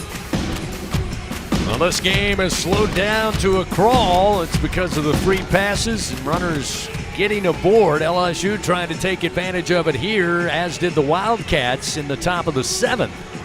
Tigers now have the bases loaded. New pitcher into the game. John Zambrano, a right-hander, takes over for the Wildcats. Tigers with Braun at third. He was hit by a pitch to start the inning. Yaman would single to center field. Daniel Harden came in to pinch hit for Stanfield. He was plunked, so now the base is loaded. To the top of the order, and Stephen Milam, who's 0 for 2 tonight. Stephen has been aboard, scored 2 runs by way of walk, 1 in the 1st and 1 in the 4th. But I said it earlier, and you added to it, as the weather starts to warm up, Milam starts to pick it up. But again, I think Jay Johnson happy in this situation with a veteran like Milam at the plate, with the Tigers trailing 10-6 and the bases loaded. Zambrano's first pitch, missing outside, threw it right where Lucina was set up, but he missed the corner. It's 1-0. Only 5 innings on the season for Giancarlos Zambrano. Has 10 strikeouts against just 3 walks, but opponents hitting .318 against him. The 1-0 to Milam. Missed inside. Lucina let it hang, but home plate umpire not buying. Now 2-0. I'm going to assume that with a lead in the bottom of the 7th at the box is a little different than the other 5 innings he's pitched this year.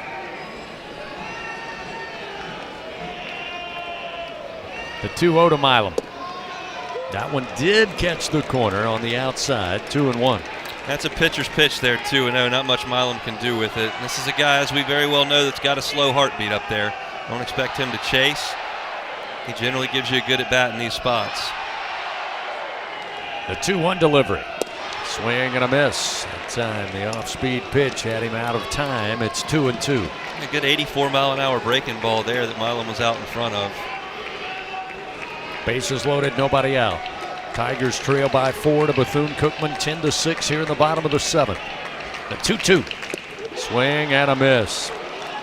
Got him with the breaking ball off speed again. Just did not time it out. One gone, and that will get Jake Brown to the plate. Jake tonight with the solo home run. They're in the bottom of the 6th to give the Tigers a lead.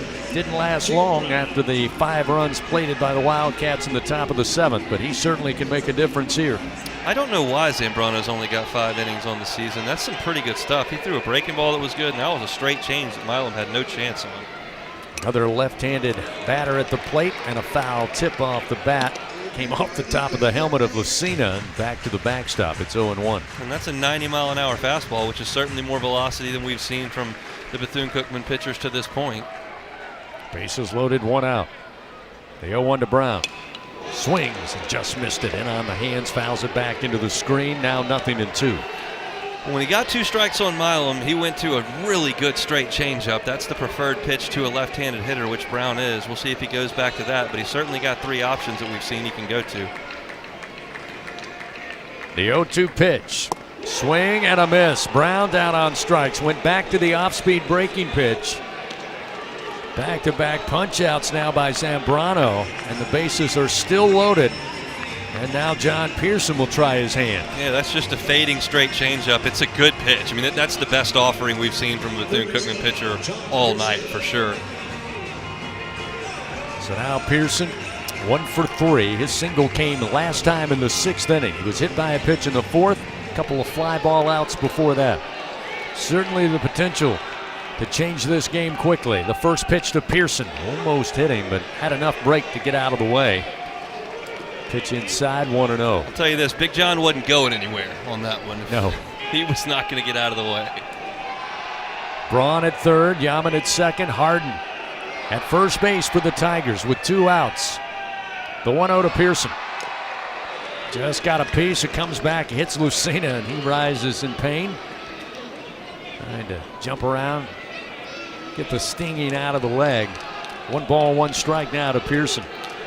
I was looking to see if maybe there was an injury here to Zambrano. This is better stuff than just 5 innings. He didn't pitch between February 15th and March 21st. The 1-1 pitch. Down low, blocked up by Lucina. It's now 2-1 to Pearson.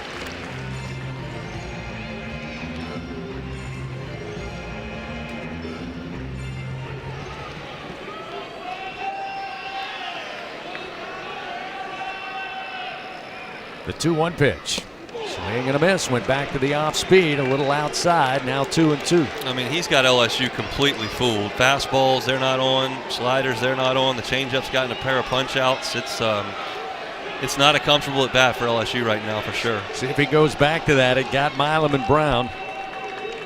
The pitch. Just missed high and inside slightly. That'll fill the count 3-2. Now Zambrano has nowhere to put Pearson. The bases loaded and 2 outs. See what the offering is. Payoff pitch to the plate. Got him to chase, swing and a miss. Pearson down on strikes. And Zambrano, impressive. Coming out here in the bottom of the 7th inning, the Tigers come up empty. No runs, 1 hit, and they strand 3. We go to the top of the 8th. Bethune-Cookman leading 10-6. Back after this on the LSU Sports Radio Network. The games are on. The food's Was that Carlos Zambrano out there? part of the team. Welcome to Walk On Sports Bistro, where every day is game day. Whether it's a post-win celebration, drinks after work, or taking the fam for some made-from-scratch favorites, Walk On's is your go-to for good times. Craft beer and cocktails, and bold flavors for fans of all ages. From melty mozzarella logs to Hall of Fame level burgers. Stop by today or order online or in the app. Walk On Sports Bistro. Game on. Hi, this is Chef Kevin Belton for People's Health. If you have diabetes, heart failure, or cardiovascular disorder, and you have Medicare, ask about a People's Health Chronic Condition Special Needs Plan. It's a Medicare plan designed to help with the unique needs that go along with these chronic conditions. Call People's Health today.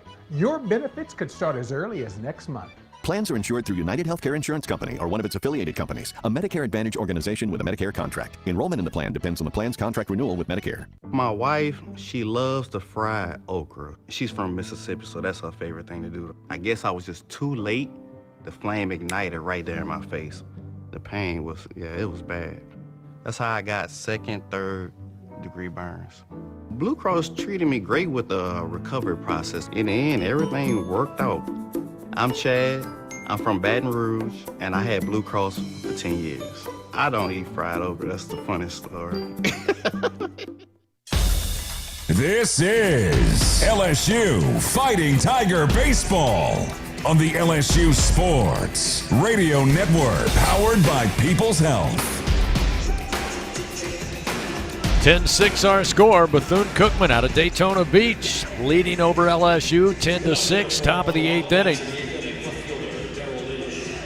Reagan Ricken back out there. He found the final out after the Wildcats plated 5 runs there in the top of the 7th to not only take the lead but build on their lead. Darrell Lee atop the order will lead it off here in the 8th. And the first pitch from Ricken. Fastball strike, and it's 0-1.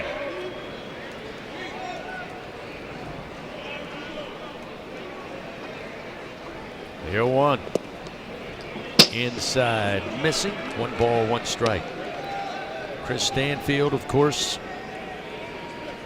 injured at the left field wall. Daniel Harden came in to pinch hit for Chris at the bottom of the order last inning.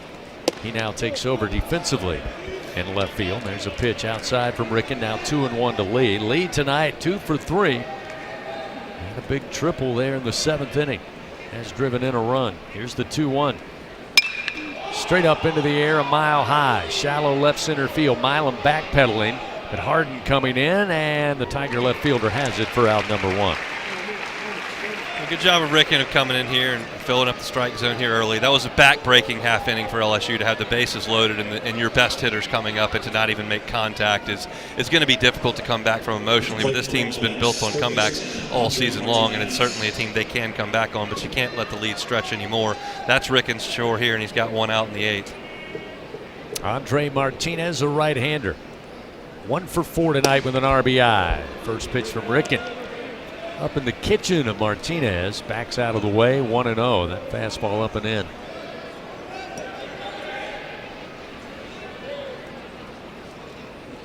Ricken, 1-0. Opposite field, but foul down the right field line. 1 ball and 1 strike. Tigers head back out on the road this weekend. Take on Ole Miss Friday, Saturday, and Sunday. Game 1 coming your way. 6:30 first pitch from Swayze Field in the hamlet of Oxford. 1 out, nobody on. The 1-1 Martinez swings and fouls it off the bat and his foot as he stumbles his way backwards up the first base line. Now 1-2 the count.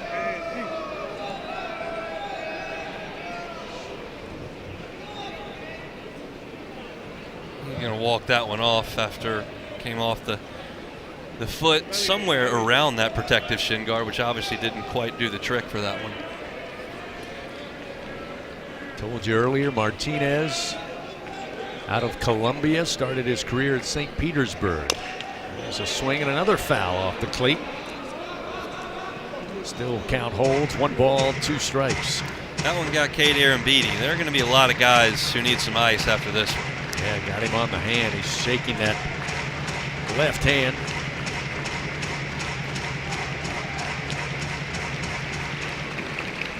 One ball, 2 strikes to Martinez. Got one of Bethune-Cookman's 10 hits tonight against Tiger pitchers. Ricken's 1-2 pitch. Just a little low and outside. 2 balls, 2 strikes now the count. I'll play Martinez just about straight away in the outfield. The infield slightly to pull from the right-handed hitter. Here's the 2-2. Ground ball. Milam backhands. Long throw. This one on the money to Braun. Second out of the inning. Milam again flashing the leather. College shortstops just don't make that play very often. He does it, and it looks so easy. He's already shaded to the pull side. He goes even further to the pull side, goes down to pick it on the backhand side, and as always, comes up and makes a throw right to the chest of the first baseman, Braun. He is something else at shortstop. So now with 2 gone, Michael Rodriguez to the plate. Rodriguez in the 3-hole tonight, 1 for 3 with an RBI. He found some contact. The time is Ricken, I think, trying to make sure the pitch comm is working properly. Looking towards the Tiger dugout. And it's going to be a pitch clock violation.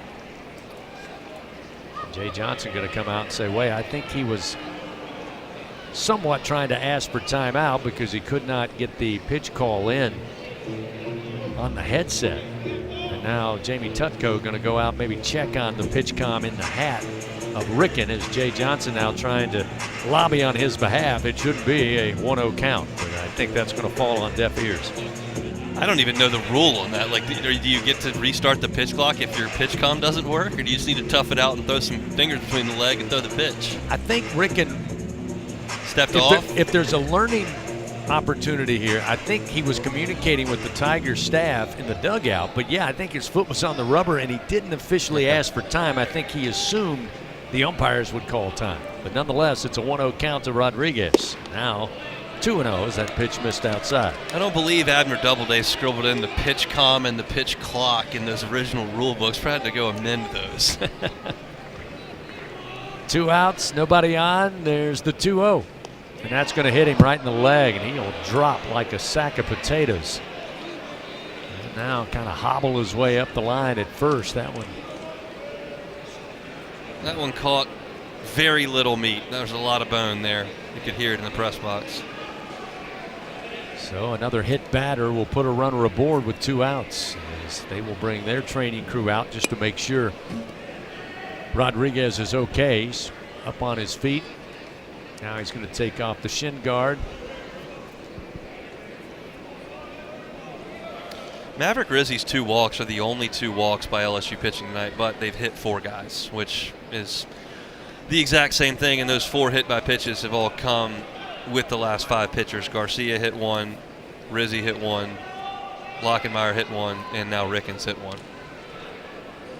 They're still talking it over. He's saying he's all right. Eventually, they will let him be, and he will make his way to first base. That'll bring Michael Lucino, the junior catcher, to the plate. He's 1 for 3 tonight.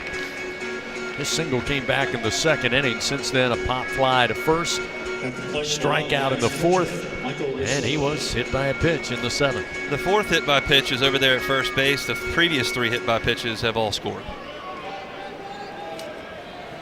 So again with 2 outs, Ricken trying to get back composed here with a runner at first. Huge lead by Rodriguez off of first. He's off and running. Throw down from Aaron Beatty is out of the reach of Dardar into center field. It goes. Rodriguez will hop up and stay put at second base. You almost could tell by that lead that he was going to take the steal attempt, and he got a huge jump. Throw was a little offline. With a 4-run lead, you're 15th in the country in stolen bases, fire away. And LSU has not shown the ability, more often than not, to throw runners out. Aaron Beatty certainly did earlier in this game with a great throw, but that one was a little bit on the first base side. Dardar couldn't pick it out, and it skipped into center field. 0-1 the count to Lucina. Rickens 0-1. Swing and a miss. Gets him ahead, 0-2. 10-6, Bethune-Cookman leading, top of the 8th inning. Tigers offensively with 6 outs to work with. But they got to find this out. The 0-2 and on the hands. Fouls it out of play, third base side. Still 0-2 the count.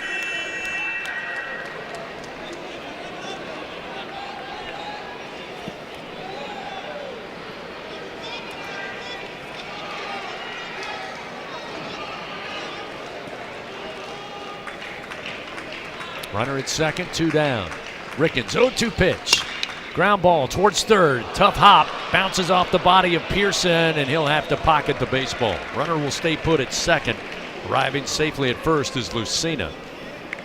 Again, took a nasty final bounce right in front of Pearson. Had his glove down around his waist. It popped up near his chest, and he was able to knock it down, but no play could be made. We'll now, one of those non-plays. Yeah, I would be surprised with either scoring there. I will give John Pearson credit for one thing. He played that thing off the center of his body to make sure that it didn't get by him. In the inning previous, Dardar played one off to the side and it got into the outfield. Even if they do score that in air, it's at his feet instead of down into the corner where another run scores. Haven't seen the decision yet. It's a hit. Get back to it. First delivery. Missed outside, not by much, but it's 1-0 to Poyeto. Score at the 11th hit of the ball game for Bethune-Cookman. I could have seen it either way. It would have been a tough and long throw for Pearson to make, but he kept it in front of him, which was job number one. Runners first and second, 2 down. The 1-0 pitch. Big swing and a miss. Coming out of his cleats is Poyeto, and he skips across to the left-handed batter's box. He was all out of sorts, 1-1. Poyeto is having trouble catching up to fastballs, and he's not shortening his swing at all in the process. He's still taking huge rips at pitches up in the zone, and he hadn't gotten to them. Ricken, the 1-1. Another lasso-style swing by Poyeto comes up empty. It's 1-2. Just a carbon copy of the pitch before. 91 miles an hour, top of the zone, swung right through it.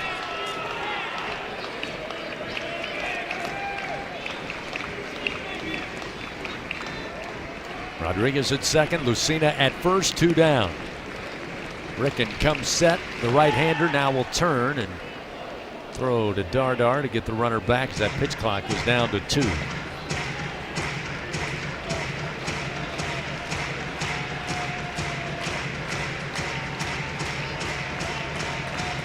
Step back up on the bump. Poyeto will dig back in from the right side. Again, righty on righty here with 2 outs. Ricken's 1-2 pitch. Ground ball towards Milam. Has to navigate the runner between second and third. Does so perfectly. The throw to Braun in time for out number 3. They threaten to add. The Tigers keep them quiet in the top of the 8th. No runs, 1 hit, and 2 men left on. We now move to the bottom of the 8th. Tigers trailing by 4, 10-6. LSU will send to the plate Curiel, Dardar, and Aaron Beatty when we return on the LSU Sports Radio Network. In Baton Rouge, locals don't just love their home, they love sharing it. Discover a city where culture is abundant, hospitality comes naturally, and the best spots are never kept secret. With the vibrancy of a big city and the ease of a weekend getaway, Baton Rouge invites you to slow down, savor, or soak it all in. Find your pace at visitbatonrouge.com. LSU Tiger fans are gearing up with real Tigers apparel and merchandise from the official online store at lsushop.net. Get jerseys, sideline gear, polos, t-shirts, hats, official team merchandise from Nike, accessories, and much more. Over 3,600 products, all shipped right to your door. Head to the place real Tiger fans go for the selection only real Tiger fans get at lsushop.net. Here's the deal. We gotta set ourselves up. See, retirement is the long game. We gotta make moves and make them early. Set up goals. Don't worry about a setback. Just save up and stack up to reach them. Let's put ourselves in the right position. Pregame to greater things. Start building your retirement plan at thisispretirement.org. Brought to you by AARP and the Ad Council. Back to the action of LSU Fighting Tiger Baseball from the LSU Sports Radio Network, powered by People's Health. Tigers come to the plate in the bottom of the 8th inning with some work to do. They trail 10-6 to Bethune-Cookman in this midweek matchup. Derek Curiel will have the honors to get it started. Derek tonight, 3 of 4 at the plate. A single with an RBI in the first, a single and scored in the third, another single with an RBI in the 4th inning. Last time hit into the 4-6-3 double play in the 6th inning. Zambrano continues on the mound in the first pitch. Rifled foul into the net. Third base side, it's 0-1. And I'm still like you on the fact that John Zambrano has kind of been hidden in the stat pack as well as in tonight's game. Without question, more of what LSU's accustomed to. He's got a really nice pitch mix as that one's fouled off speed. It's 0-2 now to Curiel. Yeah, some of the early stuff was a lot of sidearm, frisbee stuff, 75-mile-an-hour breaking balls, 83-mile-an-hour fastballs, some of what you can see from the SWAC. This is a little bit more traditional pitching. Curiel thought about it, leaned in, but held back on a pitch outside, a fastball at 90. 1-2 now, the count to Derek.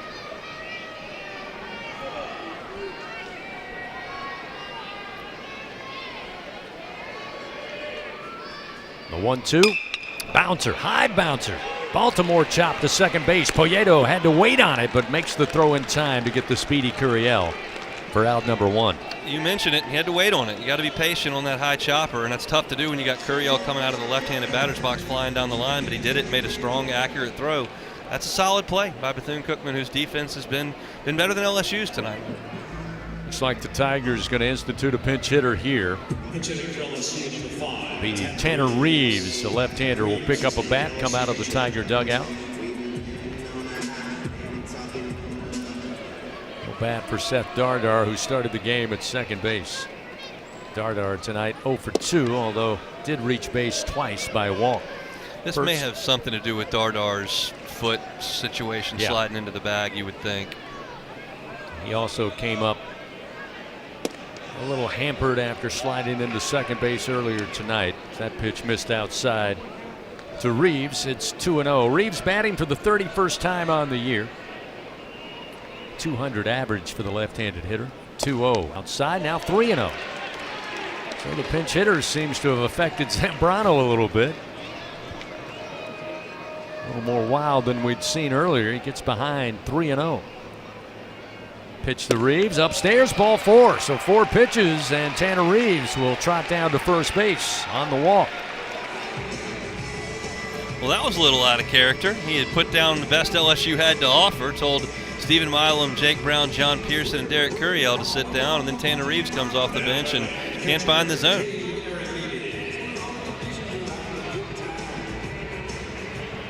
So now Kane Arambidi, who's 2 for 4 tonight, a single and a double with an RBI. Came early in the game, first and third innings, his first 2 at bats. This pitch from Zambrano missed inside for ball 1. Getting that average from Arambidi now above 300, batting .304 as he stands in. The 1-0. That one a strike on the inside corner. 1 ball, 1 strike.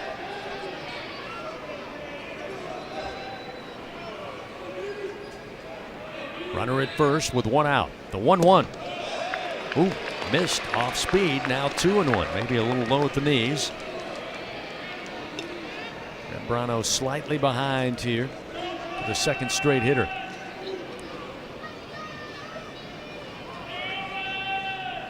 The 2-1 from the right-hander. Belted, base hit through the 6-hole into left field. Arambidi with his 3rd knock of the night. Another Bingo Pest Product base hit, the 11th of the evening. And with 1 out, the Tigers now have runners first and second. Cade stays hot. Another ball batted over 100 miles an hour. That went 102 through the left side. Well, she's finally gotten a couple of decent looks, at least, at Zambrano. That may be all. Mound visit on the way from Coach Hernandez. He's looking down to that bullpen. Has not made the call as of yet. So right now he's just out there talking to Zambrano, who has pitched a really solid game out of the bullpen for the Wildcats thus far. But to Hunt's point, starting to get behind hitters and then having to lob up some meatballs. And the Tigers got a good swing on it there by Arambidi. Yeah, Zambrano threw 44 pitches on Friday against Southern. So that's not a huge amount when you consider 3 days of rest, but who knows how careful Bethune-Cookman wants to be with him. Dutchess they'd absolutely love to win this game, and they're leaving him in, and I'm not suggesting that they're punting in any way. The conference tournament is the most important thing that they do all year, so you don't want to risk anything, especially if he's one of your top arms in a spot where you're on short rest. But he's going to go back out there, keep rolling. Now the head coach, Bethune-Cookman, looking down at the bullpen saying, hey, get going and throwing the baseball. So I don't think you're going to see Zambrano too much longer in this game on 3 days rest after 44 pitches against the Jaguars. Yeah, now the reliever taking the sweatshirt off and going to go to the bump and start throwing. Here's the first pitch to Braun. He fouls it straight down into the dirt. It's 0-1. Braun tonight 1 for 2, a single back in the second. 4-3 ground out in the third. Bored by a way of walk in the 5th inning and was hit by a pitch in the 7th. The Tigers loaded up the bases but came away empty-handed. They've got runners first and second now with 1 out. The 0-1 to Braun. Ground ball. This could be trouble. Going to be scooped up by Prieto to Almonte. The relay to first and a snow cone save by Rodriguez at first. Will double up the Tigers and end it here in the 8th. We've played 8 complete. LSU, no runs, 1 hit. They leave 1 man on. We move now to the top of the 9th. It's a 10-6 Bethune-Cookman lead on the LSU Sports Radio Network. Now's the time to get a great deal on select Kubota compact tractors. The Kubota L-Series is the #1 selling compact tractor in the U.S. They're designed for easy operation and feature performance meshed attachments. Right now, bring home select Kubota equipment with 0% financing available or save up to $6,000. Now through December 31st. See us or go to KubotaUSA.com for full disclaimer.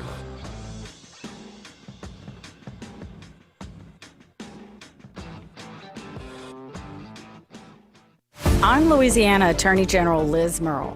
Knowing the facts is the key to winning a case in court and also winning in life. To be a champion, you have to make good decisions, and one of those is to not vape. Vaping can destroy your lungs with toxic metals and chemicals. Some devices contain lead and nickel and even formaldehyde. Vaping can cause severe health problems, so choose to be a champion. Stay vape-free. Paid for by the Louisiana Department of Justice. Game day starts local, just 2 miles from Tiger Stadium. Oxbow Rum Distillery is the official rum of LSU athletics. Handcrafted from Louisiana sugarcane, grown right across the river. From cane to glass, every bottle is pure Louisiana pride. So, whether you're mixing up cocktails at your tailgate or joining us at the tasting room, make it a win for local flavor. Oxbow Rum Distillery, located downtown Baton Rouge. Go Tigers! Coming in. Reigning national champs play here. Fighting Tiger Baseball on the LSU Sports Radio Network, powered by People's Health.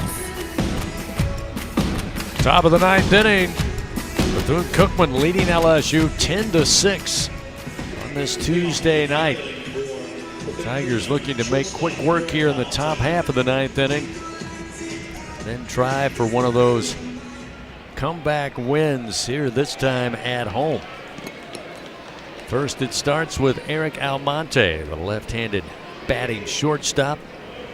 Reagan Ricken back out on the mound, and the right-hander delivers off speed for a strike, 0-1.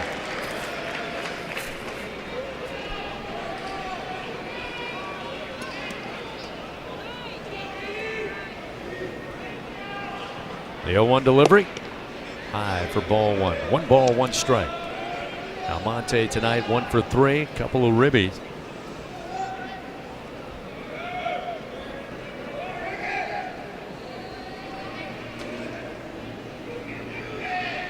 Rickens 1-1 delivery. Just missed the inside corner with a breaking ball. Now 2-1. Almonte a single with an RBI in the 2nd.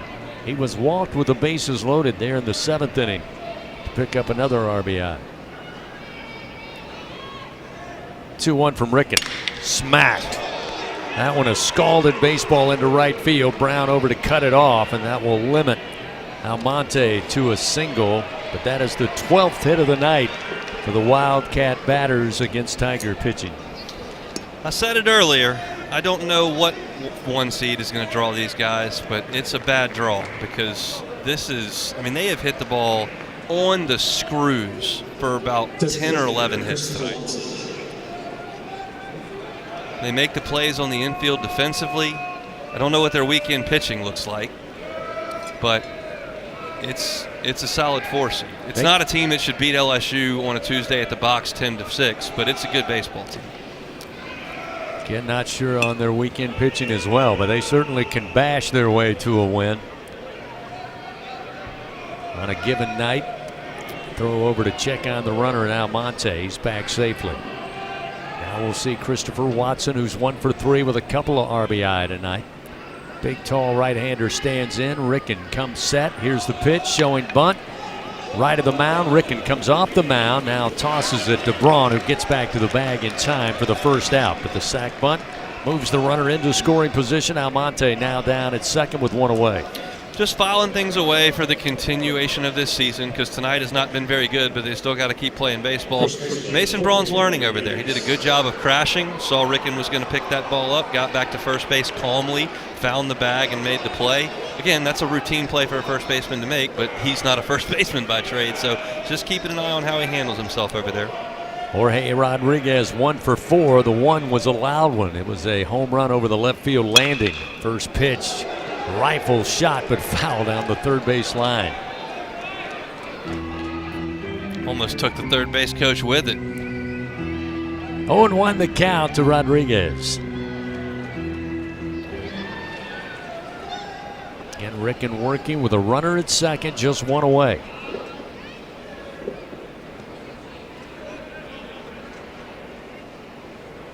The 0-1. Fastball for a strike at 91 miles per hour, and it's 0-2 now to Rodriguez. Again, 10 runs, 12 hits, 2 errors for the Wildcats, 6 runs, 11 hits, 2 errors for the Tigers. The 0-2. Down the middle, called strike 3. Rodriguez down on strike, second out of the inning. Ricken with punch out number 2. The shape of Reagan Ricken's pitches. I like his delivery. He's got some growing up to do, and he's a high school quarterback who didn't focus on baseball his whole life. He'll get some innings this summer and certainly in the fall.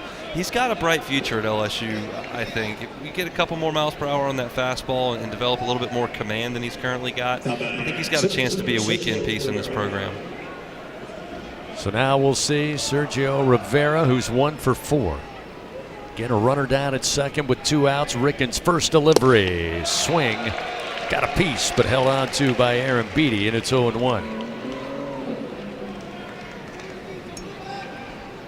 Tanner Reeves, by the way, pinch hit for Dardar. He takes over defensively at second base. Showing bunt. Can't make contact. It's a strike, and Ricken works ahead, 0-2.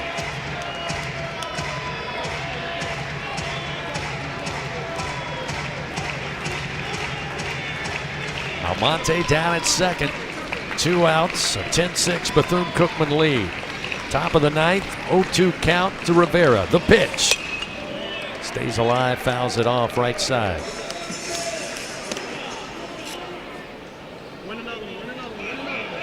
Tigers got quite the gauntlet, as if that's any different from any other year, but this particular spot in the schedule, coming away from the road trip at Tennessee, they'll head to Ole Miss this weekend.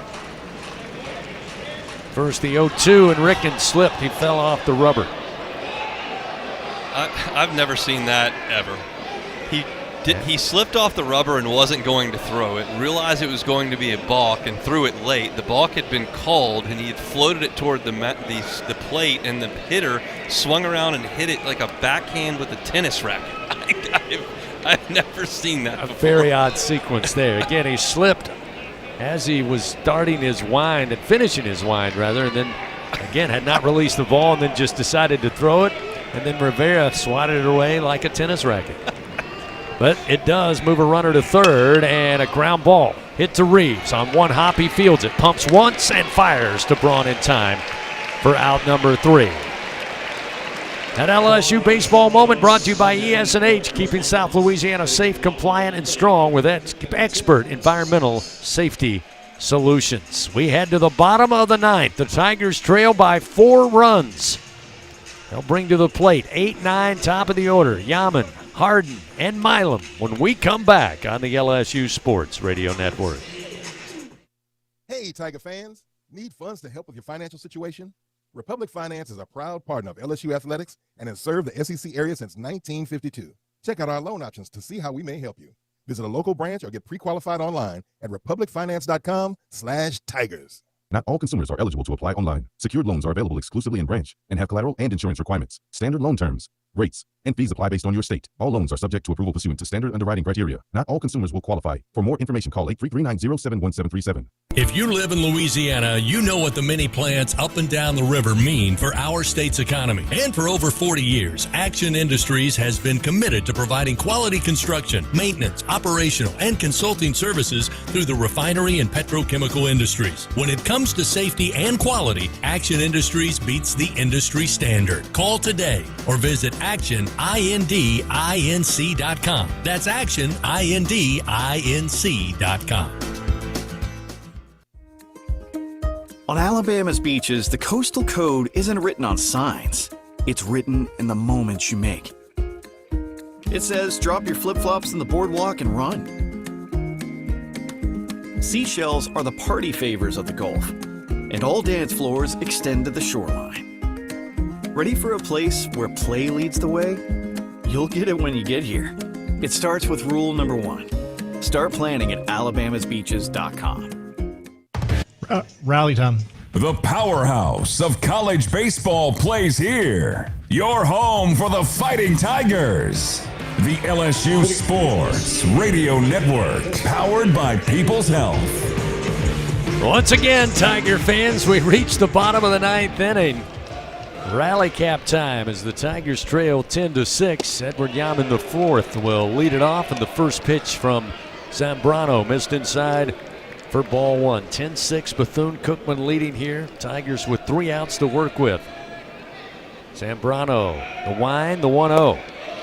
Missed low for ball 2, 2-0. Now, if I were a world-famous detective hunt, like Sherlock Holmes, for example, I would think that Coach Hernandez kind of felt like if his offense could have some success, maybe hide Zambrano to the end of the game. By far, from the evidence we've seen tonight, by far the best arm for Bethune-Cookman, at least that we've seen tonight. He finds himself with a 4-run lead, looking for 3 outs. There's a strike to Yaman to even it up, 2-2. Yeah, just not sure why he's only thrown 5 innings this year. I would have to think there's been some sort of issue because it looks a lot better than 5 innings worth from this staff. Here's the 2-2. Off speed, the breaking ball outside. A little short of the plate, and it's now a full count to Yaman, 3-2. Edward tonight been aboard 3 times. A walk, hit by a pitch, and had a single last time in the 7th. Need base runners. Payoff delivery, and gets around on this, but foul down the third base line. Does Yaman. It's 3-2. The count remains. Yeah, to your point, Yaman and Harden here, your job is just to get on base for the top of the order and let the big guys take their hacks for a second time against this arm. Homer here for Yaman doesn't really do you much. You got to get on base. Zambrano, the big wind, and the 3-2. Fouled off. Yaman fights it off. Still 3 balls, 2 strikes. Try to get Harden. If Yaman can arrive safely, get to the top of the order, Milam. Get a little good fortune. Brown, Pearson, and Curiel all waiting in the wings. Good plan if you can make it work. Here's the 3-2, and that's going to hit Yaman. He's going to be hit for a second time tonight. And he will head down to first. So he has to wear one, but he does his job. Honey gets to first, and now Harden will come to the plate. Yaman's fired up. He's yelling at his dugout, and that's a guy who sat all last year while his teammates won a national championship. He didn't play a lot early this year, but because there have been some injuries, and he has played pretty well when given an opportunity, he's getting a chance to play, and that's an exciting thing for a guy that sat in the dugout for a year and a half. So, that's a good start to this inning. Still in a tough spot, but Yaman fired up, and we'll see what Harden can do. Harden was hit by a pitch. His first at bat, he rips this one, but foul down the right field line. Boy, he put some torque into that swing. But it's a foul ball, moves it 0-1. He was hit by a pitch in his first at bat after taking over in left field for Chris Stanfield, the junior out of Prairieville. Again, trying to get aboard here, get numbers on the bases, get to the top of the order. Zambrano's 0-1. Ooh, nice breaking ball in on the inside corner. Harden couldn't quite pull the trigger. He held back, and it's 0-2. We know that Zambrano likes to go to that change up to lefties. He got Milam and Brown with it. Harden's got to be aware of that and shorten his swing. The 0-2. Little comebacker to the mound, going to be picked up by Zambrano. His only play is to toss over to Rodriguez at first. So Harden gets the job done as far as moving the runner into scoring position. However, it is the first out. The Tigers now just have 2 more remaining as they get to the top of the order. And Stephen Milam. I've seen a lot of teams come in here with a lead late trying to beat LSU and try to do too much. That was a spot where Zambrano could have picked that ball up and tried to get a force out at second base. He very smartly just said, I'll let the guy go to second and I'll get the sure out at first base if he did that. Yaman, the veteran, takes his lead off second. Got to have smart base running here with now 1 out in the bottom of the ninth. First pitch from Zambrano to Milam, a called strike. And the switch hitter will bat left side against the right-handed hurler. Milam tonight 0 for 3, but he's been aboard on 2 occasions by way of walk. The 0-1, missing low with a fastball. 1 ball, 1 strike. Milam has struck out in the 5th and last time in the 7th, as unalluded to. In the 7th inning, it was to Zambrano with that breaking ball. 1 out, runner at second. The 1-1 to Milam. Bouncer towards second. Glove by Poyeto. The throw a little behind the bag, but a nice job by Rodriguez. They are arguing he came off the bag. Jay Johnson going to challenge that one. The throw was behind the bag. Milam hustling. We'll have to get a replay to see whether or not Jorge Rodriguez's foot came off the bag. So this one will be challenged. Challenging the call at first base. Obvious spot to challenge here. You can't take him with you, and it was a close play. The umpire had a look right at it, and the first baseman seemed to think he was there. We'll take a look here, but no reason to believe he's off the bag from that view. Certainly can't confirm it. Yeah, not indisputable evidence on that angle, although they'll have multiple angles to take a look at. I really didn't even see the foot move. It looked like it was firmly planted on the back left corner of the first base bag. He didn't seem concerned or try to get back to it sometimes like they do. This is a spot Jay has to challenge it, but I think it's going to come up empty. Go under review, brought to you by Acme Oyster House. Here's a better look, and he is certainly on the base. Yep, he's on that left corner. The base is dirty, but you can actually see after he catches it, it slides off, so you can confirm contact with the base. Good job by the umpire to get around the play and get a good look at it. Again, they are coming out of the video review room, 2 of our umpiring crew, and it did not take very long. I think we all know the answer. After review, runner at first base is out. LSU has 1 challenge remaining. So Milam out, does get Yaman over to third, but now 2 down in the bottom of the ninth, still trailing by 4 runs. That'll get Jake Brown a chance to swing here. Jake tonight 2 for 4. He had a single with an RBI in the 2nd off the wall in right, and then an absolute blast in the 6th inning to the Intimidator sign in right.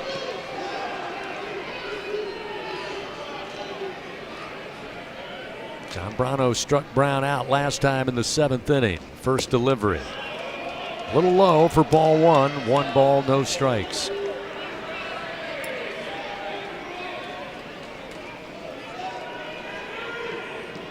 Yaman down at third. With 2 down, the 1-0 to Brown. Outside, missing, ball 2. Tiger fans, if you think you have what it takes to be a true Caniac maniac, prove it at the next home baseball game. You could win a prize pack courtesy of Raising Cane's. One Love. Next home game will be on the 14th against Northwestern State. This pitch sails high and outside. So now 3-0 to Brown.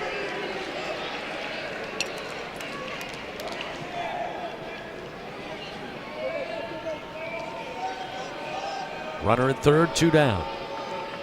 3-0 pitch. Missed for ball 4. Low and inside. So that'll put Brown aboard. His 4th time reaching tonight. That'll put runners on the corners and get John Pearson to the plate here. Again, down by 4 runs. You still need runners aboard. Pearson tonight in the 3-hole, 1 for 4. Yeah, John Pearson can't tie it with a swing here. So single's great, walk's great, hit by pitch is great. No need to be overly aggressive and chase. No need to put too much into it. You just need to get on base. I'm stunned that Bethune-Cookman is holding the runner at first base. The 4-run lead. First pitch to Pearson. Strike on the inside corner with a fastball from Zambroni. It's 0-1. Runners at first and third. And indeed, Rodriguez holding Brown at first base. The 0-1, way outside. 1 ball and 1 strike.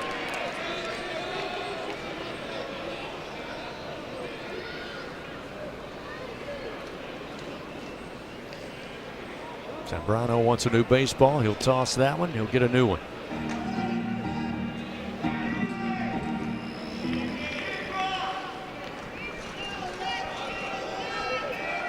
One ball, 1 strike to Pearson here in the bottom of the ninth. The pitch. That one at the belt for a strike. It's now 1-2.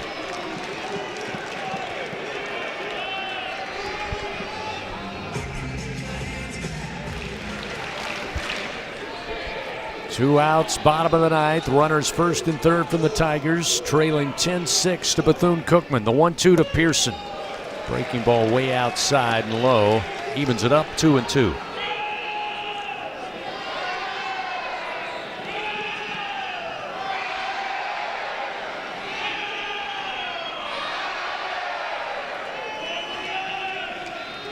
Two outs, a 2-2 count, and the pitch. Pearson, high chopper towards the shortstop. Almonte, the throw is to first, and it brings Rodriguez off the bag. Pearson is safe. Yaman scores. Coach Hernandez arguing Pearson did not touch the auxiliary bag, so they asked Rodriguez to step on first, but again, the first base umpire says safe. That play also brings into focus just how good Stephen Milam is at short, because the shortstop went back to his backhand side and made the play, but you have to make a strong, accurate throw from deep in the hole. It's hard to do, even though Pearson doesn't run very well, and he pulled the first baseman off the bag. I'm not sure what we're arguing here. Looks like they're going to challenge. Bethune-Cookman is challenging that the runner did not touch the proper bag at first base. This is their first challenge. That would be one heck of a way to lose a ball game if it's true. Let's take a look. This one shouldn't take long. Did he hit the green one or did he hit the white one? Can't really tell by the look on John Pearson's face. We'll have to get a review here. Again, we were all watching Jorge Rodriguez because he had once again to go behind the bag with the stretch, but he clearly came off. But as to whether or not John hit the white or green auxiliary bag, we'll have to see. Oh, he hit the green bag. Yeah, okay. There's no question. This ought to be a very quick review. He will be ruled safe. It will be 10-7, and the game will continue with the Tigers runners first and second, with Derek Curiel coming to the plate. William Patrick is running at first base for John Pearson, so he's in the game now.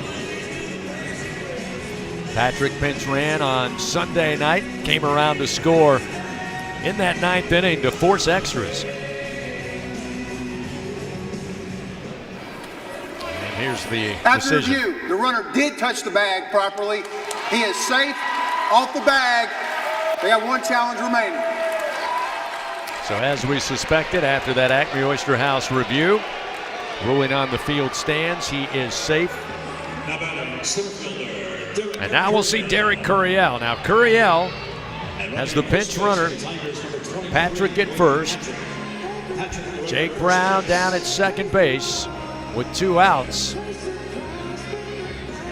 Again, you're looking for contact, arriving safely. Next man up. But certainly Curiel has the ability to tie this up with 1 swing of the bat. He represents the tying run at the plate.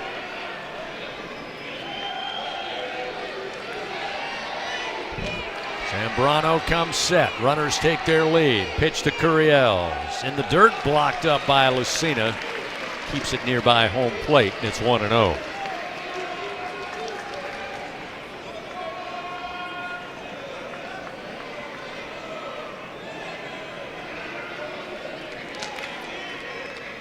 Curiel, righty on lefty. Here's the 1-0. That one a strike. Zambrano evens the count, 1-1. The fastball's ticked down about 2 miles an hour at this point. You would think on 3 days rest, Zambrano laboring a little bit here, but he wants to get him to the finish line. He's done an amazing job tonight. The 1-1. Low and inside, just in front of the cleats of Curiel when the catch was made by Lucina. Now 2-1. Still action in the Bethune-Cookman bullpen. It's a right-hander. Curiel tonight 3 for 5 with a couple of RBI. Got runners first and second, 2 outs. The 2-1. Upstairs, ball 3. So now danger zone here for Giancarlo Zambrano with 2 outs, a 3-1 count to one of the better hitters in all the land, Derek Curiel. Crowd sensing it, trying to lift up the Tigers center fielder. 2 outs, a 3-1 count with runners first and second. The pitch. Foul towards the screen above the third base dugout. Now 3-2. It was a pitcher's pitch there by Zambrano. It was away from Curiel. Now the runners will be moving, as you mentioned. 3-2 count. LSU down to its last strike. Bottom of the ninth, Bethune-Cookman leading 10-7. Zambrano shakes off a couple of initial calls. Now he comes set. Runners first and second, 2 outs. The payoff pitch. Curiel, ground ball right at Almonte. He will pump, throw to first in time, and Bethune-Cookman with the upset win here at the box against LSU, winning 10-7. With the win, the Wildcats move to 23-10. They remain 10-2 in SWAC conference play. For LSU, they suffer the midweek loss, fall to 22-12. They remain 6-6 in SEC action. 10-7 is the final. Bethune-Cookman with the win tonight at Alex Box Stadium. Coming up, we crank up the Fighting Tiger 10th inning show after this on the LSU